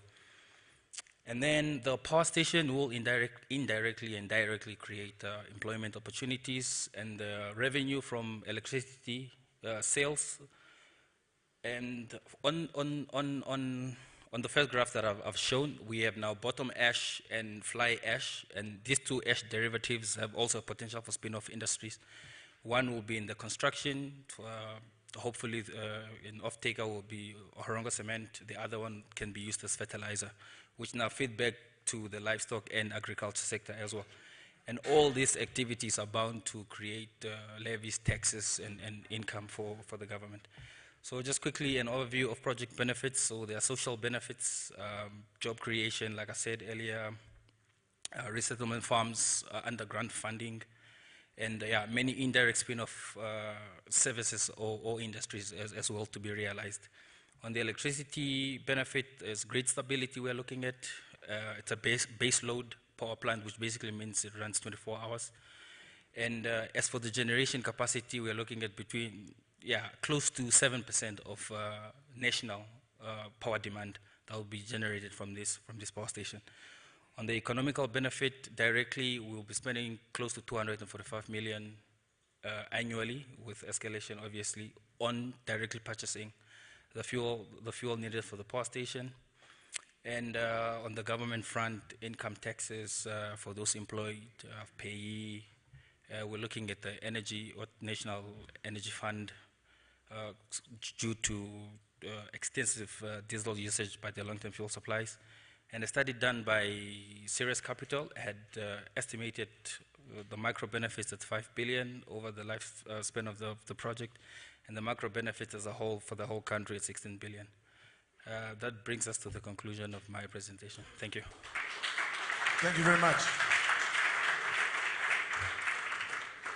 The man is really an engineer. He used exactly 15 minutes. Thank you very much, my brother. Thank you. And I gave him a promotion here, and the project manager almost jumped down my throat. Please, Tangani, please stand just for the audience. Please stand. Come on, Tangani, come on. Don't be a good sport. We all know this face, right? So he's the project manager. You know, we don't want to bring discord to the organization. Huh? Nonetheless, we continue, of course, with our session after lunch. Ms. Yalo Shimutukeni is on the program, but she's not going to be presenting. She'll just be providing support during the Q&A session when we have the panel discussion. She's under Generation Capital Projects, of course, also working for NamPower. It's time now to hear from Steam Bio Africa Project, 3 years forward, the managing director of Carbon Capital, also the chairperson of N-BiG. A round of applause for Mr. Colin Lindikin. The good thing is with Colin, he knows the rules, so I don't even have to give him 15 minutes. I'll give you 12, Colin. Thank you. Thanks, everyone. And after Titus's honesty, I also need to confess I am not a professor. Does sound good, though, but I also received that, that promotion earlier this morning. Thanks, everyone. You know me. I'm not going to introduce myself. We'll dive into the presentation. Where must I point this thing? Somewhere over there. Up, down. That's not my slide. That's not my slide. Sorry. Give us a second quickly, Colin. Gremlins. So just to fill some time, Steam Bio Africa, we've been in operation as a project for 3 years. We're actually closing the project this month. We've presented at the previous biomass fairs. So this is a recap of where we are now, what we've achieved in the project, and what the way forward is. The Steam Bio Africa project is located at the Cheetah Conservation Fund, only about 45 kilometers from here. So we started with the premise that we have a massive bush encroachment issue and also alien invasive issue across southern Africa. It's estimated at over 120 million hectares of land affected within the region. And on top of that, we have a dependency on fossil coal as our primary industrial fuel. So we sit on the one hand with a problematic resource that also has energetic value, and on the other hand, we're extracting coal in the millions of tons per annum to use as heating and power fuel. So we thought, you know, how can we solve both problems in one sort of swoop? We also have an issue whereby a lot of the population in Namibia, estimated at about 50% of the population, still rely on firewood as their primary energy source. And again, across the region, it varies from country to country, but the reliance on firewood is still very high, and that comes with associated health risks. If you're using fire for every single meal, the smoke inhalation, the illness that comes with that, and so forth. And then, of course, again, we have a high income inequality, and we are also extremely vulnerable to the effects of climate change. So that was the baseline where we started from, and we said, okay, how are we going to change this, and how can we use technology to help change this? So basically, the objectives of the Steam Bio Africa project are to create a value for this bush so that you can incentivize the harvesting of it at scale. So that's first and foremost, you need to actually have a value and a market for this bush. And that harvesting will then promote further rangeland restoration. Of course, it's not to say that harvesting alone is what's required. You need to also do other activities, but the harvesting is the first step. Then to transform that biomass into something usable, and that's quite key. Bush as a fuel can be quite temperamental because it's variable, its moisture content varies, its energy content varies, its ash content varies, and again, it's susceptible to composting if you leave it out in the open and it gets wet and so on and so forth. So it's also a temperamental feedstock. So it's not that useful as a drop-in substitute for coal as it is, as it stands. So we have to do something to that biomass in order to make it more coal-like, but still make sure that it's economically viable and competitive with coal. And that's where we come in with the torrefaction technology. So torrefaction, for simplicity's sake, is effectively just toasting the wood. So we're not carbonizing it, we're not going all the way to charcoal, but we're going somewhere in between. And in toasting it, you make it a lot more coal-like and a lot less wood-like, and you don't lose the same amount of mass in that process. So typically with charcoal, you're looking at a 3-to-1 conversion ratio, but with our system, you're looking at only a 10 to 15% loss in mass. and yet you're still then changing the properties of the biofuel. And again, all of this will hopefully stimulate economic development and mitigate climate change. Oops. So, as I've mentioned, we've got our site at Cheetah Conservation Fund. We established the site in 2022 mostly, and had it commissioned in 2023. The site is open for visitors. You're welcome to join. There'll even be a shuttle bus going back and forth from the site, from the Biomass Fair site to CCF over the next 2 days. We achieved a 300 kilo an hour throughput, which again for this scale of demonstration plant was our target. We've been achieving processing temperatures of between 260 and 290 degrees. And as I said earlier, we're achieving a conversion ratio of about 85 to 90% on a dry basis. We're seeing energy uplift of about 8 to 17% on a dry basis. Again, we've been testing different process optimizations, different species of biomass, different sizes of biomass, so there are obviously quite a bit of variables. The biofuel at the end of the day is a lot more brittle, so it's coal-like in that it can be crushed into powder a lot more easily.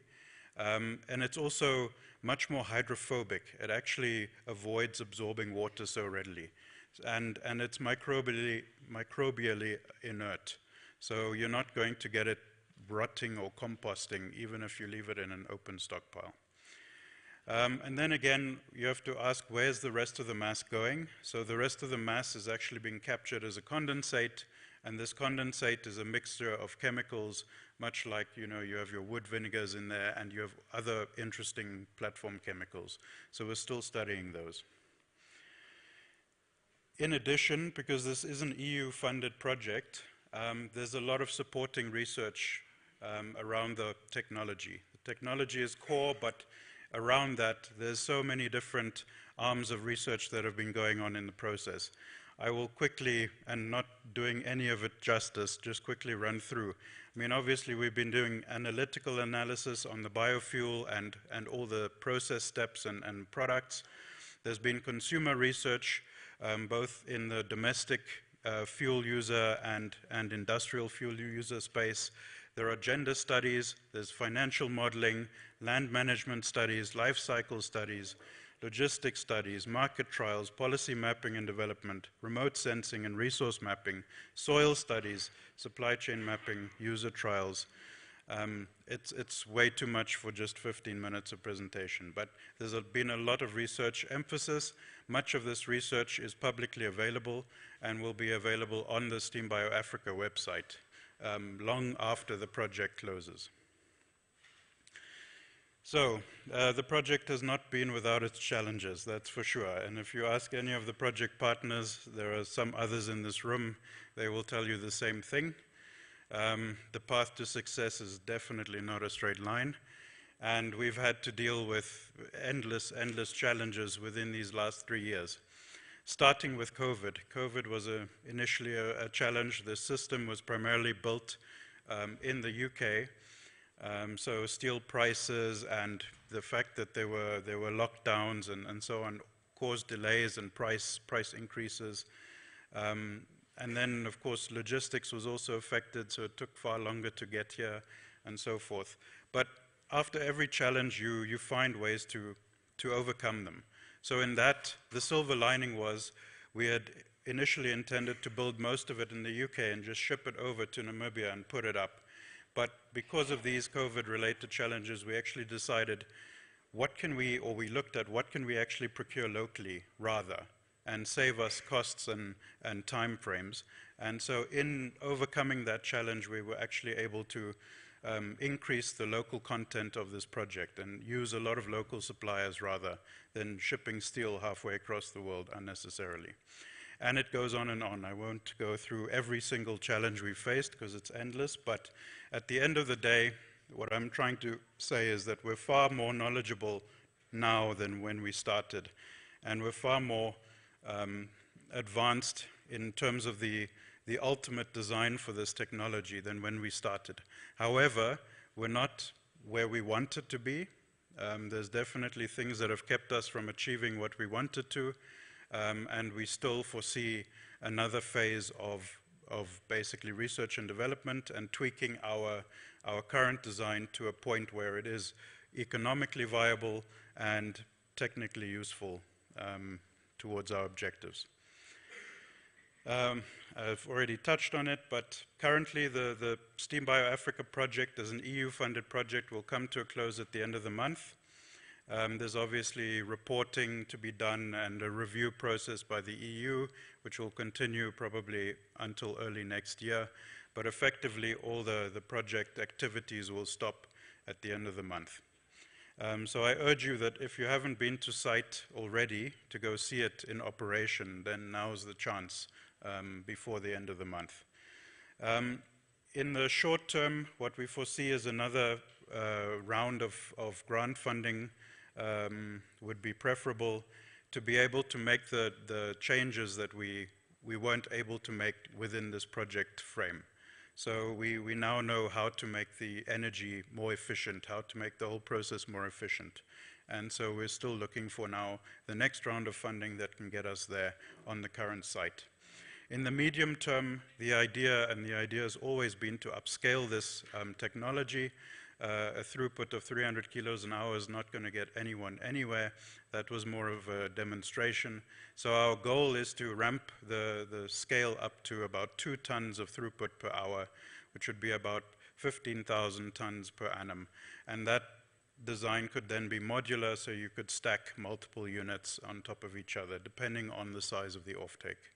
For example, if we get this right, Ohorongo cement used 30,000 tons of coal per annum, and we could effectively replace that coal with this product.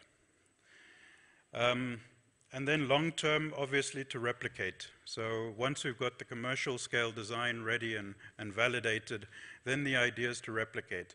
We've been in talks with John Thompson, the largest boiler manufacturer in Africa, and they have so many clients who are now under pressure to change their fuels because of carbon taxes coming into place and ESG requirements and, of course, just general goodwill towards climate change. And they've got no options at the moment. It's not that easy just to change your coal boiler for a biomass feedstock. It's really not as simple as that. So there's a lot of demand in the market for this type of product at the end of the day. Okay, and then as I close, I just wanted to re-emphasize the site is, by Namibian standards, just around the corner.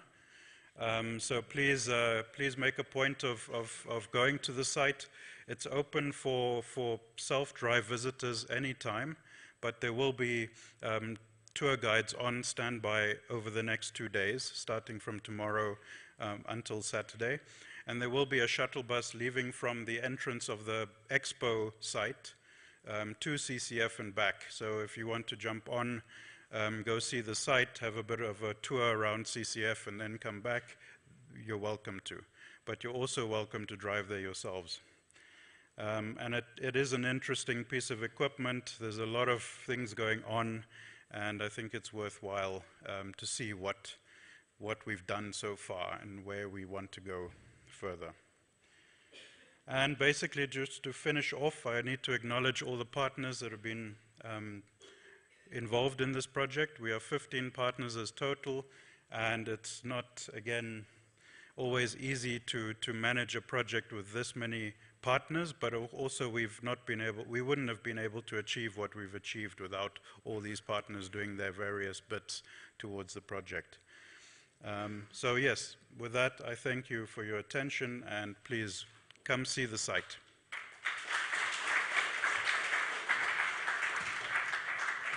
Thank you very much. Thank you very much there to Colin. It has been proven by research scientifically, and it's not me talking, it's our scientists, people that go to school for many years. It's been proven. Apparently, it pays to be an intellect, but that's for another day. The people that went to school, the scientists, have said that 2 things. If you raise your voice, you can immediately raise your energy level. It shoots out dopamine, and you immediately start feeling refreshed. When I walked down there, I saw there were some faces that were fading out, and surprisingly, it's the younger guys. You would expect the Madalas to, but you can see Harold is wide awake. So I just wanted us to stand quickly, just for a quick exercise. Can we just all stand? Just for quick, just a very, very quick one. So when I say energy, you say somebody here knows the routine. So when I say energy, you say positive.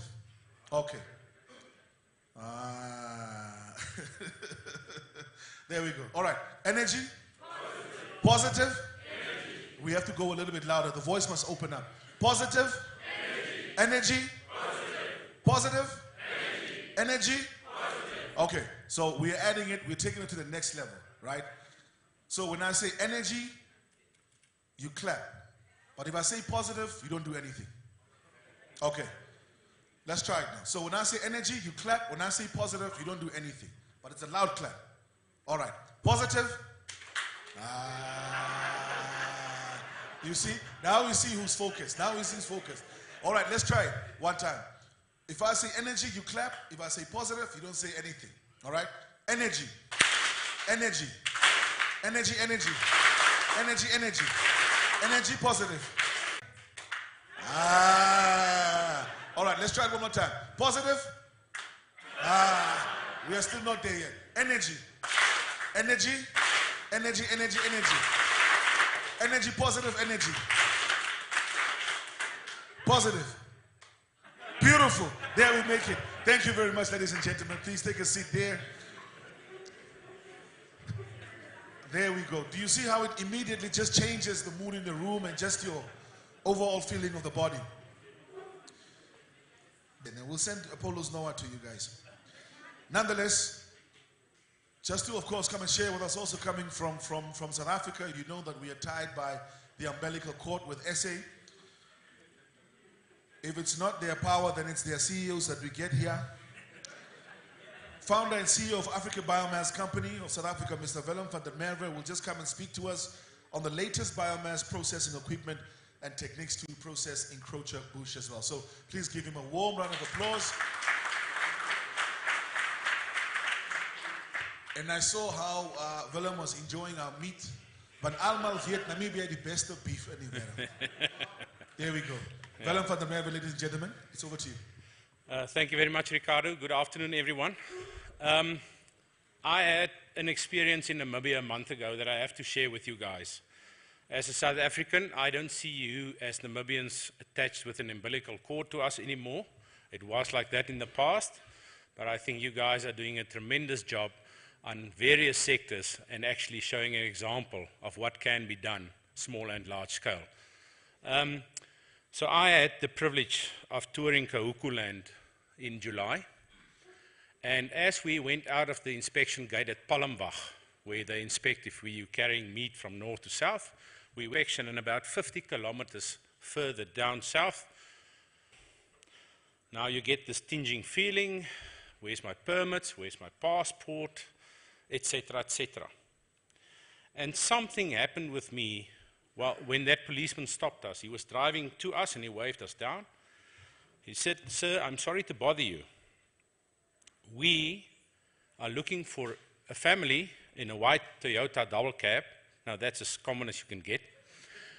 Because at the inspection gate at Palmbach, one of the children that got out of the pickup lost their cell phone charger.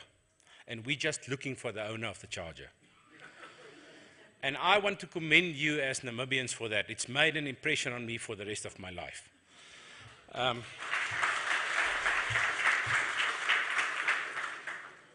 So we've had many professors, doctors, and renowned people before me, and I'm not going to try to impress anything knowledge-wise upon you that they haven't. But we've spoken a lot about the biomass that's available, and we've spoken a lot about the downstream use of the biomass. And in between that is a very crucial link, and that is how do you process the biomass to unlock the value from it. And I'm going to share a few principles in the next few minutes with you on that, I cannot share details with you. You're welcome to discuss it with us at a later stage if you need more information. So here we go. First of all, there are different sources of biomass and there are different applications for biomass. In the Namibian scenarios, we are aware of making charcoal, we are aware of energy markets, and we are aware of using it as animal feedstock. And how do we get it processed to that usable end? Now, I come from the Western Cape, and we are associated with using and drinking wine. Now, I want to share a wine-making principle with you, not a wine-drinking principle with you. Wine-making, we have a saying that you can spoil good grapes and make a bad wine out of it. But you cannot make a good wine out of bad grapes. And the processing of biomass is loosely coupled to the same principle. You can destroy the use of the biomass if you don't know how to process it.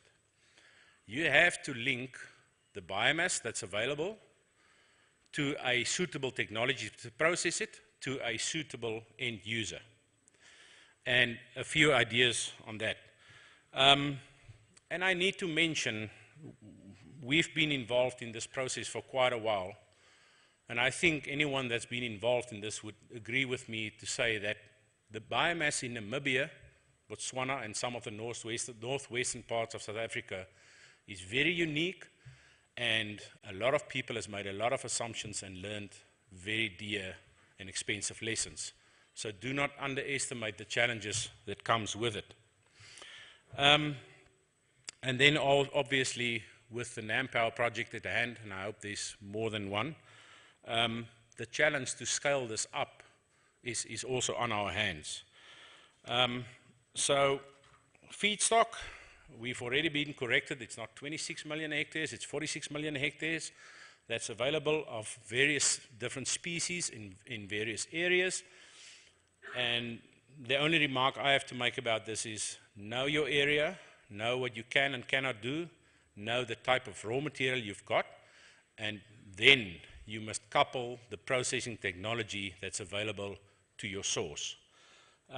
Markets of biomass to energy will grow, as we've seen with the European model and other parts of the world, especially the drive to move away from fossil fuels. And then, once again on this slide, be very careful on your choice of matching your source, your technology, and then your off-taker at the end of the day. So, different ways of processing biomass. I'm going to mention 4.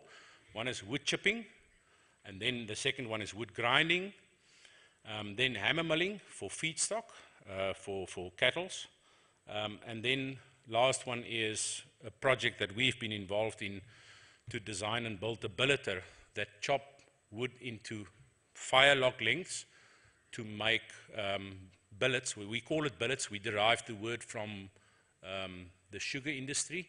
When they take a piece of long sugar cane and they cut it into shorter lengths, they call it billeting, and that's where the term is coming from. So we'll share some of the thoughts and ideas on that. Now, in this conference today, many people spoke about making wood chips, where they actually refer to what we call hog fuel, and the other way around. So I just want to point out 2 differences. When you talk about making wood chips, you're actually talking about a piece of equipment with sharp knives in it that cut the wood to a very dimensional figure. The pic on the right-hand side is a sample of that. Then on the left-hand side, you will see stringy pieces with more difference in the sizing. That is what is regarded to internationally as hog fuel. Don't ask me where the word is derived or coming from. Maybe my American colleague can give me some insight on that. But anyway, and obviously hog fuel has got its disadvantages towards dimensional chip in some applications. First of all, the handling of dimensional wood chip is a bit easier in materials handling systems, conveyors, augers, putting it into furnaces, etc. But then you have more specific requirements on your equipment to make dimensional chip. Hog fuel is regarded as a wider spectrum fuel that can use more sources.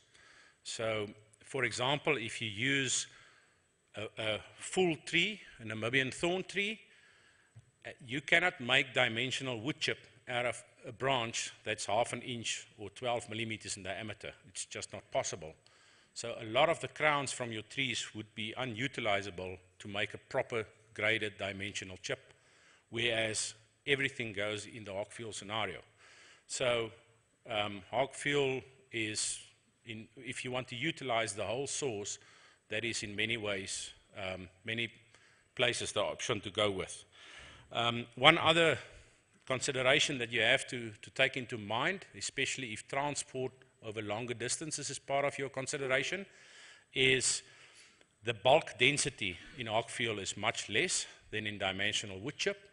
So if you use hog fuel grade fuel, then make sure that you are as close as possible to your final off-taker. There's just no point, economical viability in moving hog fuel over longer distances. So, more to the Namibian scenario, we've written in the presentation, we said only the production of hog fuel. I would like to change that. I would say in many cases that is the preferred methodology. There are guys making wood chips successful in Namibia for niche or for even larger scale off-takers. The process of making wood chip in this Namibian scenario is quite expensive, and the wear on the knives of the machines is excessive if you compare it to other parts of the world. A very unique situation. The big plus of Namibia is the energy value in gigajoules per ton is of the highest in the world in your wood, but the challenges on processing that to an end specification is also some of the most challenging in the world. Then one common assumption that's made that I just want to put emphasis on is, remember, a ton of hog fuel and a ton of dimensional chip from the same source yield the same amount of energy. It's only the volume that changes, not the value of the energy. Right, as we go on, I'm just showing a few examples of large-scale material handling. So once you flatten the trees, I'm not going to talk about different harvesting methodologies. That's not my field of expertise. But once you flatten the trees, there's many ways of accumulating that material. The only thing I have to say about that is get it from where it was felled to where you want to process it in the cheapest and most effective way on the one side, and then the other side in a way that is regarded as environmental acceptable for your application. So there's just a few examples of equipment that is used for that application. Then secondly, the processing itself. There's different schools of thought. One of the schools of thought is to process on site. In other words, do not move the raw material, chip it as close to where it was felled because it's very inefficient to transport it, and then process it on site, put it either into tipping trailers or bins like you've got on the picture here, and then make the transport system as efficient as possible. Now, the two different ways of transporting is the bin system, like you see here, allow you to keep the chipped material or the grinded material off the ground. You don't have a depot, you don't have double handling. But the capital expenditure on having enough bins in the system is the downside of this argument. Whereas if you have what we call short hauling equipment that tip the material on a depot, and there you load it with a loader again to your final destination on road going trucks, then you have loss of material on the depot, you have double handling, and normally you have contamination unless you have very clean concrete floors to work with the material on. And those are two ways of considering what is the end user. If some ash is allowed, maybe the double handling and loading on depots is good. If you want an absolute clean end product, then the bin system might be to your benefit. So, yeah, different technologies for different applications. There's just another sample of the tractor and trailer unit that is required to move that bin in field and to depot. You can have the same hook lift system then on your trucks to pick it up and move it to your final destination. Then, if you're not making wood chips or hog fuel for the energy market, then processing biomass to charcoal or biochar or animal fodder is some of the other options that's been done in Namibia. I'm not an animal nutritionist, so I'm only involved in the process of breaking animal feed down to a usable end product where it can be mixed in with other rations or used on its own. So there, normally you use a sharp knife chipper. It's normally used on a relatively small scale. The farmer would buy such a piece of equipment for himself, and then he would chip and hammer mill to get to the final product. There are machines on the market that combine the two disciplines, and there are guys in the field that use a standalone chipper and then a standalone hammer mill to achieve the same result. On the charcoal side, you have the challenge when you harvested the trees to have these whole trees chopped into a length of your choice, but most people tell me your preferred length is somewhere between 150 and 300 millimeters. And I would like to share a piece of technology that we are involved with in developing for that case. We call it the billeter, as I've mentioned, and here you can see a picture of it. It's quite an exciting journey we've had with a few people helping us. And this is a machine that can receive a piece of wood on the one side and spit out your required length chunks on the other side. There's also a smaller version or an easier version, a cheaper version that you can use. Can also be fed by hand in this case, and I hope it works. I've got a small, no I don't. I hope to have a small video there that show you how it runs. Anyway, and there's just a showcase of two models of chippers. You can use various models to break down animal feed, especially in drought times, like you guys have now. And it seems to me that's a challenge that's going to be with us forever. My wish is that we utilize the whole source and not just part of it for a specific end product. So to conclude, you have got several processing techniques and technologies for Namibian encroacher bush or for any other part of the world, and make sure that your feedstock, your technology and your end use are synchronized, and make sure that you maximize the value addition when you process. And then just a last commending to this industry group, sharing all your knowledge and experience. I think it puts you all on a path to prevent people making unnecessary mistakes and to learn lessons and from the mistakes of people in the past. Thank you very much for your time.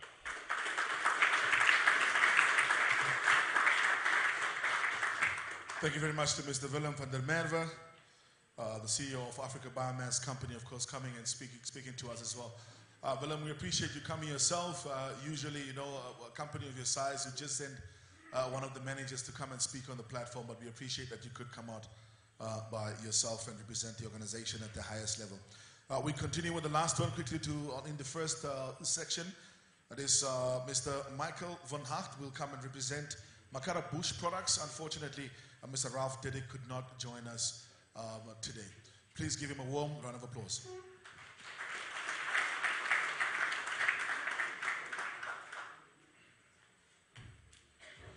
Yeah, 15 minutes, Mr. Hacht. Thanks a lot for the opportunity, and yeah, Mr. Ralph is unfortunately not here. He lost his voice. So I tried to present his presentation for you as good as I could.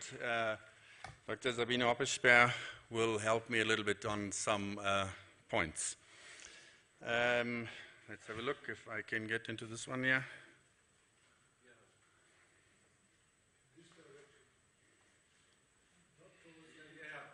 Sorry, can you help me quickly with that one? Ah, there it goes. Okay.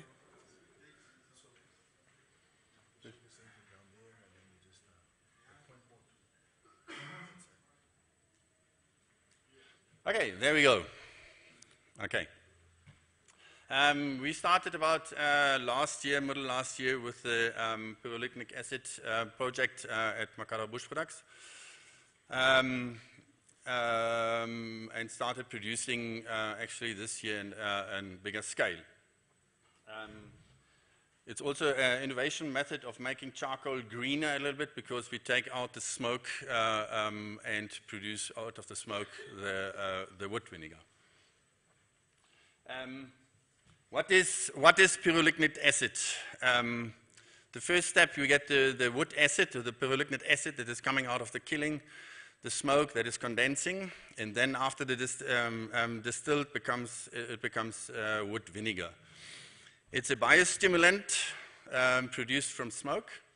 It's a natural pest repellent, soil enhancer, a microbial active booster, antibacterial, and germination starter. So it's a lot of things that you can do with the wood vinegar. The biostimulant is also known as a plant, for the plant conditioner, the cultures of the microbial organisms, mixture of biomaterials, promote enhanced soil and plant activities, reduce the need of fertilizer, not the same as usual commercial fertilizer, not the same as a commercial fertilizer. The process of the harvesting of the raw material of pyrolignic acid, it's actually, if you see on the picture there, you start the killing, it's on the normal killing site, you start the killing burning about 1 hour to 2 hours, and then you put a Dexel on top with the pipes, connect all the pipes, and then the smoke is condensing over the pipes, is condensing, and you see this less smoke that is coming out of a killing. So it's a very, for the environmental aspect, a very big step for the future. It's working very nice on the one-day killing burn, if you use a one-day killing burning. Also, you can use it in the retort systems with the inline condenser, where you collect the pyrolignic acid. You can get about, in very, very good conditions, about 50 liters of pyrolignic acid per ton of wood. And then, yeah, like the smoke is condensing in the pipes. Then the whole process of how you split the whole the acid. From about 100 liters, you get about 55% to be usable as a stimulant. Then you've got about 21% for a pest repellent, then 25% for tar, and 19% harmful activities ingredients. Then you have got a little bit of a solids and your production process that you have there. Then we did some tests on site where you can see very significant, where we have got very big differences, where we have put free test site on, where we only have the soil on the one side, where you see it on control. So you see as the plant is a little bit smaller, no fertilizer, only water. And you see on the leaves are a little bit of pest bites on the leaves and so on, and the yield was not so good like on the fertilizer and the wood vinegar. The fertilizer and the wood vinegar was close to each other. The biggest advantage was on that one for the leaves was not so but influence from the pests with the wood vinegar especially, but the plants was the same side. So we've got only water on the one side, and then only fertilizer, and then only wood vinegar. The normal dilution you are normally taking is for the plants is 1 to 200. Depends if you are putting it in the soil or on the leaves. Then also very interesting was on the root size. There we saw that on the root size with only water, you see on the top photo, the roots are very small, no fine roots, no big roots, not so much. With the fertilizer, you see already a very big difference. There's a lot of large roots and smaller roots around there. And then the wood vinegar, you see also a very big main root, if you call it like that, and a lot of small, fine roots. And here, Sabine can help me quickly with that one. That is actually Dr. Sabine Oppersperr. She did the tests. And fruit trees, because we wanted to find out also in a different setting what the wood vinegar would do. So now we have, this is now on my farm where we have about 1 hectare of the best site, because it was like, yeah, it was like an experimental site for all pests, because I really have all of everything. And so we also had some garden setting, we have vegetables, but we mostly concentrated now on the fruit trees because we had the woolly lice, we had the dop lice, I don't know what it's called, but the scientific names I have. And then also we have a lot of other insects that we didn't actually incorporate it into this experiment, which had shown us like nice results. So what we have done, we started very small. You see my concentration is much less. I used like 100 mils on 1,000 liters because I didn't really trust that wood vinegar at first because, you know, you don't want to kill your garden. So I decided on starting small, and then as the time progressed, and we're not finished yet, we're only in the first stages, we will continue increasing the concentration to combat some of the insects which we do not seem to be having any effect on the spraying at this point of time. So if you can see this now, our methodology was to spray for 2 months and then see when the pests are coming back. And we noticed that after spraying in 2 months' time, we had almost no more pests except some like really resistant insects or spider mite actually. And then also we continued then only after 3 months of that break. But just in that 2 months, we had in the first week, we had noticed that some of the fruit trees like the citrus have gotten new leaves, so it is definitely a good stimulant. And then we also have seen that some of the pests have reduced, but not all of them. Some of the trees like the guavas did not do well actually with spraying and have burned leaves or had evidence of burned leaves after even 3 days we have sprayed. And then in the second week, you saw that there was even flowers. We thought it's more lice and more woolly lice, and then we noticed actually it was flowers. And it was to our surprise, because we knew it stimulated it, but we didn't know it happened actually so fast. And then the very nice result we had, which we didn't actually incorporate or didn't think about, was actually that we even had flies and mosquitoes disappearing. I mean, I used malazole and I used phenodine and some termite pesticides in the past. I don't have to use them anymore if I continue with wood vinegar. But we did notice that if you stop with wood vinegar, that they will come back. So I really am saving so much money by using it on a continuous basis now. And also, the stimulant is a bonus. But we did have also no findings that were different in week 3 and up to 2 months. So it stayed the same. And then after 1 month, the growth actually just showed us more flowers and more growth, but it was just not that it was like, you know, so drastic, but it was definitely the pest disappeared. And also the guava seemed to have recovered. So I don't know if it's just an adaptive phase. We have to figure that out. But I think also we have to be careful with the concentrations to start small and then work our way up with different species.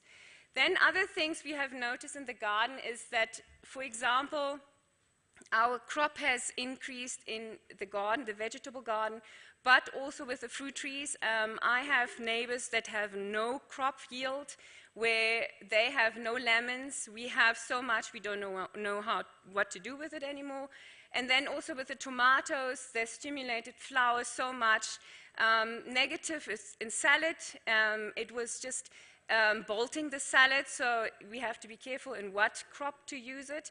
And then with the red spider mites, it did not work. So we have to work on more experimenting, more scientific approaches on seeing what works for spider mites. So we want to go all organic. We don't want to use any pesticides anymore, and this would have been an alternative.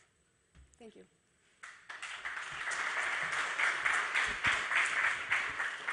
Thanks a lot, Zavini. It was very scientific, and it's a lot of help for us. Thanks a lot for that one. Yeah. 3 minutes left. You see, we did a lot of tests also in Stellenbosch and also in Germany. What is in the wood? What is in the wood? Proteolytic acid? Recording in progress.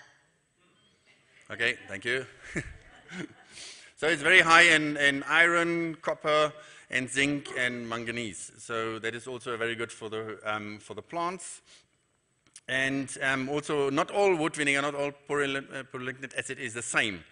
So it depends how much moisture is in the wood, where did it come from? Is it more woody, sandy soil or more stony soil? The type of the wood you are using, the seasonal temperature and storage, and also how the amount of sugar that is available for the proteolytic acid. Then a very special thing on the bees. With the process of the wood vinegar, we saw if we get into the specific process, if we first take out the fuels and a lot of fuels out and only have the wood vinegar, then it's much, much more friendlier for the bees. So we have two types. It's one type is the pesticides, more for the pesticides, and the other side is the growth stimulant.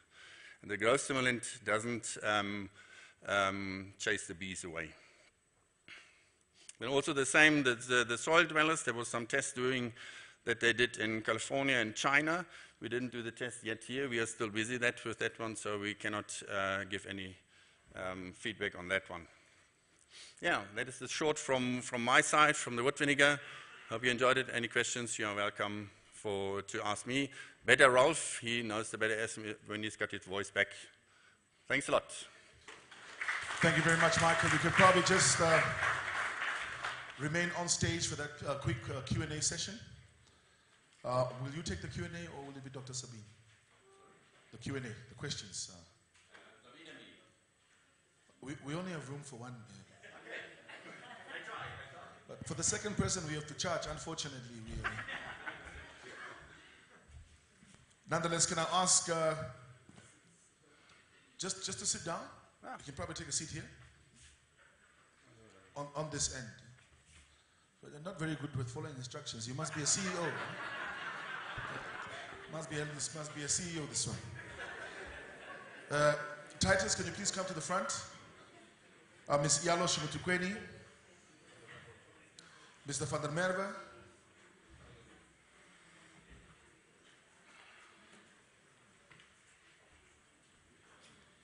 There we go. Colin? I was wondering, I thought I was missing somebody.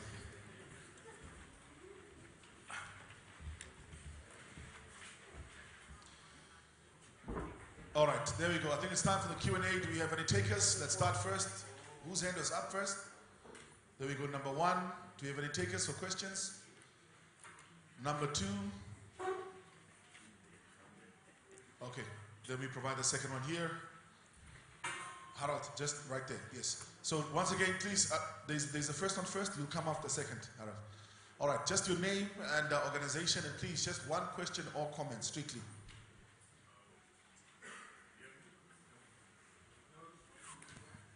Now? Yeah. There we go. All right. Mine is I'm Erastus Ngaruka from AgriBank. I have two questions actually, because we have more than one presenters. May I? No, you may not. Choose the most important question. You prioritize which one. Yeah, like I like a lot of women, but I can only marry one. You see how that works. Just one question, please. Thank you. Anyway, mine is going to NamPower. Titus, thanks for that wonderful presentation. I saw a 25-year lifespan of the project. Is that linked to some sort of objectives or some targets also? Well, generally, it's based on some of the critical equipment we have. the main one will be the boiler. So currently the EPC contractor has indicated 25 to 30 years, so we are working with 25 years. Some components have longer lifespans, but the most critical ones, like a boiler, their lifespans, it depends on how you maintain them. So most APCs would say 25 to 30 years, so that is what we're going with. But if you maintain it correctly, I mean, we have an example of Van Eck in Windhoek.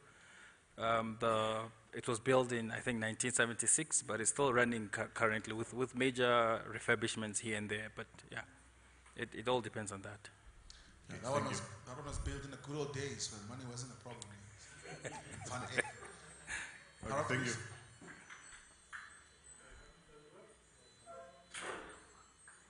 Just push the button up.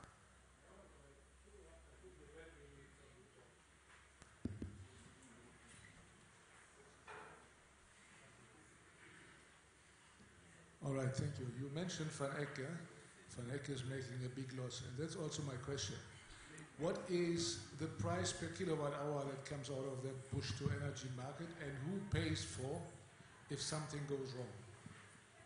Very fair question there. Let's take one more. Let's take two more before we throw it back to the panel here. So that's question one, going to Nampower.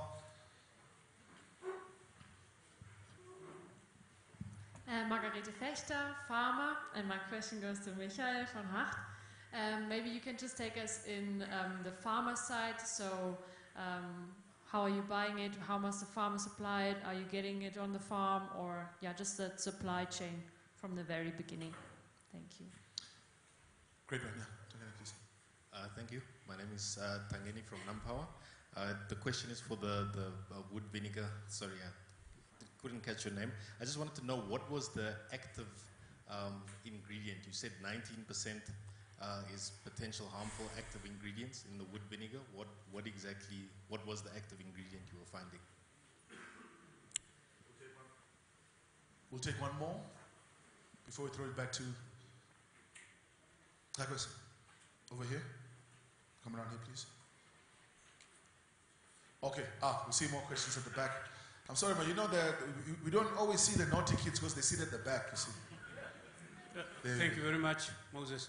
To my friend from Nampower, I just wanted to check that anomaly that you spoke about on the bar. What is it all about? You remember the anomaly? Okay. Let's start with that, perhaps, and then you answer your two questions. Yeah, let me give you the long story of it. So most of our generation in the country comes from our hydro power station. It's a run-of-the-river power station. So that basically means we don't have a reservoir to store water. Suppose you design it to store water for 6 months, so you would know I have power for 6 months. So it's a run-of-the-river, and as we all know, we don't have rivers in Namibia. The river comes from Angola. And upstream of that river, the Angolans have built the dams, and they are also using the power from the river for electricity generation, and so it's seasonal. So on the years where the rivers haven't been flowing or the rain is not good in the Central African region, then we don't have that much water flowing through, coming to Rakana. So last year we've had a good year. We have a lot of water come through the river, hence why the production the generation capacity is high. But if the central areas have a drought, we could only have water at Rakana for 2 months, 3 months. But if the year is good, we could have it for 2 years. It all depends on natural phenomena. And it's just by coincidence that, or by chance rather, that last year we did have a good year, and that is why we are where we are. The first question I got here was the price per kilowatt. So the price that we've gotten from the regulator, it's a price that is lower than the bulk price that we have currently. So in terms of the power station, we can rest assured that we are not increasing the tariff, the bulk tariff that we're all paying for electricity. So I'm not at liberty to disclose what the price is per se, but we can rest assured that it is lower than the bulk tariff that we're all paying. As for the second question regarding what happens when something goes wrong, it depends on the thing that will go wrong. So if it's on the general design, we have insurances for that. If it's on the basis of methodology or the framework of the whole project, this is part of the risks that we as a company take, and we have taken all processes and methods to mitigate and address all the major risks on the project. So hopefully well, let me not say hopefully, but we have done everything in our power to make sure everything goes well. You see how he's leaving room for error. There's parastatals, ne? Yes, sir. So we're going for the next round. I think there was 3 questions. There was one for Mr. van der Merwe. Yeah. Yeah. Or was it for, it was for Van Acht, yeah. To Ms. Fechter, yeah, we are busy with the whole marketing and with sales over Namibia, South Africa, and also international. So we are busy with the markets, negotiating, getting into the markets, and so it's unfortunately taking a little bit of a while till we get there. But I think hopefully in the next year, by the next Biomass Fair, we will have another stand. Hopefully, but as soon as we get into full production or full sales, then we will come out to the farmers and negotiate them with producing and so on. So at the moment, we've got only 2 farmers producing. Thank you. We have some takers there in the back there. Where's the microphone? I had 2 hands in the back there before we come to you. Huh? So here, 1, 2. Look at the hands there. There we go.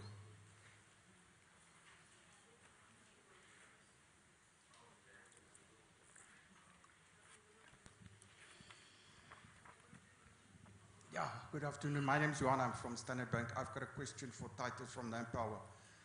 My first question is, why was a decision made to erect that power plant in the Otjikoto region, specifically close to Shumep, and not within the Jupa and the Kunene region, which got, and even moving into the Omayeke region, which got a huge amount of biomass, as was pointed out to us today? That's the first question. And the second one, the residue from the wood after it's been burned, what is the ESG thereupon onto the environment, and how is Nampower going to deal with that? Thank you.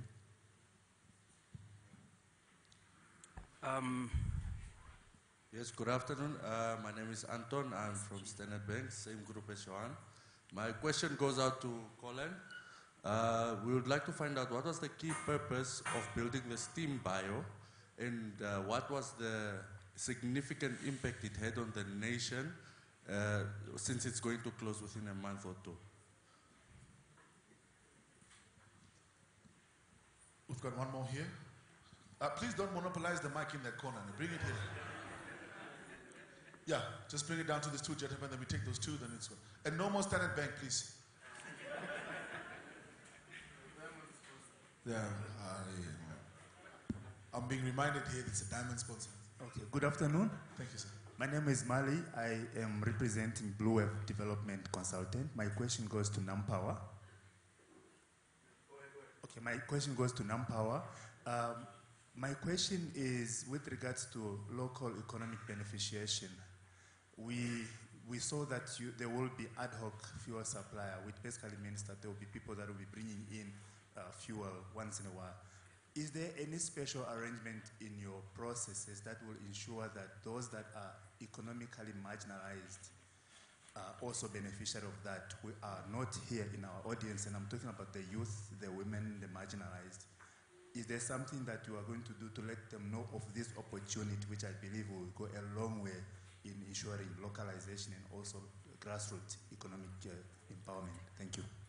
Thank you very much. Let's give it to the brother in the spotty, and then we hand it back to... Shapumba Sakaria, Shamwi Trading CC. Thank you once again for the floor. This question goes to Seth. I did not catch your name, but the Tatemakara. Yeah, Makara Bush. Michael, yeah. Have you considered the level of transferring technology to other local charcoal producers? The innovation that you are having with the production. Thank you. I think maybe we start with that one, Michael. Yes, if I understand it correct, we are going out to the producers that are producing with a normal killing and send them the technology for how do you produce the ferrogenic acid, if I understand your question correct. All right. Nampower, I think you had 2 questions. So I'll take the first question of the locality of the station, and my colleague Ms. Yalo will take the question on the ad hoc. Okay. So the thinking that went into determining the project site, obviously the major one is the existing transmission assets of Nampower. So as it stands, we have major transmission substations in the country that are scattered all over the country. But to evacuate 40 megawatts in the gentleman said Kunene and Omaheke. So let me start with Omaheke region. So we do not have a big substation to evacuate almost 40 megawatts of power from Omaheke region. So that would entail we need to build transmission lines to bring the load to the load centers in the central area of the country. So for us, that is the major decision making that goes into it. So we chose Otjikoto because just across the biomass power station, we have one of our major central northern power station, Otjikoto substation, and that reduces transmission losses. And secondly, obviously, when it comes to logistics of handling such quantities of biomass, if we cannot harvest in Omaheke or Kunene for a station that is based in Otjikoto region by Tsumeb. And Tsumeb is also one of the, as I was looking on the, I quite can't remember the gentleman's name. Actually, it was Doctor, I think, who presented. Otjikoto, I think, is the fourth largest highly encroached region in Namibia as well, and the biomass station is just on the southern border between Otjikoto and also Donjupa. So we're bringing the station as close as possible to the harvesting activities. Okay, good afternoon. Thank you for the opportunity. So I'm just going to add on to my colleague Titus and to answer the question that one of the gentlemen have asked in the audience. What my colleague forgot to mention at the beginning of his presentation was that in addition to the credit facility of this biomass power plant, together with the grant facilities, we were also awarded 400 million as subsidy from the government because they felt it fit of the impact in social, economic, and the whole environment that this project brings. So having said this, the grant facilities that Nampower has attained in conjunction with this whole facility, one of them is to look at the establishment of the ad hoc fuel supply strategy, which is still under development. And in due course, the TRORs will be communicated. And in with that, there's also a very key component of gender, women, and gender mainstreaming to be inclusive in this whole thing. With that, the project is constantly, has constantly engaged resettlement communities because these vulnerable communities should also be part of the value chain. It is a requirement actually from the facility of these grant facilities. So we've already started doing our homework. We've engaged them, and we still continually engage them. We've made meetings with the Tsumeb constituencies, and we will see what best mechanism we will introduce to ensure that the youth, as correctly you've said, is very unemployed, to be part of this holistic value chain. And this is a requirement, and it's also being supported from the grant facilities that we have attained. So nobody shall be left out. This grant facility is not only for the for the Namibian end users, but also for the whole community at large, the farmers, the landowners, and just for the bigger of Namibia. Colin, I think there was a question for you there.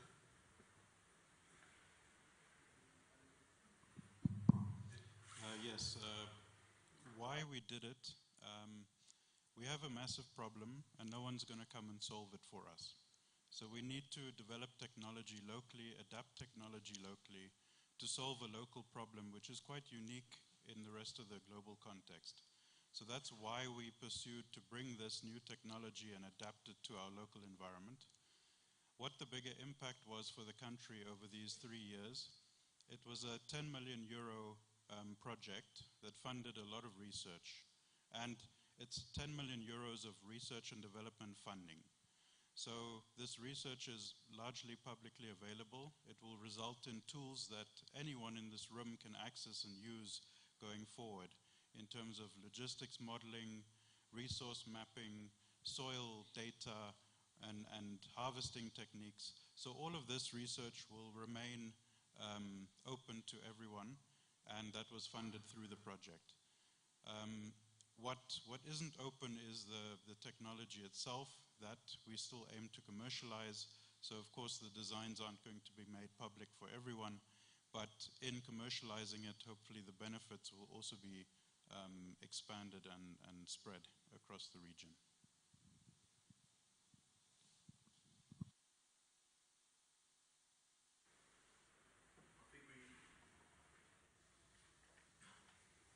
I think we covered all of them. In the interest of time, I know there were I think the more we speak, the more questions you think of. But I know there was an old hand at the back there. We'll take that one and then we close off the session. That one that just stood up there. There we go. Here's the good thing. Here's the good thing. There's a networking cocktail later tonight where you can ask all the other questions. So when I open the floor to ask a question, you must be quick to the party. If you take time to build courage, then unfortunately you miss the train. So there will be that opportunity for networking a little bit later on. Don't forget also, at the same time, the expo. Please buy the tickets for the expo. $80 if you just want to attend one day and $120 for both days. All of you here can afford $120. So we'll collect the money here as you go out, even if you're not attending the expo. Thank you very much. Please go ahead, Egg. Thank you. Thank you. Nampower, just briefly, we will compete for your biomass. What are you paying per ton at farm gate of biomass?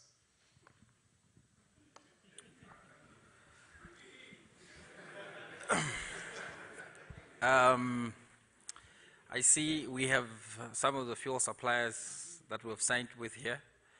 Now I'm trying to wring my mind to see whether we've disclosed this information to the public. Tangeni, the project manager is here. Can we disclose? I highly doubt it, but let me find you after the session, and once I look at my documents, I'll come, yeah, we'll discuss then. Ladies and gentlemen, that is how you save your job, okay? They've been such a lovely panel. Please give them a warm round of applause. Yeah. Thank you so much. Thank you. Well, I think that's it. I think we're having quite a good energy going here in the room as well. We're going to continue quickly with the second part, setting the scene for biochar and carbon credit projects. The man that actually started this trouble will also be speaking a bit later on, Mr. Ek Volkman, the biochar manager there at Paranam. But for now, let's quickly get Mr. Gideon van der Berg, the project analyst from Atmosphere, to introduce Atmosphere to us, developing renewable energy and climate protection initiatives across Africa. Please give him a warm round of applause.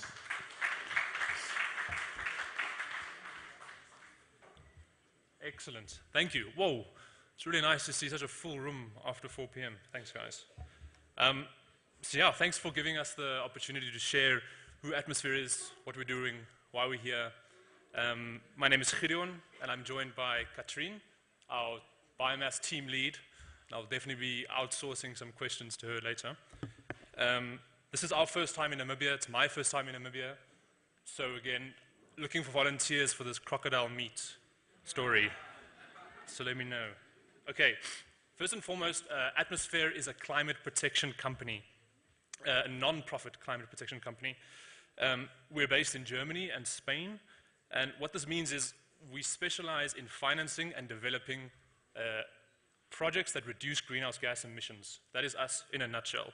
So this includes your classic renewable technologies, solar, hydro, these sorts of things, as well as a wide range of biomass-related technologies, of course. And this financing that we can provide is largely possible to operating on the voluntary carbon market. So retiring carbon credits directly for our clients. So here you can see a couple of metrics from our current portfolio. And you can see here a focus in Latin America, Africa, as well as Asia.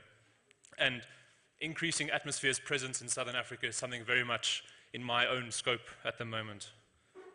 Since biochar is very much a hot topic in this session, I just want to make one quick clarification about carbon credits and how biochar fits in here.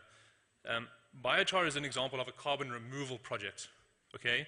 And not a carbon or an emission reduction project. So many of the projects that I'll be speaking here are concerning emission reduction, not carbon removal, all right? So let's just remember this distinction. And this is important because they operate somewhat differently on various levels. Okay, so a quick overview of Atmosphere's model. So we cover the entire carbon project value chain. So from project development all the way through to carbon credit marketing. So we begin here by setting up partnerships, talking to people like you, finding interesting project ideas and developing them. And it's really important here to find projects that have clear climate benefits, but face viability challenges, okay? And we do this by receiving project proposals, so you can get in touch with us with proposals, and we also do this via direct scouting, let's call it. And our business model includes typically providing attractive upfront financing, tailored specifically to the individual project needs. This is typically, let's say, low interest, senior debt capex loans, but again, tailored to individual projects. It's important to note here that we don't position ourselves as competitors of traditional green financing schemes. What we want to do is operate on the periphery. So with projects that are lacking a certain level of viability, which puts traditional financing options out of reach for them. But this concept and additionality is something that I'll speak about a bit later. We also offer support in project implementation with various degrees of involvement. We guide the carbon certification process, which is complicated. I'm sure you guys can recognize that. And then finally, we retire carbon credits for select clients. So we don't operate on any secondary markets, no intermediaries, and we do this because we want to have a level of control over what the credits are used for. I think it's very important to mention what I think many of you may already be aware of, and that is that the voluntary carbon market is going through an integrity crisis. This is due to past shortcomings, let's say, where many offset projects fail to meet their reduction promises, and I'm sure you'll recognize some of these headlines. And this rebuilding phase that we're in now emphasizes the need for several things. Methodologies need to be adapted. We need to ensure clarity in claims that are made to combat greenwashing and restore public trust, amongst several other things that I won't get into because of time. Okay, but look, despite these challenges, it needs to be said and reiterated, carbon offsetting remains a really valuable tool that can be used as a final step as part of a larger strategy to reduce emissions. So this is a step to implement after you as a credit purchaser have already established and implemented a strategy to avoid and reduce emissions as far as possible. So this is a final step. Okay, so how can we offset responsibly? So these features you see here need to be present in all Atmosphere finance projects. Because of time, I'm just going to highlight a couple. The first being permanence. We need to ensure that CO2 savings are insured for at least 50 to 100 years. This is often an issue you'll see coming up in forestry-related projects, reforestation, afforestation, these sorts of projects. Then there's additionality, which I mentioned previously, and I'm going to drone on about it a little bit. But in short, we need to ensure that the project we're dealing with would not have been realized without financing from the carbon market. So if finance from the carbon market wasn't essential in realizing the project or scaling to market, then the project is not additional. Now, there's different ways to prove that a project is additional. For example, if you're dealing with a first-of-its-kind technology in a country, we're typically automatically dealing with something additional, right? But in general, what this means from an atmosphere perspective is that we're not that interested in projects that are very attractive to traditional investors, let's say. If these projects are really attractive, bulletproof business cases, then typically carbon market finance isn't needed in the first place. This is a really important point. On the other hand, we also want to make sure that we work with projects that have a valid business case on the ground. The ideal scenario for atmosphere is that eventually we walk away from a project, leaving a sustainable, functioning project, right? So we're not interested in projects without that long-term business case either.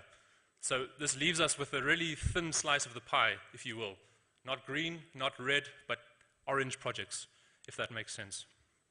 I now want to show a couple of examples of projects that are currently operating, just to put things into perspective a little bit.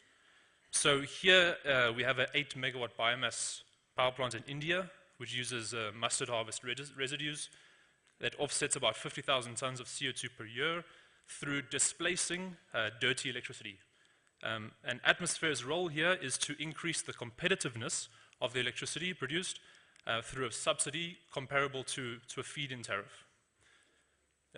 Nepal has a big issue with forest degradation through unsustainable firewood harvesting. So here we have household-level biogas plants, which uses animal excrement from subsistence farming, and these plants then produce a combustible biogas, which displaces firewood for cooking. And then there's, of course, some useful byproducts, which are used later as fertilizer. And here's the magic word, biochar. So in India, Atmosphere produces biochar on a decentralized basis in the villages east of Kolkata. And the biochar is produced as a byproduct of cooking with the help of our efficient wood gasification stoves. These are T-LUD stoves. And then our field agents buy the biochar from the families every month, and they process it in our plant together with compost and dolomite to make a fertilizer. And then we sell this fertilizer to farmers in the region. And now the use of this fertilizer creates a CO2 sink, while at the same time adding valuable nutrients to soil. Okay, so that's an example or two of what we have. I now want to jump into what we're looking for and why we're here. As I mentioned before, our ideal partners typically already have somewhat suitable ideas, but require support to reach that viability or overcome other barriers. Scale. Focusing at the moment on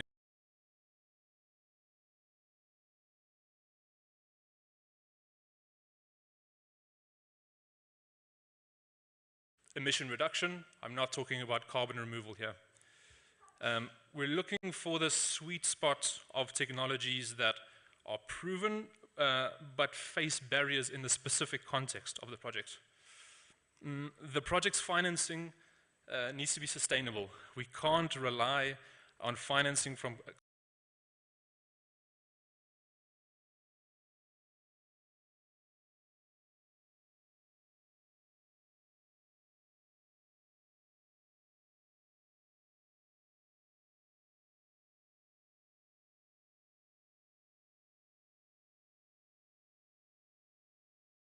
realizing the project, then the project is not additional.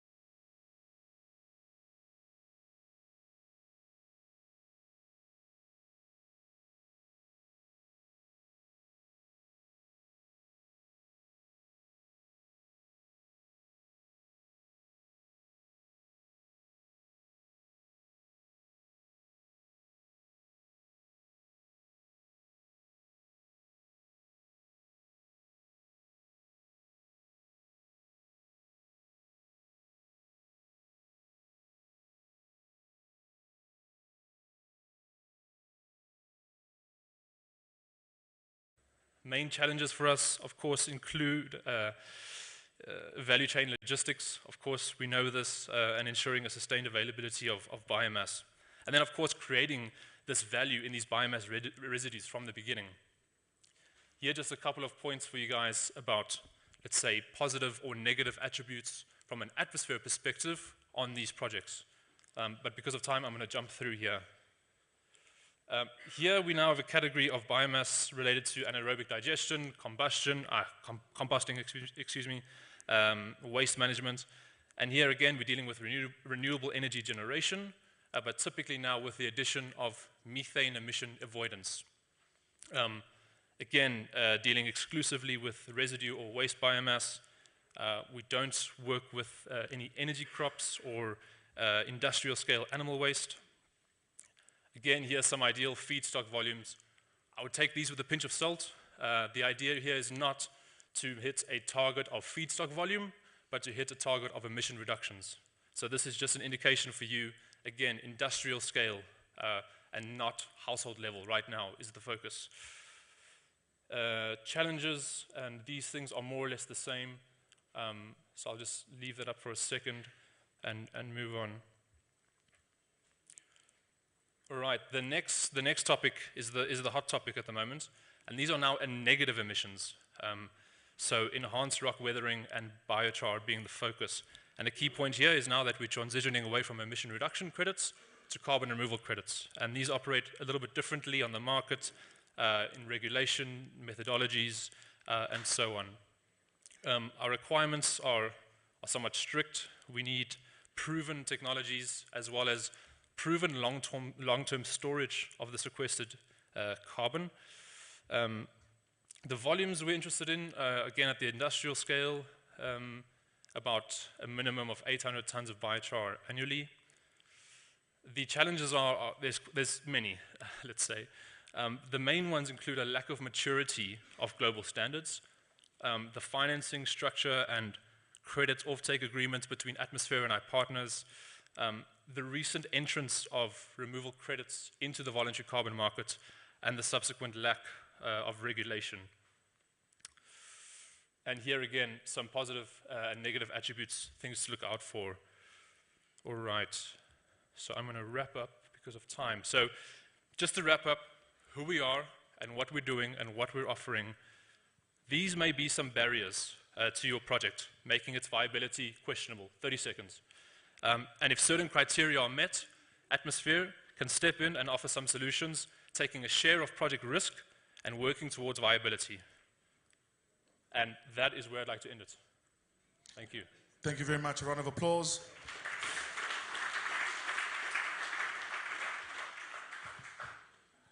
You know, you must not be fooled when a guy can speak very well. All of a sudden, he takes up all the time plus more, because we enjoyed listening to him. Thank you very much, Gideon. There we go. We're going to be joined online by Omiti Biochar. Mr. Leon David Viljoen is online. Leon, can you hear me?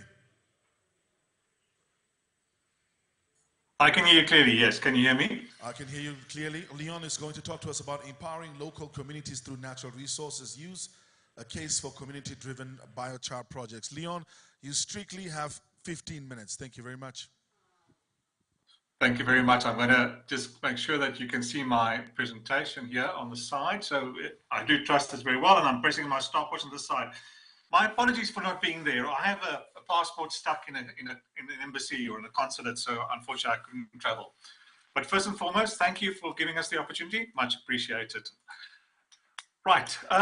The purpose of our briefing is just to briefly explain to you that how we see the role players and the community as an important role player going forward in the biochar market in Namibia. Leon, can you share the presentation? You're currently not sharing. All right. Let's go back. I did try and share it. I'm going to just go off for a second. I'll just try it again. Let's do this.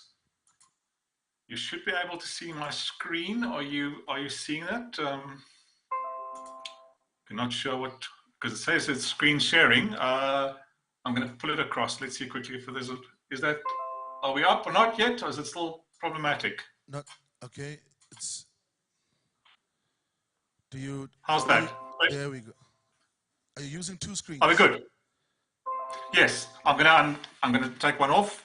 Yeah, please take one Is off. that better? Okay, it's coming now. Can you see it now? You must switch display settings, yeah? Swap them. The displays at display settings.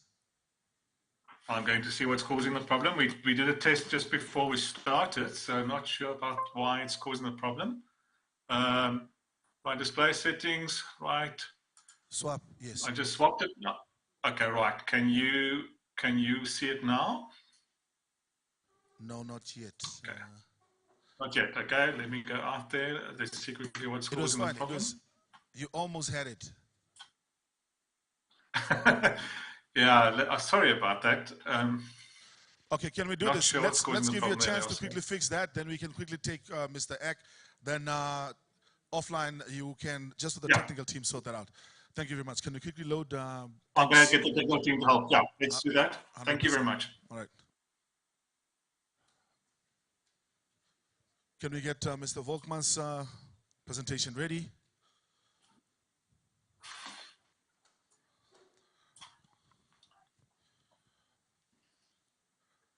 There we go. So we'll just move along with the biochar manager at Paranam, Mr. Eck Volkmann. That'll just talk to us about how to enable climate-friendly bush control for farmers, look at some practical pros and cons of direct carbon credit revenues versus biomass supply models. A round of applause for him, please. Thank you.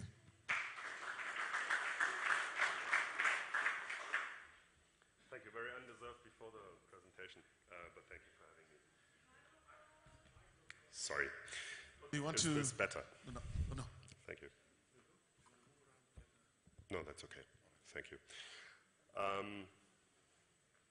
Yeah, I'm the biochar manager at Paranam. I'm talking about a topic that is not my core responsibility. I'm actually facilitating biochar sequestration, meaning soil application. But as such, we perceive quite a bit of a misunderstanding between different regimes on the business models that centralized larger companies like us apply, as opposed to direct farmer enterprises engaged in biochar production. What you see here is what many others have mentioned, the bush problem and us wanting to make a contribution, all of us here in the room, to restore our landscapes. That, again, I want to reiterate, has also been said previously, it doesn't end with the harvest, it ends with the management regime of the farmer, the final restoration of ecology. That's something that is very dear to me, and that most of us in the industry cannot really control. Nevertheless, let's go into some differences of business models. How's this guy working? Does this need to be targeted? Yeah, there we go. So, over here. essentially, what we can differentiate very roughly, without wanting to promote only one of the models, but what we have essentially available in Namibia is artisanal biochar production. The most common practice in Namibia is the Kontiki kiln, which I'm quite critical of. It's the oldest kiln, it's the best researched kiln, it's probably the most common one, but the Kontiki actually only stands as a representative for so-called flame-capped kilns, of which there are multiple types, all of which have been certified and are approved by the Ithaca Institute and the relevant standards as applied by the WBC and the EBC. Alternatively to that, there's industrial and semi-industrial biochar projects, of which you see two types here from Namibia. There's a third one that I didn't find an image of. On the left, that is Paranam's plant, 40 kilometers from here, between Otjikoto and Kalkveld. On the right, Carbon Capital's charcoal operation that also produces biochar as a byproduct. There is also Kudu Biomass doing industrial charcoal production with biochar as a byproduct. In its production or operational features, a brief comparison, they are fairly similar, both types of production, the kiln production and the semi or whole industrial production approach, all rely on certified and audited technology, production technology. Our plants have to be pre-audited, as the kilns have to. They need some kind of monitoring, reporting, and validation, digitally in this case, mostly applied through apps. And the product also needs to be certified and audited at least once in a year. Kiln production allows you for a wide range of flexible feedstock usage, and I want to note that includes twig wood, which is way more difficult to compress and make transport capable. We've heard about technology of processing wood and what challenges we have in making the right decisions where to process the wood and how to save on transport cost. Artisanal production can go where the biomass is. That is obviously not possible with the heavy machinery that the industrial and semi-industrial players use. There's less control of emissions in artisanal production. There's a very controllable environment in industrial production. Both approaches require that the sequestration is monitored and verifiable. That is not easy. It needs to be geo-referenced. There needs to be photo evidence, and you depend on those who apply the biochar to soil or construction or other ecosystem services. You depend on those players to contribute that evidence in order to generate carbon credits. In kiln production, you don't have that easy access to the byproducts, even though I've seen with great interest that the conventional charcoal kilns allow for condensates. In the larger plants, you can build larger condensers that will save you byproducts, valuable byproducts like wood vinegar and tars. Kiln production does not allow for energy recovery and usage, whereas that is theoretically possible for industrial production. At the moment, as I understand, I know of no single player that can afford investing into that at the moment. It's not economically feasible with our decentralized power grid. In each case, third-party auditing by carbon standard holders needs to inspect the plants, which is obviously a more intricate system the more decentralized and the smaller your units are. And the biochar needs to go through lab testing, which is prohibitively expensive. The sampling methods are very similar. It's cheaper by the millions in the production for the more industrial production systems. The feedstock supplies, I said something about that already. In the artisanal production, the feedstock supplies could be budgeted within the project at the direct cost of the project owner or the farm owner, then without a margin, and it's exposed to the inflation and of the labor cost immediately to the farm owner and the project owner. But the farmer maintains control and management responsibility of the harvesting process, which some consider as a burden. Many farmers don't want to do that and would also want to delegate that. Yeah.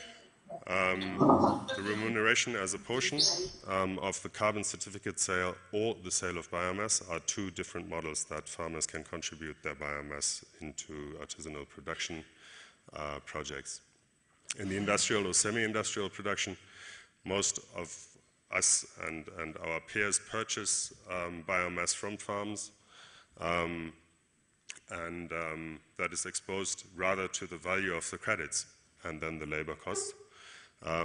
Current pricing that I'm familiar with, which includes our pricing ranges as Pyronam, are 450 to 485 Namibian dollars per ton, including or excluding transport from field to production site.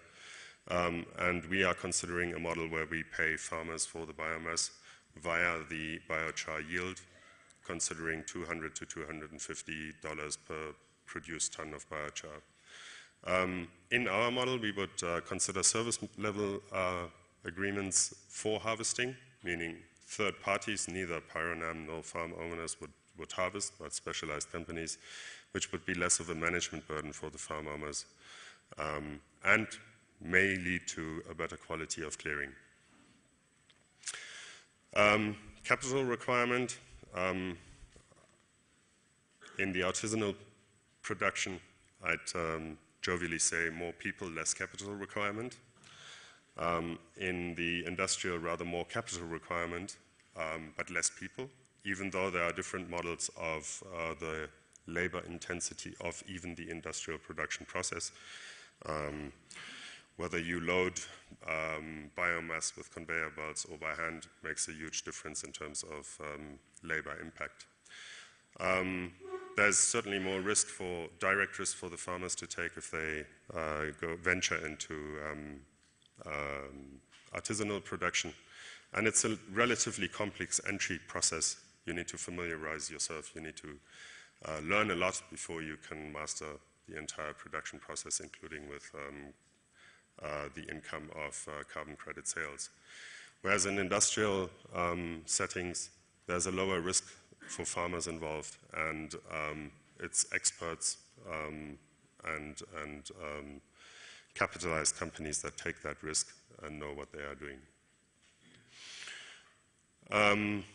In terms of the certificates, the artisanal production has its own class of certificates, the Artisan and the Artisan Pro certification, which has a limitation on the production volumes of production entities at 1,500 cubic meter per year, which translates roughly to 300 tons a year.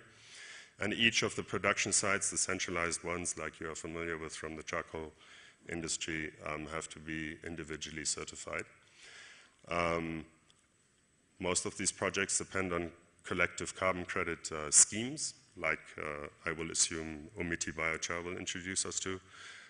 That's at a fairly relatively high administrative and marketing cost per ton of biochar.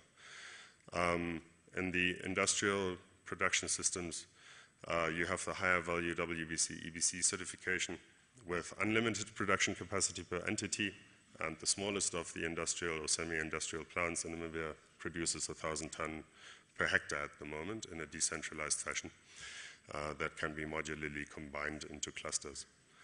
In this case, the project developers own the carbon credits. There's less administrative and marketing cost per ton involved. In general, we assume that there's an unpredictable market prospect in terms of sales of artisanal production, since the data density of the DMRV is reduced. And we assume that over time there are more stable market prospects for industrial production. There's a study of a think tank called Supercritical that has just come out recently that sheds more light on that relationship. So what does this mean for the business model of farmers? In the artisanal production, collectively organized models are required. There are a few facilitators in Namibia. I see Perivoli Rangeland Institute represented here in the room. Biochar are representatives. It requires deeper engagement by the farmer, understanding the entire value chain of biochar, including to some extent the credit regime. They need to know how it functions, not to be pulled off the table. And that may be considered by some farmers as a distraction of their core business of cattle farming or crop production. And as I said, there's a more volatile income prospect. Whereas out of the perspective of the farmer, the industrial attachment to a plant reduces the entire exercise to the supply of biomass only. Risk management and business development are left to dedicated project owners with fairly high expertise in production, and including the credit regime and its marketing. And it's less complex for the farmer. He can continue focusing on their core businesses. There's an additional income perspective for farmers who host plants. There needs to be land leased for that purpose. And we expect a fairly stable income prospect of 2 to 10 years dedicated delivery agreements being signed with farmers. Ricardo, I didn't hear my phone ringing. The 15 minutes aren't over, but I'm done. Thank you for your time. Thank you very much. Thanks, Ek. There we go. Of course, Ek, yeah, that's what we call German efficiency, eh? The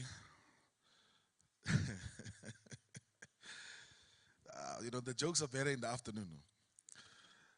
Nonetheless, we're going to try Leon again, gentlemen. Leon, can you hear me?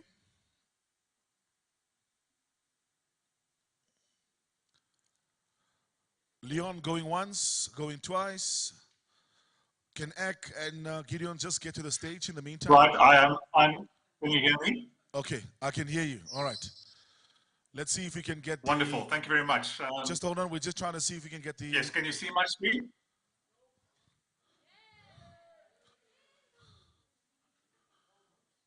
Almost. Good to go? Give it a second.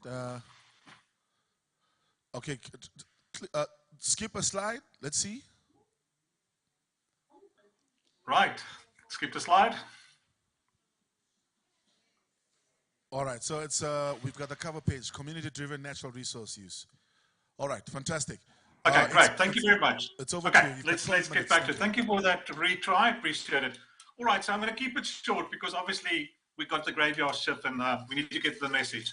So what we're going to try and do, just in this few slides, is explain why the focus is on the community and why we believe that they're a critical role player going forward in the future of biochar and biochar use in Southern Africa or Sub-Saharan Africa, and with Namibia in particular. So let's skip this slide. It's a bit more about my work and what I've done up to now, but what's important from our background, or my background specifically, is that we've dealt a lot with policy development in a number of fora I did professionally. And the one big drawback about policy development is that it ignores the communities.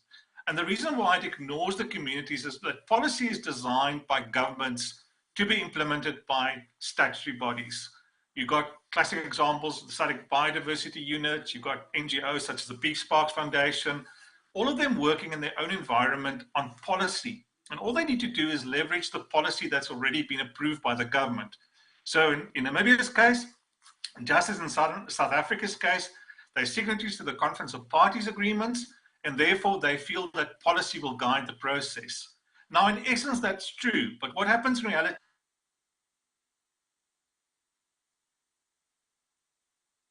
How do we bring the community into the whole process, and how do we make them part of this? And the only way to do this is to provide internal processes that the community can actively get involved with. I have a classic example. Namibia and South Africa are both signatories to the agreement on the protection of seabirds. This came from piracy development and the policy on the protection of piracy. 6 countries enforced the agreement, and at the end of the day, you find that being forced at a local level to adhere to these policies. But they can't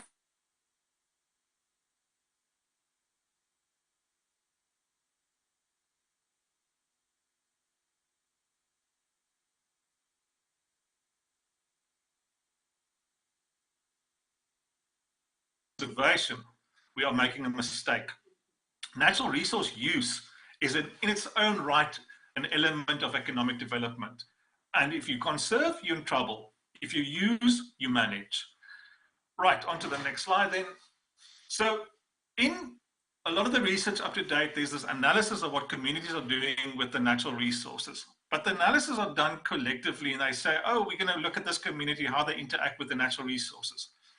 In a paper that just appeared a month ago, there was this argument that biochar, as used by communities in West Africa and East Africa, is somehow beneficial for them, and that because they found out the second additive to the biochar use. In other words, the biochar is not being used purely for getting the wood out of the way. It's being used as water filtration methodology, cook stoves, animal feed additives, and so forth. In Namibia, we find that the biochar argument has not yet reached that maturity.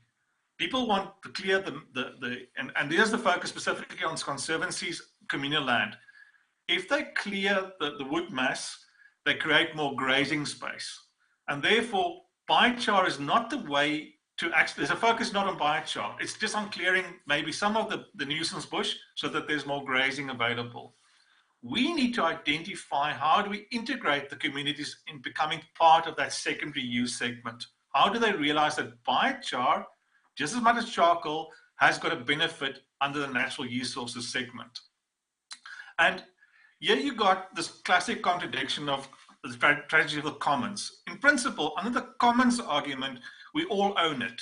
But you might own a little bit more because you have more cattle. So your cattle graze more on the common land than mine. And therefore, because you have more, I care less. And working in conservancies, that is in itself is a challenge, to find a way how to make sure the community understands their relationship with the resource itself. And it's a major element of our education job when we're working with communities, is to explain that relationship. We all know the fast facts. These are normally used in arguments when we talk about why we're in trouble in Africa and why these things just tend to fall flat to a large degree. With natural resources, we have the strongman methodology that happens quite often. People feel that they own the natural resources and therefore they can do what they want. And eventually that becomes a trading chip when it comes to negotiations on policy side. A good example in Angola, there is a massive development for infrastructure, and you get companies from the Far East building roads, building bridges, building factories, building houses, and the trade-off itself is the natural resource. So the companies come and they say, we would like access to the natural resource. In return, we'll give you access to our construction companies. But in essence, that country is paying twice for the same thing. Not only are they taking their own players out of the economic relationship, they are substituting it with international role players. And when the default happens, and defaults do happen, you find that natural resources get traded. Oil is a good example. Diamonds is a good example. Copper is a good example. Oil is not always a blessing. Oil is sometimes a curse when it is seen. And we've got to be careful that natural resource use doesn't become a curse. You've heard the previous speakers. They made very valid points. But, and I agree with them, getting the community involved is a challenge in itself. And that's what we've got to focus on when we talk about the way forward and how we're going to integrate the communities.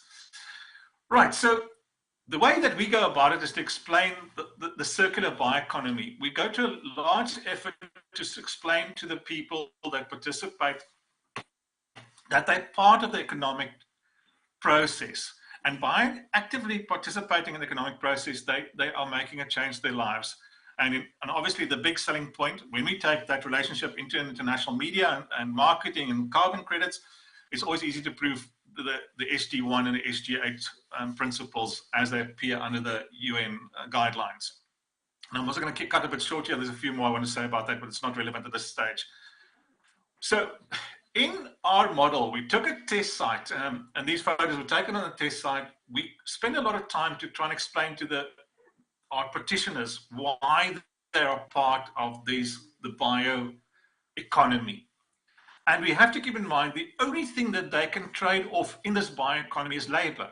So getting people to understand that their contribution to the model is the labor and that they get paid for that labor segment makes people become part of a bigger picture.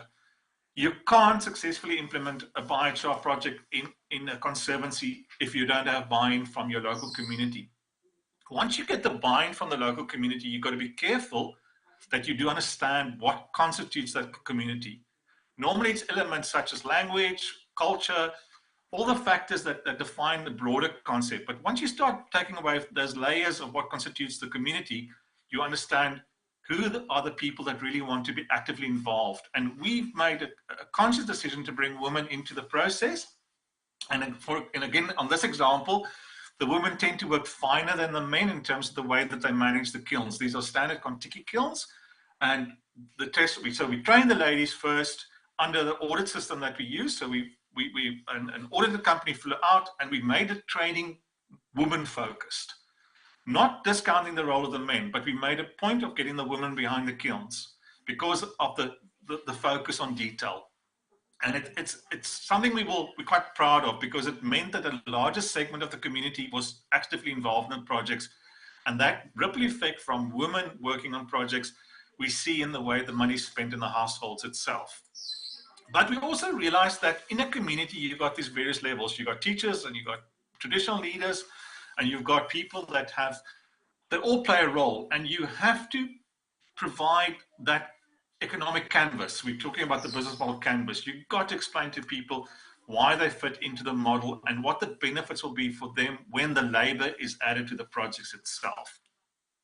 The old Marxist argument is we don't want to get people away from their labor. They need to be effectively rewarded for what they're doing. And therefore, providing above the normal guidelines salaries is also critical for a project to work. Now, there was a previous comment by one of the speakers saying that it's not always successful.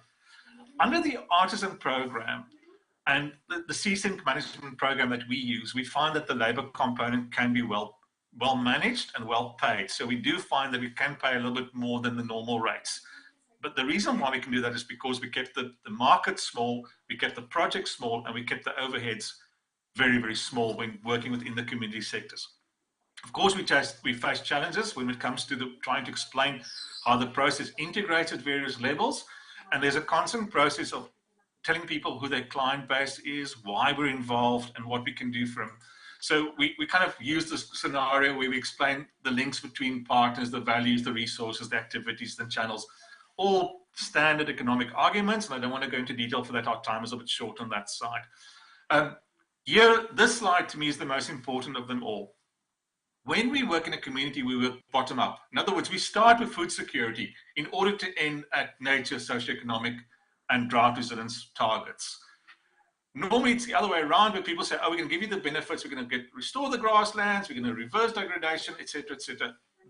You need to give people the comfort to know that they're putting food on their table by working on projects that's the benefit of them. That's the first and the most critical segment of our projects as we go. The biochar is secondary at the end of the day, but when you start, focus on getting food on the tables. It's critical. You can't ignore it. Again, some photos of one of our training sessions there in the top, and basically the people working at the bottom. We've done tests by enriching the biochar with straightforward cattle manure and then testing it in community gardens. It works fairly well. The business models, we actually give the biochar away just for people to go and try and see how it will work on their farms and in their own community gardens. Ideally, and it's something that we are working on, you like to be a bit closer to where there is a traditional market for vegetable growing, etc., among the communities. We found that most of the people are more concerned about whether the grass will recover to a point where they can graze more goats and cattle on the land itself. So it might be that moving in the future, but just bookkeeping skills, a little bit writing in their own household budgets, etc., and the fact that we could award them with a certificate after training is important. And I'm going to end my whole little story on this last point. In our program, we give 20% back to the community. This excludes the salary segment. And that 20% is run through an NPO program where we manage the NPO together, the non-profit segment or the Article 21 segment, together with the traditional leaders and the government. So we invite the Ministry of Forestry and Environment to look at it, the model. We use auditors such as Ernst & Young or PricewaterhouseCoopers, I think in this case, and the community. And our sole objective is to ensure that money goes back into education so that we can give training and bursaries to kids from that community. We know we'll be successful if we can get a kid from a community back in that community, applying it all back. So thank you for that, and apologies for that previous hiccup. And I really enjoyed this, so thanks from my side. Thank you very much. Can I ask the two gentlemen to please come back on the stage so that we can do the short Q&A session? Ek, please join us. Stay on the line, please.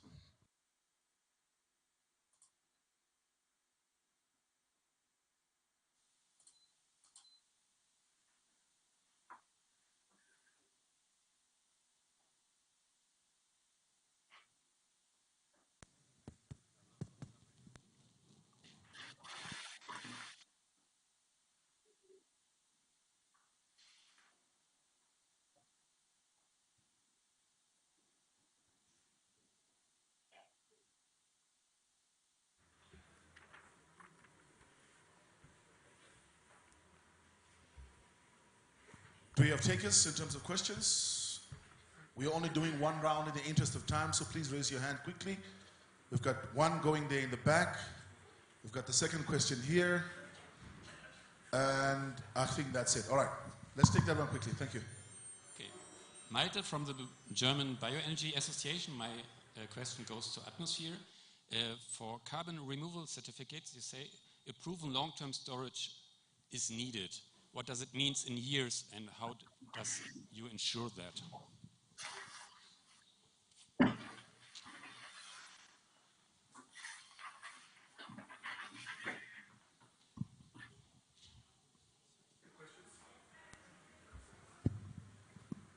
Okay, mine goes to Egg Volkmann. You were saying if the farmer is selling the wood to Pyronym, it's 450 plus minus per ton. But if you sell or you get paid for a ton of biochar, it's 250 per ton. But now my question is, the ratio between wood and biochar is most not the same. It's not 1-to-1, so maybe we have a 3-to-1 ratio. So 3 tons of wood would make 1 ton of biochar. So could you just explain why is the pricing for the biochar lower? Because then obviously the farmer would choose to sell the wood. It doesn't really make sense in my math.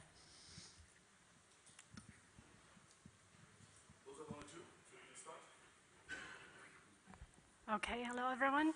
So let me take the first question. So how long is the carbon to be stored? That's in the CSI, in the carbon standard. That's 1,000 years. And how do we ensure that long-term storage? That is ensured by the quality of the biochar produced. So every biochar produced, I can also tell something about that, I guess, needs to prove an H/C ratio that ensures that the carbon is stable and will stay in the soils for 1,000 years. And this is proved by yearly analysis of the produced biochar. And maybe just to add on to that, you're typically dealing with a proportion that is labeled permanent storage and then a semi-permanent. And the permanent one is more or less 75% of your total storage, and the remaining 25% is typically excluded as a permanent carbon sink.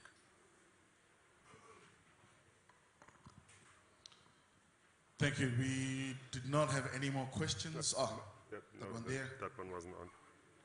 The one of Mete wasn't answered. Okay, I have another question. Oh yeah, okay, but I also have a question for Atmosphere.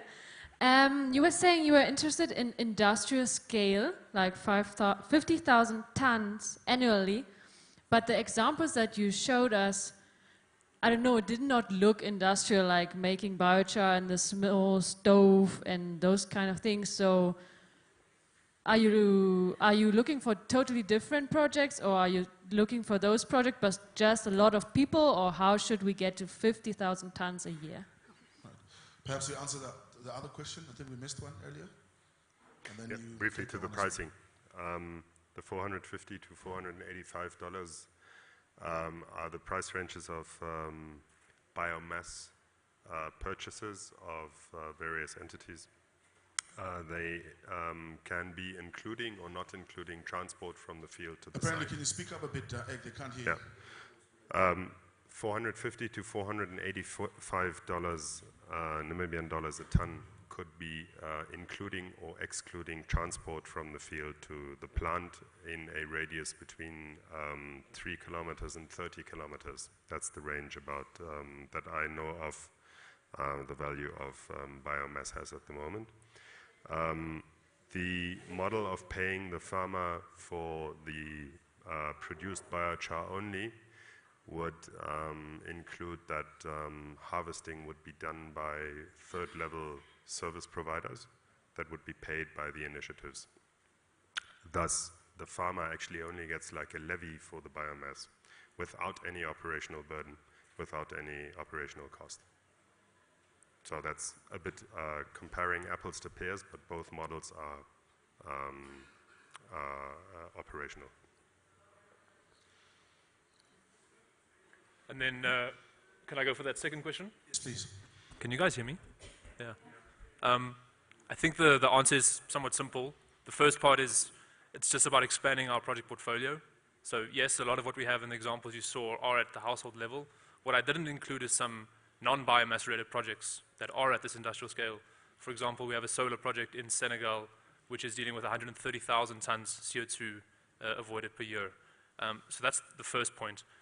The second point is, is we have limited manpower at Atmosphere, and so at the Barcelona office where I am, our focus on scouting is to try find these bigger fish, let's put it that way, of industrial scale projects. But that's not to say that we as Atmosphere are not interested in small scale projects. That's not the case at all. It's just about where our focus is. So if an interesting technology, an interesting project comes along at the household level, we remain interested, of course. And the credits, sorry, if I can also be added. So if you have more than one facility, for example, then it will add to a higher number of carbon credits then, but one facility could still be less, but then it's just the number of facilities that could be expanded over time. Do we have any more takers? All right, there we go. Mr. Ndokosho, and then the gentleman at the back. Okay, perhaps we...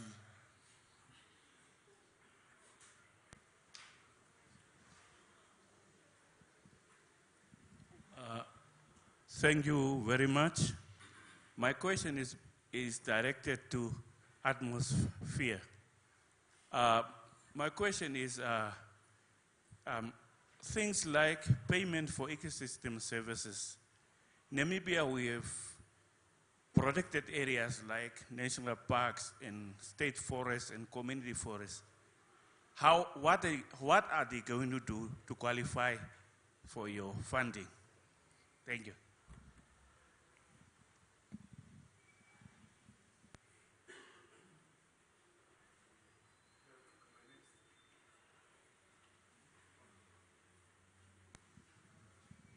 Yeah, thank you. Mine also goes to Atmosphere. In your presentation, you touch on something we call corresponding adjustment. In other words, we transfer the credit over to the other party. Now, countries have got NDCs, the nationally determined contributions, and therein we have targets.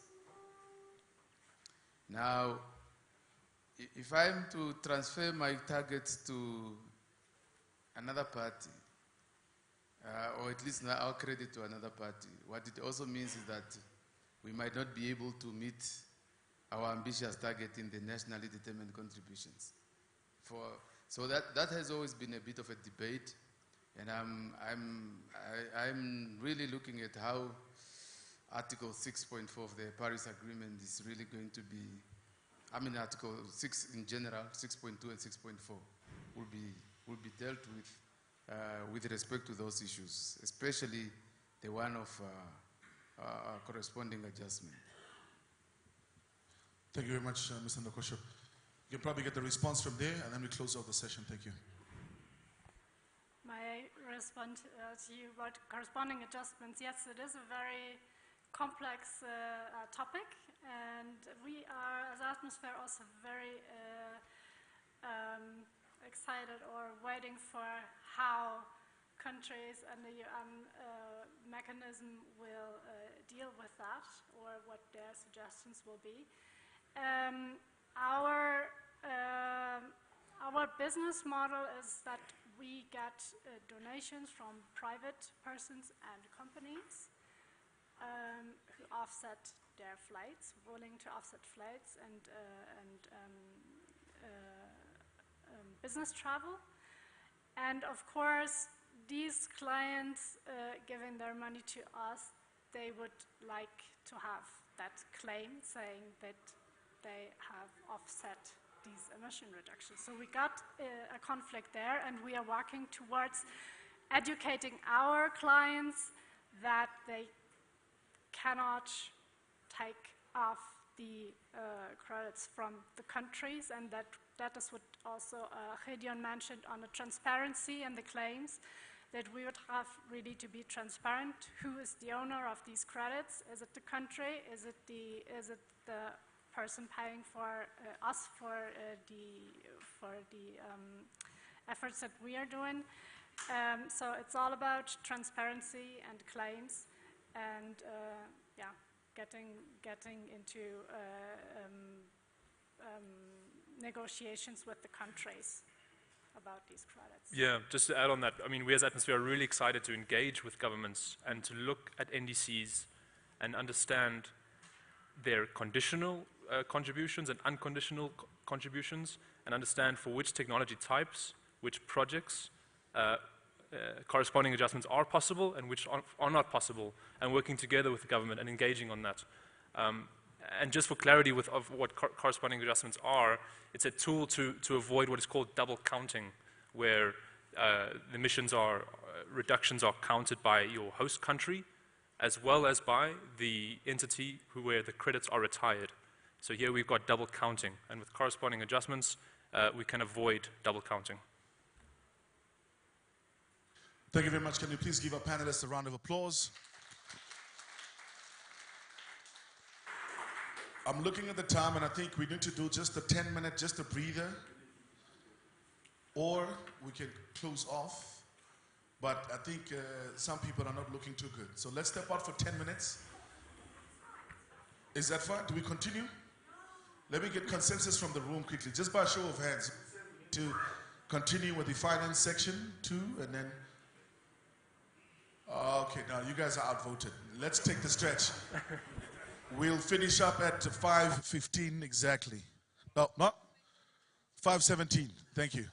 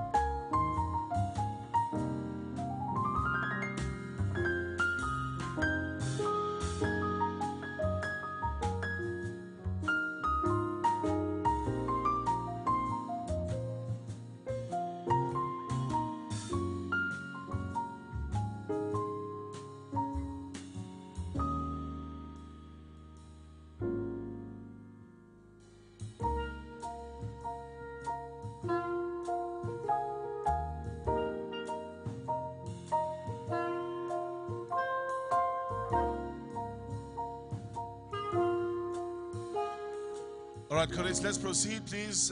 Thank you very much. Don't stop the music.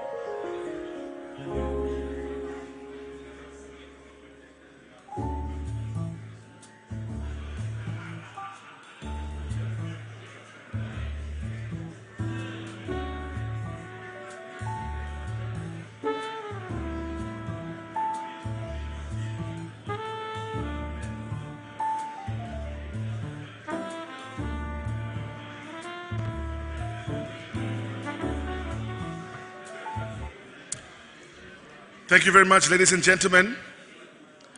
For those of those that are in here, can we please settle down so we can start with the finance session? Thank you very much. Thank you. The networking session is about 30 minutes away, so just please bear with us for the last session. The most important one. We're going to start, of course, first off with Agribank, and then Standard Bank will join us. Unfortunately, KFS is unable to join us for this session, so please put your hands together for Ms. Hildegard Martin, Sales Executive at the Agricultural Bank of Namibia. Round of applause for her, please.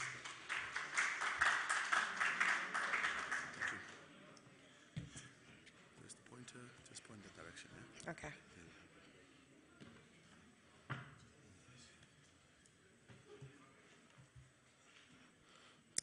Great. Thank you so much. Good afternoon.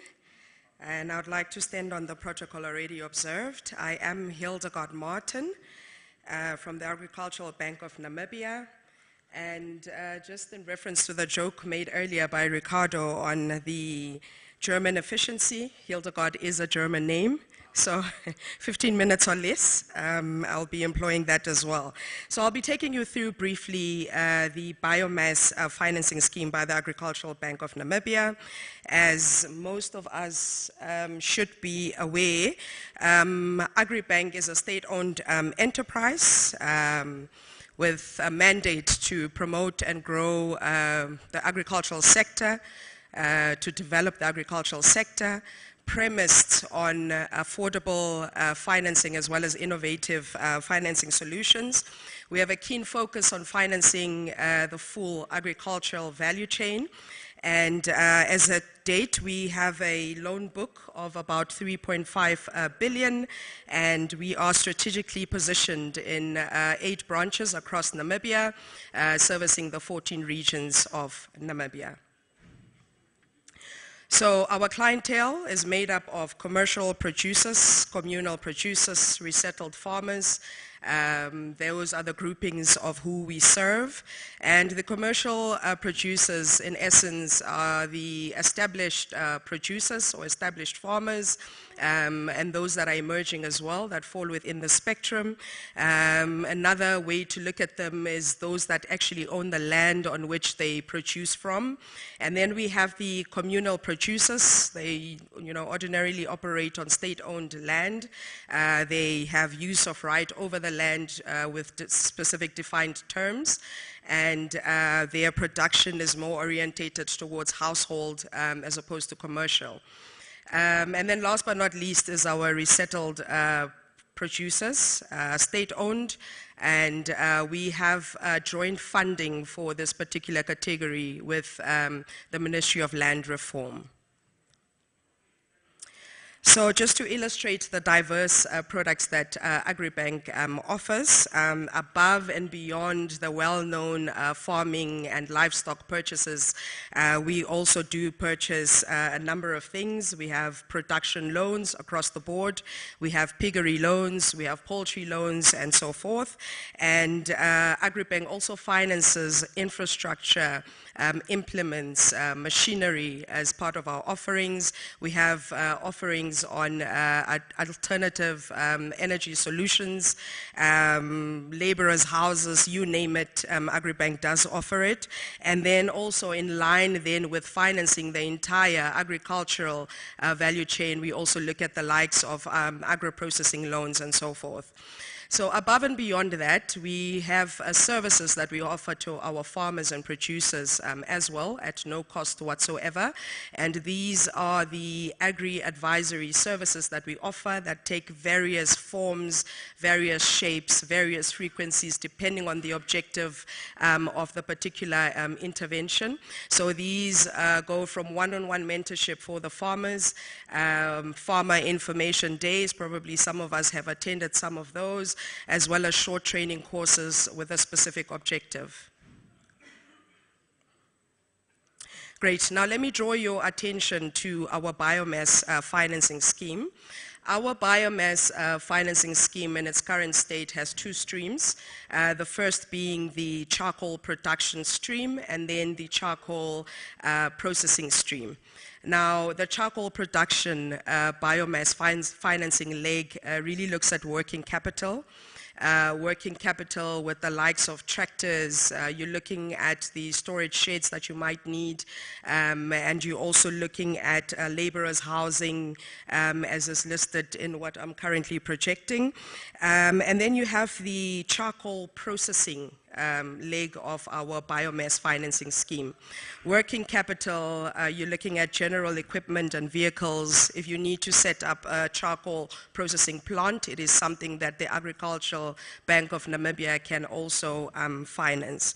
Now, in essence, working capital primarily has a requirement of no collateral, premised on the fact that the farmer has either an offtake agreement, either with a processor or a retailer in place. And then when we look at capital investment, that has a collateral requirement in general terms and is looked at 100% loan to value. The biomass production loan terms range from 2 years up to 6 years. There is a frequency monthly payment, and we do have a grace period on average of 6 months. This is obviously intended to allow the farmer to set up stage to actually produce. Those are some of the perks that we have in place as well. The processing loan, the term ranges from 2 to 6 years, frequency payments on monthly as well, and then the grace period then ranges from the 3 months to the 6 months, also with the same thinking to allow the farmer to set up as they envision in their business plan. Now, we do have some tips that we ordinarily give to our farmers, especially our communal farmers, and we foresee that this current spike in receiving interest in production and processing loans from our communal farmers will actually go up. Some of these tips obviously premised on the leg of our agri-advisory services that we give out, and if I am to just conclude on this one, it would be that hands-on management is a prerequisite, is actually quite needed for you to be efficient at what you need to do, particularly the communal farmer that wants to also be an active participant in this biomass industry and the value chains. Bookkeeping records is another key one, and get offtake agreements, as I've touched on earlier. These are accepted by Agribank, and we can extend financing premised on that. And then last but not least is really just to create a lasting structure, sustainable lasting structure in your biomass endeavors. Thank you so much for your attention. I have come to the end of my presentation. And if there are any other questions, insights required on our products, please do not hesitate to reach out to me at any of the networking platforms. We do have our team that will be servicing or consulting tomorrow at our exhibition stall. Please do visit our stall. Let us hear your ideas, your prospects, your business plan, and let us customize a solution for you. Thank you. Thank you very much. I think, Hildegard, you need to run a workshop on efficiency with EC before the end of the year, please. I'll make the arrangements. Up next, we have Standard Bank, Mr. Gerard Mukwahima, that will just take us through the philosophy from Standard Bank in as far as financing is concerned for the sector. He's the head of agribusiness at Standard Bank. Please give him a warm round of applause.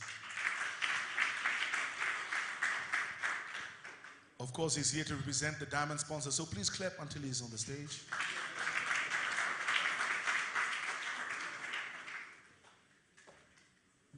Thanks, Ricardo.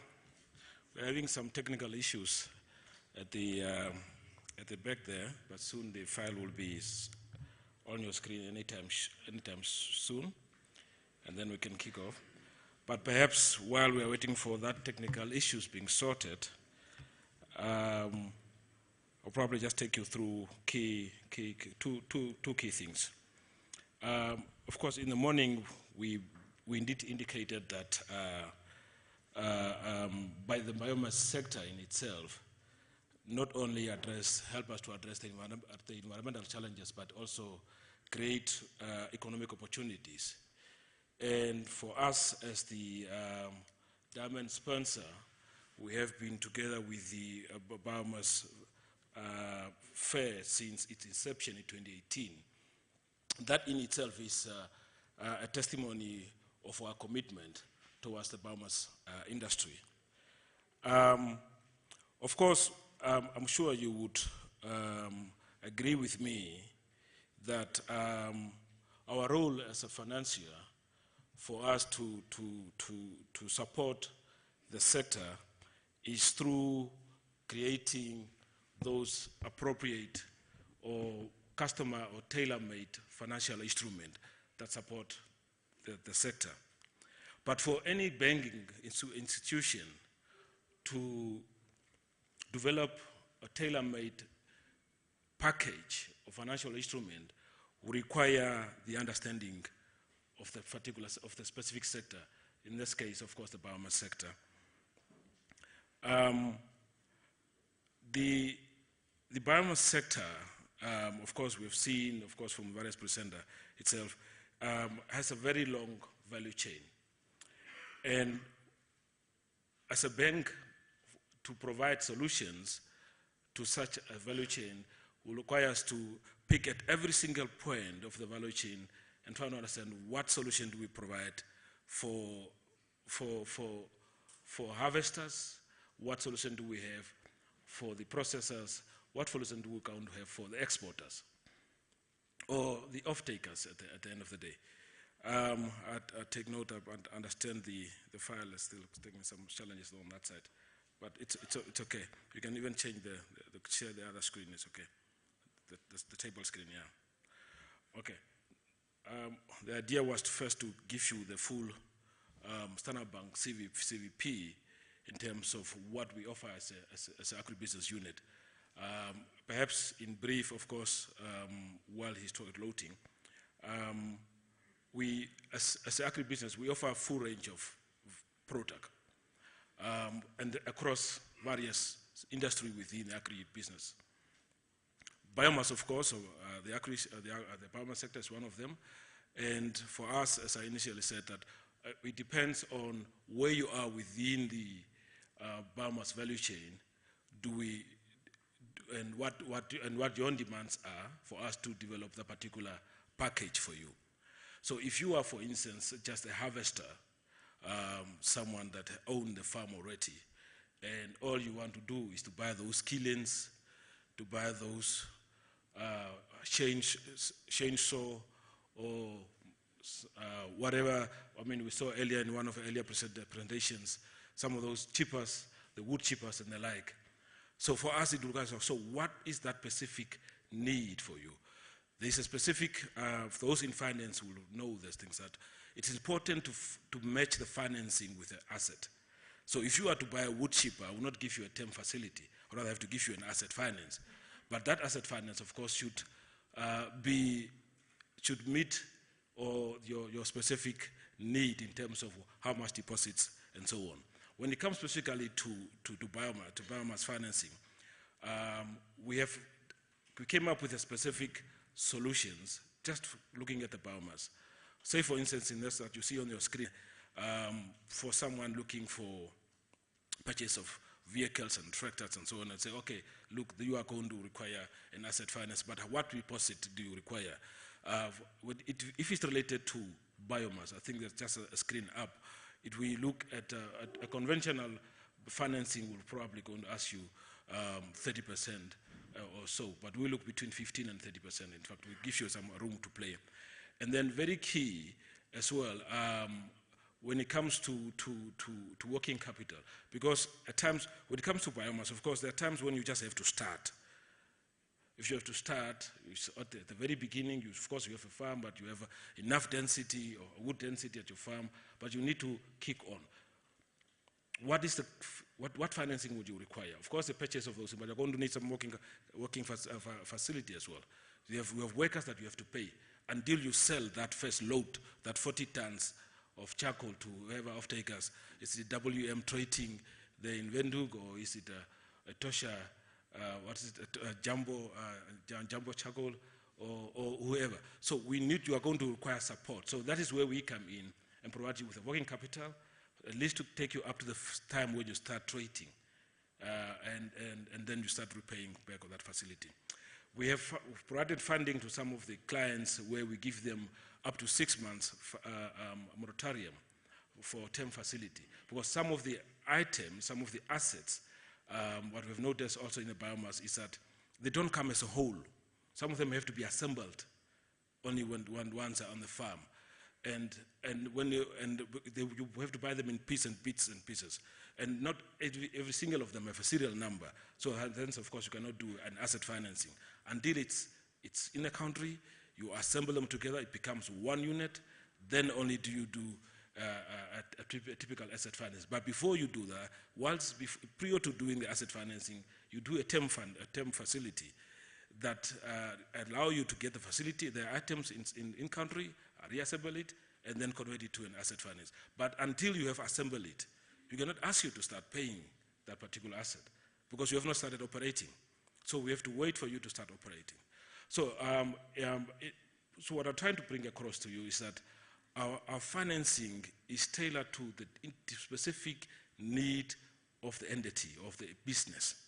It's not like one size fits all kind of an approach. We have to understand what's your specific needs, sit with you, and then work up on a model. Some of the key required document, of course, as you see there on your left-hand side, is we would need a business plan. We would need to understand, we need to have some comfort that you know what you are doing. Not someone else have done a business plan for you, you are here just to execute. Imagine that's a very difficult thing, it's a very risky thing to execute someone else's business plan. So you need to understand clearly what do you intend to achieve. Do you fully understand what you have put in place, the specific financial requirement for that specific need, and when do you expect to at least to break even? And then, of course, as a commercial entity, we always want to see your previous performance, your previous year financial performance. That's why we always default to seeing what is your financial statement or management accounts, at least to give us a comfort on how you have been trading for the last period. Those are some of the basic things that we're going to. Of course, when it comes to biomass, of course, FSC is a key thing. We want to ensure that what we do is environmentally sustainable, and hence, of course, we have to make sure that you have some FSC certified copies as well. This is not to say, of course, that someone doesn't have an FSC, we're not going to look at it. But it is something that we really want to, because some of the off-takers or some of the farmers don't sell to the EU, they sell it locally here, or to SA or whatever, where the FSC is not required. But for some key big projects, where those ones that export, of course, we look at those FSC certification. Of course, if you're not banking with us, of course, those are some of the basics. You need to provide some proof that wherever you have been trading, you have been actively trading. You have not just been dormant. We need to see that you have been active in the business, and so on. Of course, for those that have property, valuations become very critical. So, and there are other requirements, some additions and so on. So that is now for the people that are producing. And you have, when you move into a bit further in the value chain, you have people that all they do, they just transport the charcoal. That's all they do. They go to farmer A farms and take the charcoal, those full load, and take it to whoever they offtake. That's all they do. That's what they do in the charcoal. Their purpose within the valuation is distribution. So then, of course, the individual like that one, entity like that one, you need to look at their specific needs. Is it a truck that they're going to need? Where is this truck going to be bought from? Is it local or is it perhaps something from outside? What type of deposit are we going to ask? Are we going to ask for collateral? No, it's because it's a truck that's going to come from itself. But that truck that is the particular entity is buying, is there sufficient proof in terms of repayment? Does he have contract or whoever with the person where he deliver the charcoal to, or does he have enough also contract on this other side, wherever he collect the charcoal from? So one also need to understand that particular individual. Then you package the financing accordingly. Go to the very end, because we have dealt with some of the off-takers. The biggest challenge with off-takers, of course, is that when they buy the charcoal, you have farmer A have provided them with the charcoal. Now they need to pay this guy, but they cannot pay until they've sold their charcoal. But most of the local off-taker we have here, they export. So when it comes to the other things, there's a process. I think I've seen some of our clients here, they do, and there's a process to go through when it comes to export. Until whoever from on the other side buy or get their product or get their product, only then do they get to pay you. So what do you do in between here? Because the farmer here need their money. So that's where we come in, of course. Okay, we provide you with that particular working capital to sort out the farmer out of the way while you're waiting for your charcoal to be paid. But for you, of course, also to export here, it's not just a matter of just taking product, putting in a container and take it to someone in Europe. There's a process as well. It's an export requirement that have to be taken into place. So what can the bank they do? That's where we come in with, perhaps we can give you the letter of credit assistance or guarantees or so on, to help you, of course, so that you don't feel any financial strain while you're waiting for the goods or for your payment of your goods to come through. So for us, it's very critical is that at every single point of the value chain, we need to deal with it on its own, separately, understand it comprehensively with the individual or their client, and then develop that specific support. Thank you.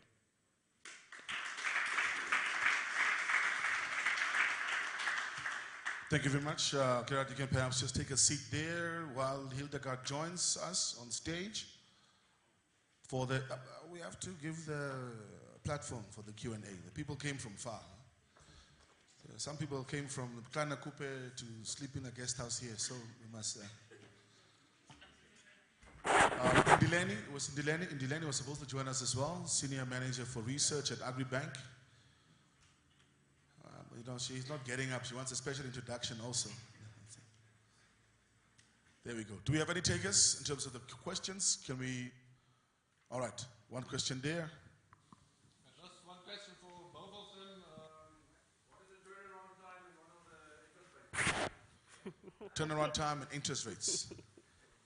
Straight to the point. Another question? There we go. Another one here as well.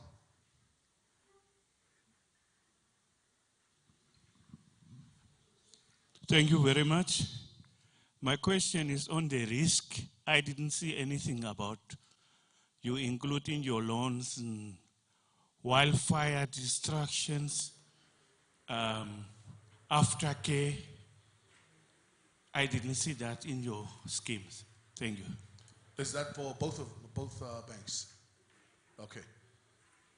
We can take one more. Oh, I see that there was a... Oh, okay. Yes, good afternoon again. My name is Mali. I have a quick one. I don't know who to address it to, but with regards to standards and certification. We know that the certification that we are using currently is not a Namibian developed base or no. So to what extent does it take the Namibian circumstances? These ones that we are using, because most of these will be exported to Europe and stuff. To what extent do this understand the circumstance of the local harvesters and producers? Thank you. Yeah, I think we can start with that one. Ndileni, can you take that one since you're in the research space? The researchers have answers for everything. So. Right, thank you. To your question, I think maybe what I can start off with is that with AgriBank in particular, we have assessed the FSC standard and requirements for our loans, and what we have done from our side is that we also want to upscale producers that might not be FSC certified. So we do look at FSC certified producers and processors, but at the same time we also do consider those who are not FSC certified. And I think there's a reason for that. Within the presentation that I think was presented by Hildegard, you would notice that we also do give funding for those who want to be FSC certified but are not. So we definitely take into account the fact that not everybody might be compliant to FSC, and that is why we want to assist especially the local producers that might not be FSC and that might not meet the standards to be FSC to still be able to produce and feed into to the market. Because I think based on our research, we have also realized that there are off-takers that do not necessarily require FSC certifications.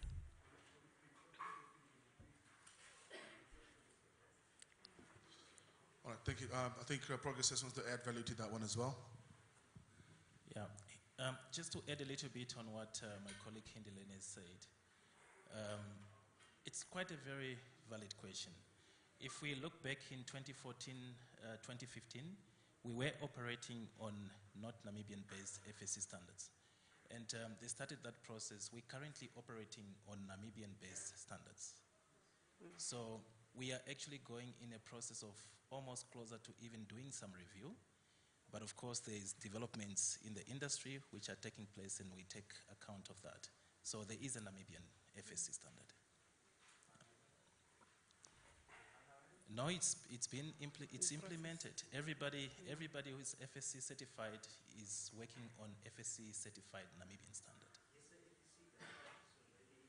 Yes, and Ferguson is here, and he can do that better than me.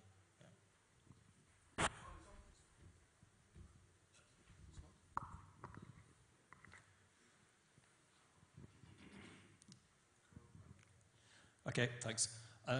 Yes, FSC is an international certification system and a standard setter. Yes, it is headquartered currently in Germany. Yes, it has a core staff that operate out of Germany. However, outside of that, Africa is a region, Asia Pacific is a region, Latin America is a region. Within that, we have sub-regions. The standard that you're working on in Namibia at the moment is the Namibian national standard. It was developed by Namibian, the economic, environmental and social chambers. They were all Namibian people. They were all Namibian experienced consultants and academics and so on. So that is your standard. You can't say that it's a European imposed standard. The system is global. The system of certification and auditing against that standard is global. That happens across the world. But the point is that this is not a European imposed thing that you have to deal with. Thank you very much. That was very clear. We can respond probably to the first three questions that were asked. Okay. So if I Hilda, can just perhaps you can start here. Oh, great. Let me touch on the interest rate. So the Agribank interest rate would vary. It really depends on what product specifically you are applying for. So on average, our interest rate is 8%. It could be lower than that, depending on what exactly you would like to do. So once again, just a call out to just visit the store, let us know exactly what you'd like to achieve, and then we can give you the exact interest rate. But on average, it's 8% or lower. Yeah, so the turnaround time tends to be a bit more extensive when it comes to the likes of land purchase and so forth. But we have a keen focus on biomass and shortening it as far as possible. So we could look at something that is much less than the average turnaround time that we might be aware of. With biomass, it's quite delicate. We understand that we need to handle those as fast as possible. So on average, if we have everything in place, and everything, the requirements will be given exactly to you when you do visit our store. I think it can be much faster, less than a month even, depending on everything is in place, the permits, the requirements, and so forth. And it's, as I said, it depends on what exactly you want to do and what you have in place. Thank you. Gerard? Yeah, Ricardo. I think it's in a very unfair competition. So imagine sitting next to a development bank, we talk about pricing. But you've got a bigger market cap, so it's all right. Imagine, and I'm also sitting in the middle. Can you imagine?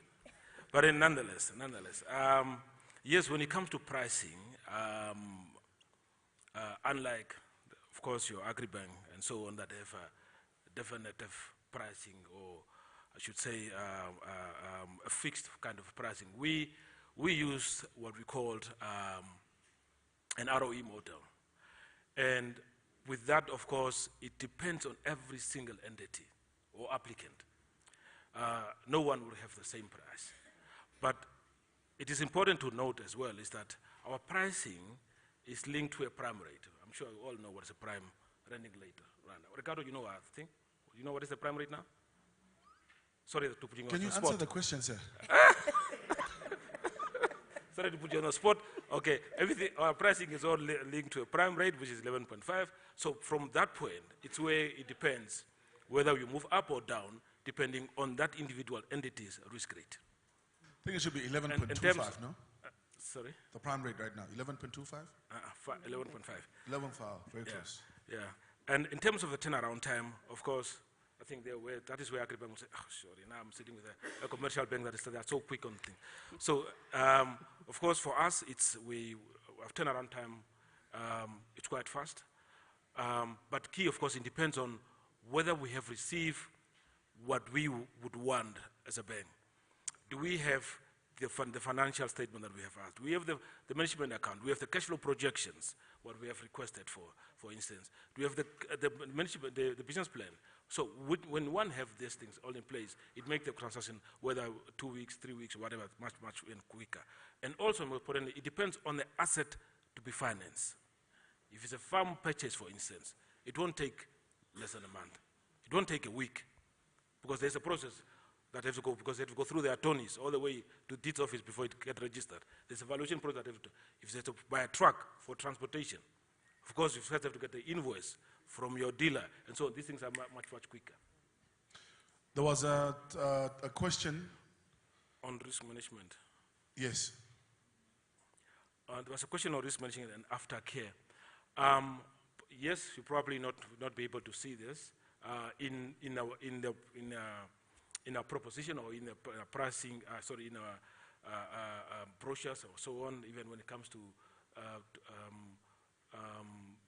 selling ourselves in terms of product. But of course, every year we do what we call annual reviews of our client facilities. And during that process, that is where the conversation happened. That what has been done since the initial lending was done, what improvement has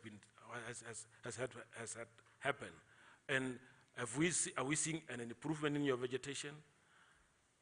Are we seeing a deterioration in your vegetation? Because because we are relationship-based, and because of that, is that our team from time to time, at least once on an annual basis, will go visit the individual farms or our client farm, and that is where they see what's happening. And that mind you, what happened on the farm will always, one way or the other, translate to your financial statement. We are going to see, whether from your income perspective, income statement perspective, we're going to see, and that's where the link will be seen. Why are you not generating what you have been doing before? Why are you only using a part of your farm now since the last time we met or what? So, but through our annual visit to the farms, that's where we get to pick up what is happening on the client farm. We had one taker there, more here, and then we... Yeah, just a bit on the FSC. FSC is a voluntary standard. And if you are FSC certified, then you can sell to most of the markets, especially when it comes to charcoal. But now we are dealing now with what we have discussed earlier, the EUDR, the European Union Deforestation Regulation. So it's no more voluntary. It's no more determined by the person who's buying the charcoal in Europe. A European Parliament have, what was the right word? Enacted a regulation that is law like our own laws in the country. And if you are FSC certified now, you are basically 75% halfway there to be compliant with the EUDR regulations. So in the future, we are not anymore going to talk about the FSC issue, but the EUDR compliance aspect, of which the FSC, I think you can talk more about that. We have worked quite a lot to try and improve our FSC components or mechanisms to be compliant to the EUDR. I don't know whether you can give quickly to, because I mean it is very, very important for the. Should we put Ferguson on the panel quickly, maybe? Yes. Yeah, it's very important for the sector. Go ahead. No, for the sector to know the EUDR impact.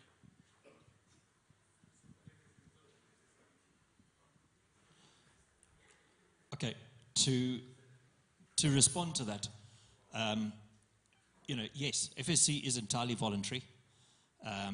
It is a market mechanism. It is required in some markets. In some markets, they have no interest in FSC. Basically, markets that are interested in sustainability and the quality of the product and the value chain behind that product require FSC certification. As Don mentioned, if you are FSC certified for forest management and chain of custody currently, you are probably 75% of the way already certified, already qualified for EUDR compliance. We've known about it obviously since the early days. We have been working, say we, that is, as I said just now, there's a whole team in Bonn. They've been working on it for the last year. They've come up with a series of 3 additional elements which will have to go with the, on top of your FM certification. Lilani basically showed you what those were this morning. There's a thing called a regulatory module. Then there's risk assessment, risk mitigation, and a due diligence statement, and then a means of taking all that information and channeling it to the market, in other words, to the EU, to the competent authority. What she showed you was a software version of some of that. FSC itself has developed all of those. If you're an FSC certified producer at the moment, you're getting all of that for free. That's been at our cost. It is going to cost, the implementation of this will cost you more because it's the certification body that is going to come and look at you in the way that they always do on their surveillance audits. They're going to look at it, and it's going to take them an hour or 2 or half a day extra to check now for the 3 extra elements: the regulatory module, the risk assessment, and the due diligence. So yes, you may get billed for an extra half day or a day. And of that, we get paid 7.8% that cycles back from the certification body back to the FSC. That's the annual administration fee. So I hope that answers the question. You can just pass the mic there behind to Colin, just here, behind you. I just wanted to say, I don't see EUDR as a problem. I see it as a massive opportunity for Namibia. We have to realize that because FSC is voluntary, the rest of the EU markets don't necessarily require it. But EUDR will be across the entire European market, and it's going to exclude charcoal, but it will not be FSC charcoal from Namibia that it excludes. It'll be the non-sustainable charcoal from Nigeria that is accepted in Portugal, in Spain, in Greece without question right now. And what are those countries going to do the next time they want to fire up their braai if they don't have Nigerian charcoal in the market? The demand for sustainable certified charcoal, i.e. Namibian charcoal, is going to go through the... Also, Comment Director, you want to add value there before we close? No, I was actually just concurring with Colin here that I actually like what he's saying. And I think we need to really set ourselves up to grasp that opportunity when it arises. Thank you. Yeah, perhaps, I don't know, something to think about. If there's a workshop required for something like this, maybe that's the chat that needs to happen, to look closely at just that particular component of the EUDR somewhere before we have another conference next year to unpack that as well. Very unique way of looking at things. Thank you very much. I think, is there any input from the panel, or are we done? Except for Mr. Mokwaima, because he will take the chance. But for you ladies, do you have a... I will hand over to Hildegard. All right, Hildegard, please. Yeah, no other input per se, but just really a call out for anybody within the room in this platform to really just take the time tomorrow and visit our branch on wheels and let us assess what you would like to do and see how we can enable making your business dreams come true. Thank you.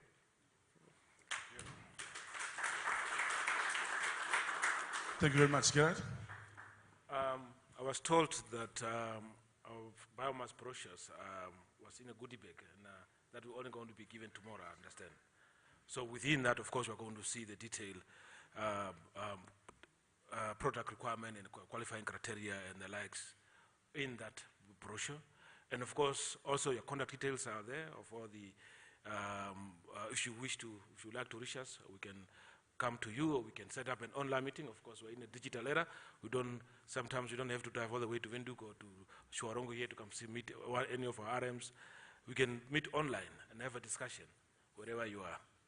Thank you so much. Thank you very much.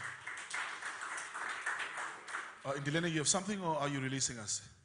No, I'm releasing you. Okay, thank you very much. Round of applause for the panel, please. There we go. I think now it's basically we're done, of course, with the sessions for today, but the big question always is, what is the outcome? What do we do with the outcome of the conference?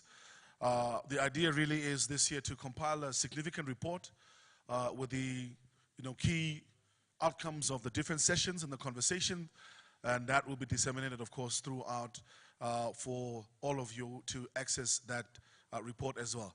But in order for you to access the report, it will be available on the website of N-BiG when it's done, but there will be a survey link sent out on the CRM, and you complete the survey, and once the survey is done, you get to access the report as well as all the presentations. I mean, isn't that just brilliant, huh? Yeah, so you must complete the survey if you want the report as well as the presentations. All of them will be available via PDF, but of course we got the relevant approvals from the presenters first before we are able to share those as well. But for now, just to close off and highlight some of the key outcomes from the different sessions or the points that were made, please welcome Mr. Robin Tyson. He was our rapporteur joining us since early this morning to just give us that summary. And after that, we'll just have the vote of thanks from the Chief Executive Officer of N-BiG before we open up the cold ones. Just give him a warm round of applause.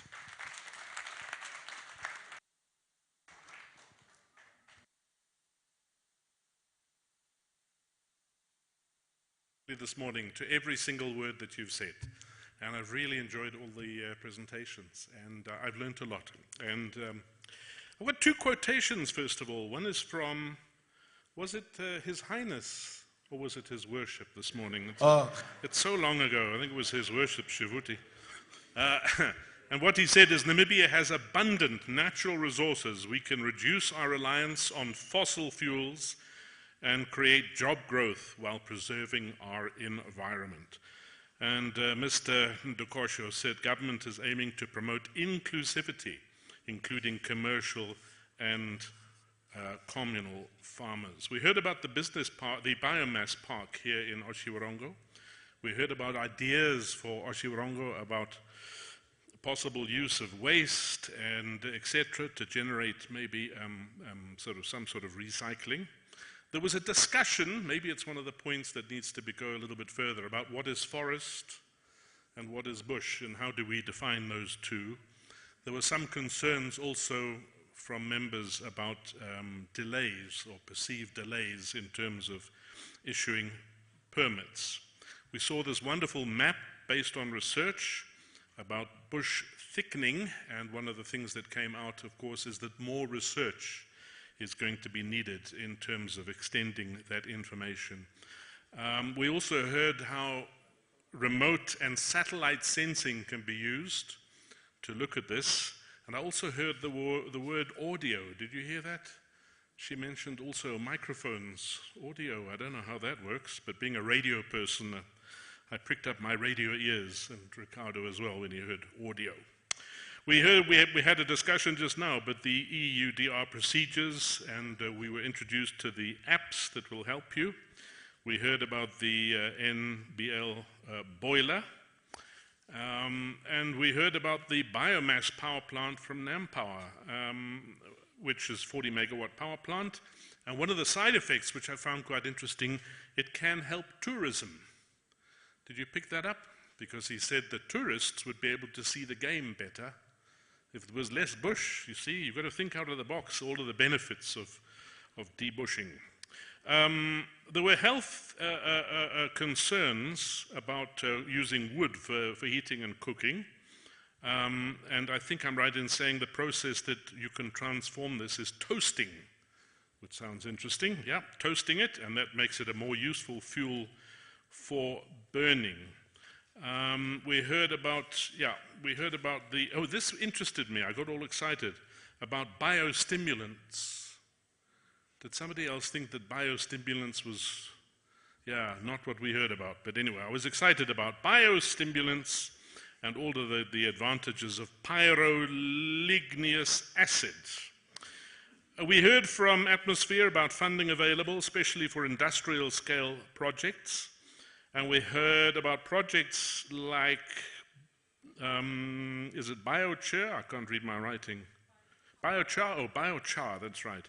That have other uses like water filtration, cooking, animal feed, and pollutant absorbance. So we need to educate communities about all of these advantages. We ended off the afternoon with very clear descriptions about how you can get a loan from Agribank or Standard Bank. And we ended up on the highest of the high notes, and I quote, "The demand for Namibian charcoal will go through the roof." Thank you.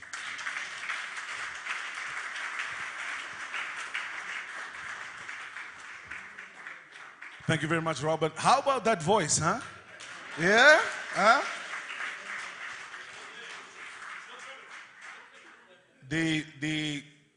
My first training that I got for news production, news gathering and news production was by Mr. Robin Tyson there, many, many years ago. And if you know who he is in this room, then at least you must have gone through at least a failed marriage or a divorce. That's how old you must be. So Mr. Robin Tyson is one of those individuals. I just really want to, just 10 seconds. It's somebody that has mentored so many of us in the broadcasting industry. Growing up, as small kids, obviously we know most households, after independence, you were watching news at 8. And when it comes to the news at 8, the reliability of what News at 8 stands for now at NBC, of course, was from the likes of Mr. Robin Tyson. He worked for many, many years at the University of Namibia, and many of those that are in public relations, in communications, in media, have gone through his hands. And now, of course, even though he's a senior gentleman, he's still able to lend his thinking cap to us in the interest of the development of the country. So can we please just give him a warm round of applause?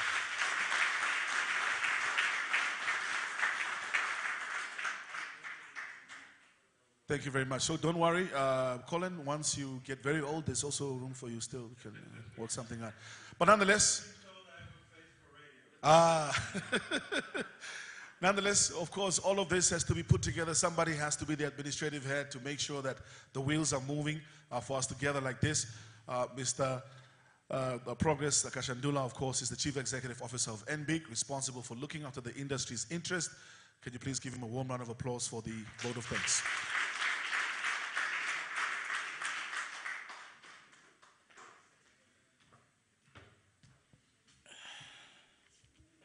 Ricardo, thank you very much, and thank you very much to the participants and everybody for the patience. I see the hall is still quite very full.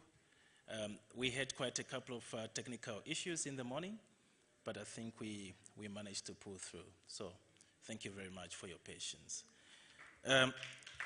Maybe it needs a round of applause. Thank you. On Monday, when we spoke to Eloide from the EU, she spoke about 51 million euros of bush value commodities going into the EU. That was amazing already. I think, Colin, this morning as well, you alluded to the 1 billion, over 1 million, which is coming in the country. So that's quite really a very big achievement from the industry.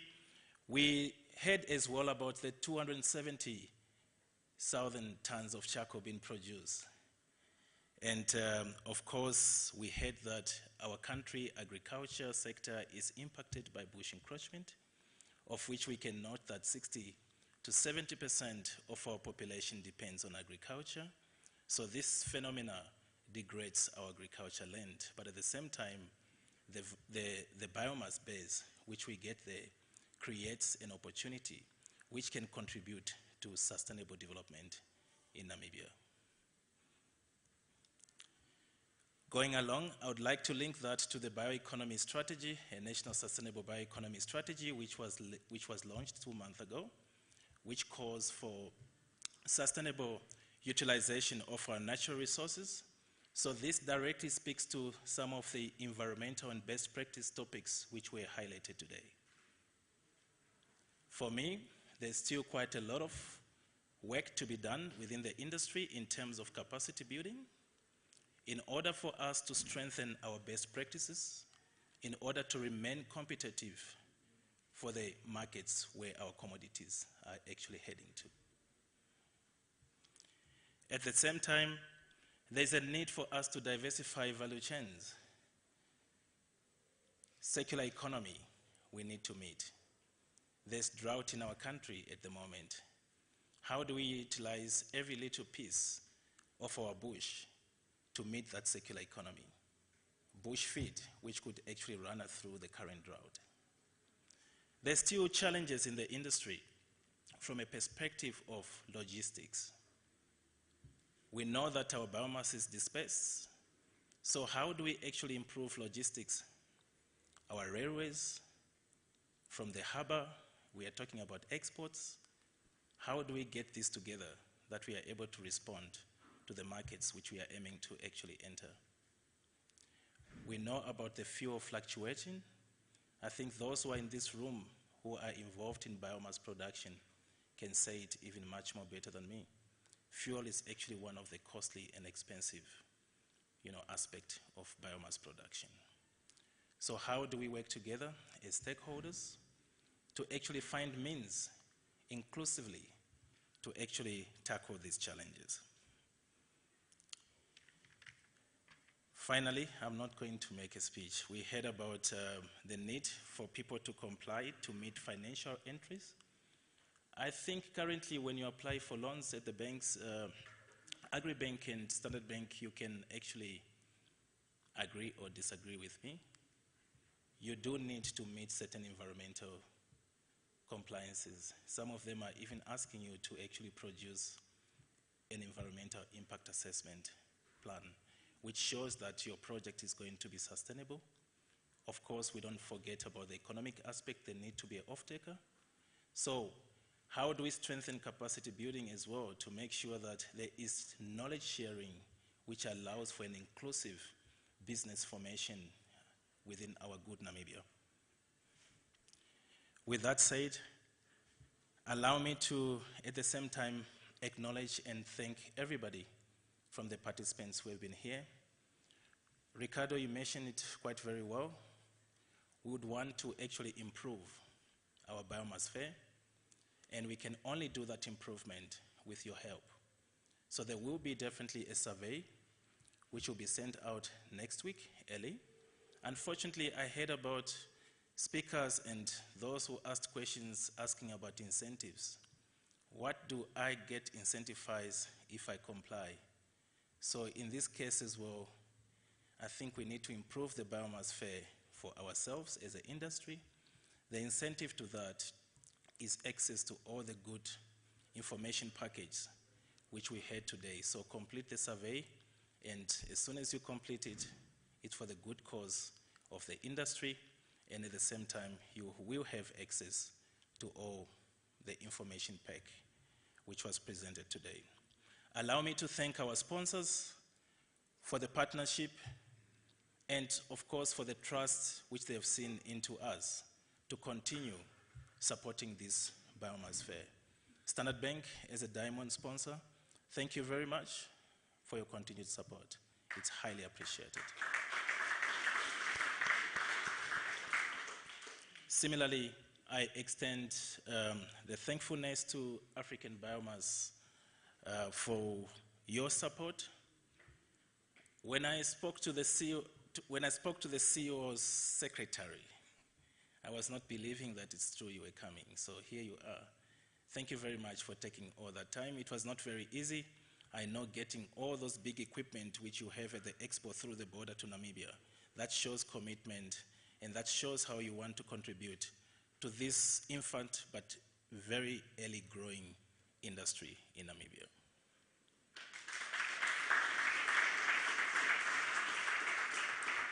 We heard about the 51 billion which I spoke about. DHG plays a very big role in Namibia in terms of charcoal. So thank you very much, DHG, again, for the continued support and for you being a gold sponsor constantly. We thank you very much. I extend the thankfulness again to the rest of the sponsors, AgriBank, NamPower. It's interesting. I remember the NamPower project started in the early 2010, 2011. I think at that time I was still working with Horongo Cement. It took long, and today we are speaking about something which is just on the horizon. But this came with effort. It came with time investment. It came with stakeholder mobilization. So thank you very much again for your support. We also thank Safari Brai for their sponsorship. We thank FSC, Richard. Thank you so much. I will not do justice if I don't thank the speakers. Thank you so much for everybody who actually shared their knowledge today. It's highly appreciated, and I think they really deserve a high level of applause.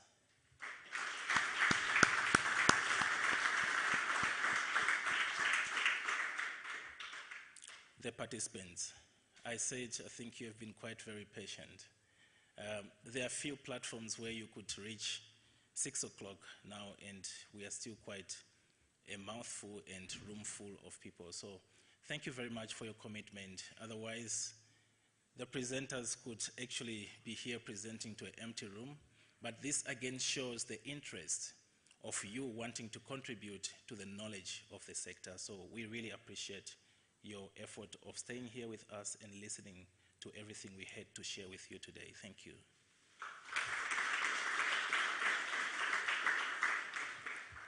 Ricardo, as our moderator, you have been around at the Biomass Fair.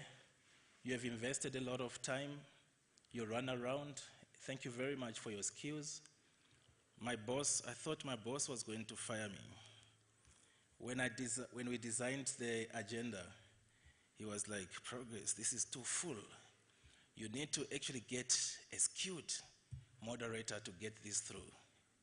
I hope I'm not going to be fired today.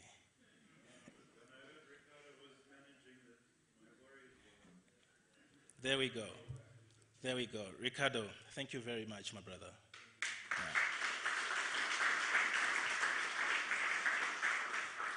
Similarly, I think spoken very much, and Ricardo have said this already. Robin Tyson, thank you so much. When I approached Ricardo looking for somebody to rapporteur for us, and he said, "I have somebody," and you will see that somebody coming. And when he mentioned your name, I knew we are going to do some very good progress. Thank you so much.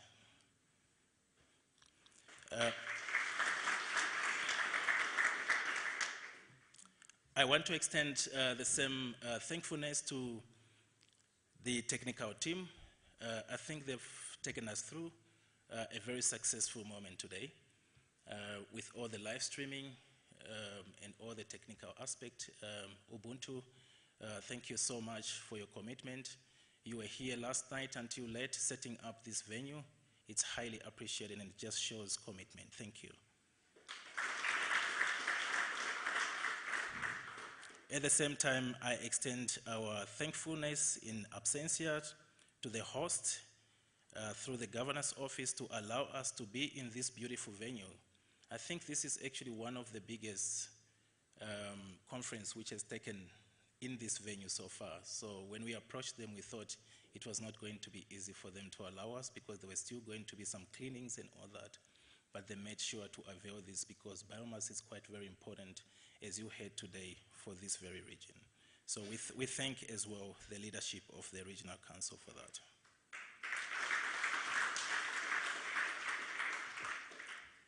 Last but not least, I extend as well the thankfulness to media, NBC as well as Cosmos.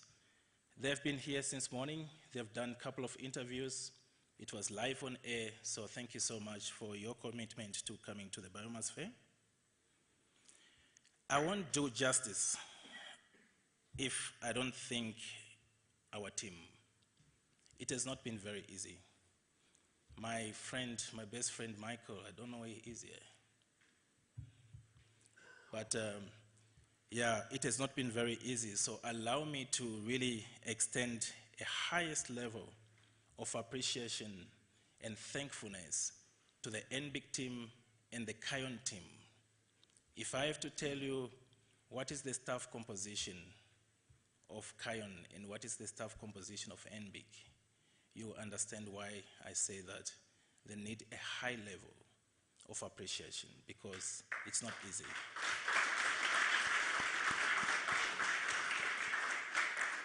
But of course, it's not easy, but it comes with commitment. Where there is a will, there will always be a way. And we did it again today, and we hope we can do it again next year.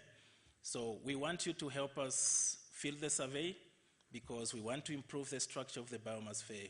One very special question I would like to ask is, do you want the Biomass Fair every year? Do you want it every after 2 years? Do you want it every after 4 years, or you don't want it at all? So please help us to answer those questions so that we can improve and formulate a better structure. It is not for N-BiG, it is not for Kion, but it is for the industry, and we are doing it for you. Thank you so much. With that, Ricardo, we can call it a closure. Thank you so much to everybody.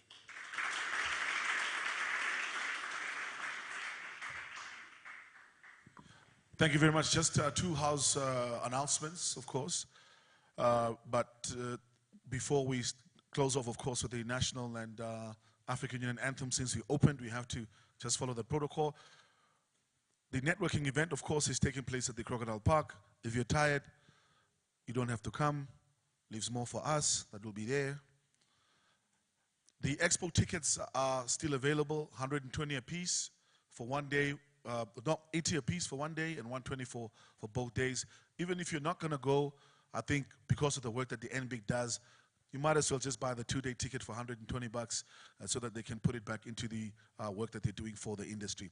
On that note, thank you very much to each and every one of you. In terms of the survey, again, the CRM will be sent out. You will receive the survey in your email, respond to the survey, then you'll be able to access the presentations and the report when it's finalized as well. The presentations might be available much sooner than the report. Of course, it will take some time to finalize that as well. On that note, thank you so much once again to everybody. Can we please stand so we can close off with the African Union anthem and the national anthem. Thank you.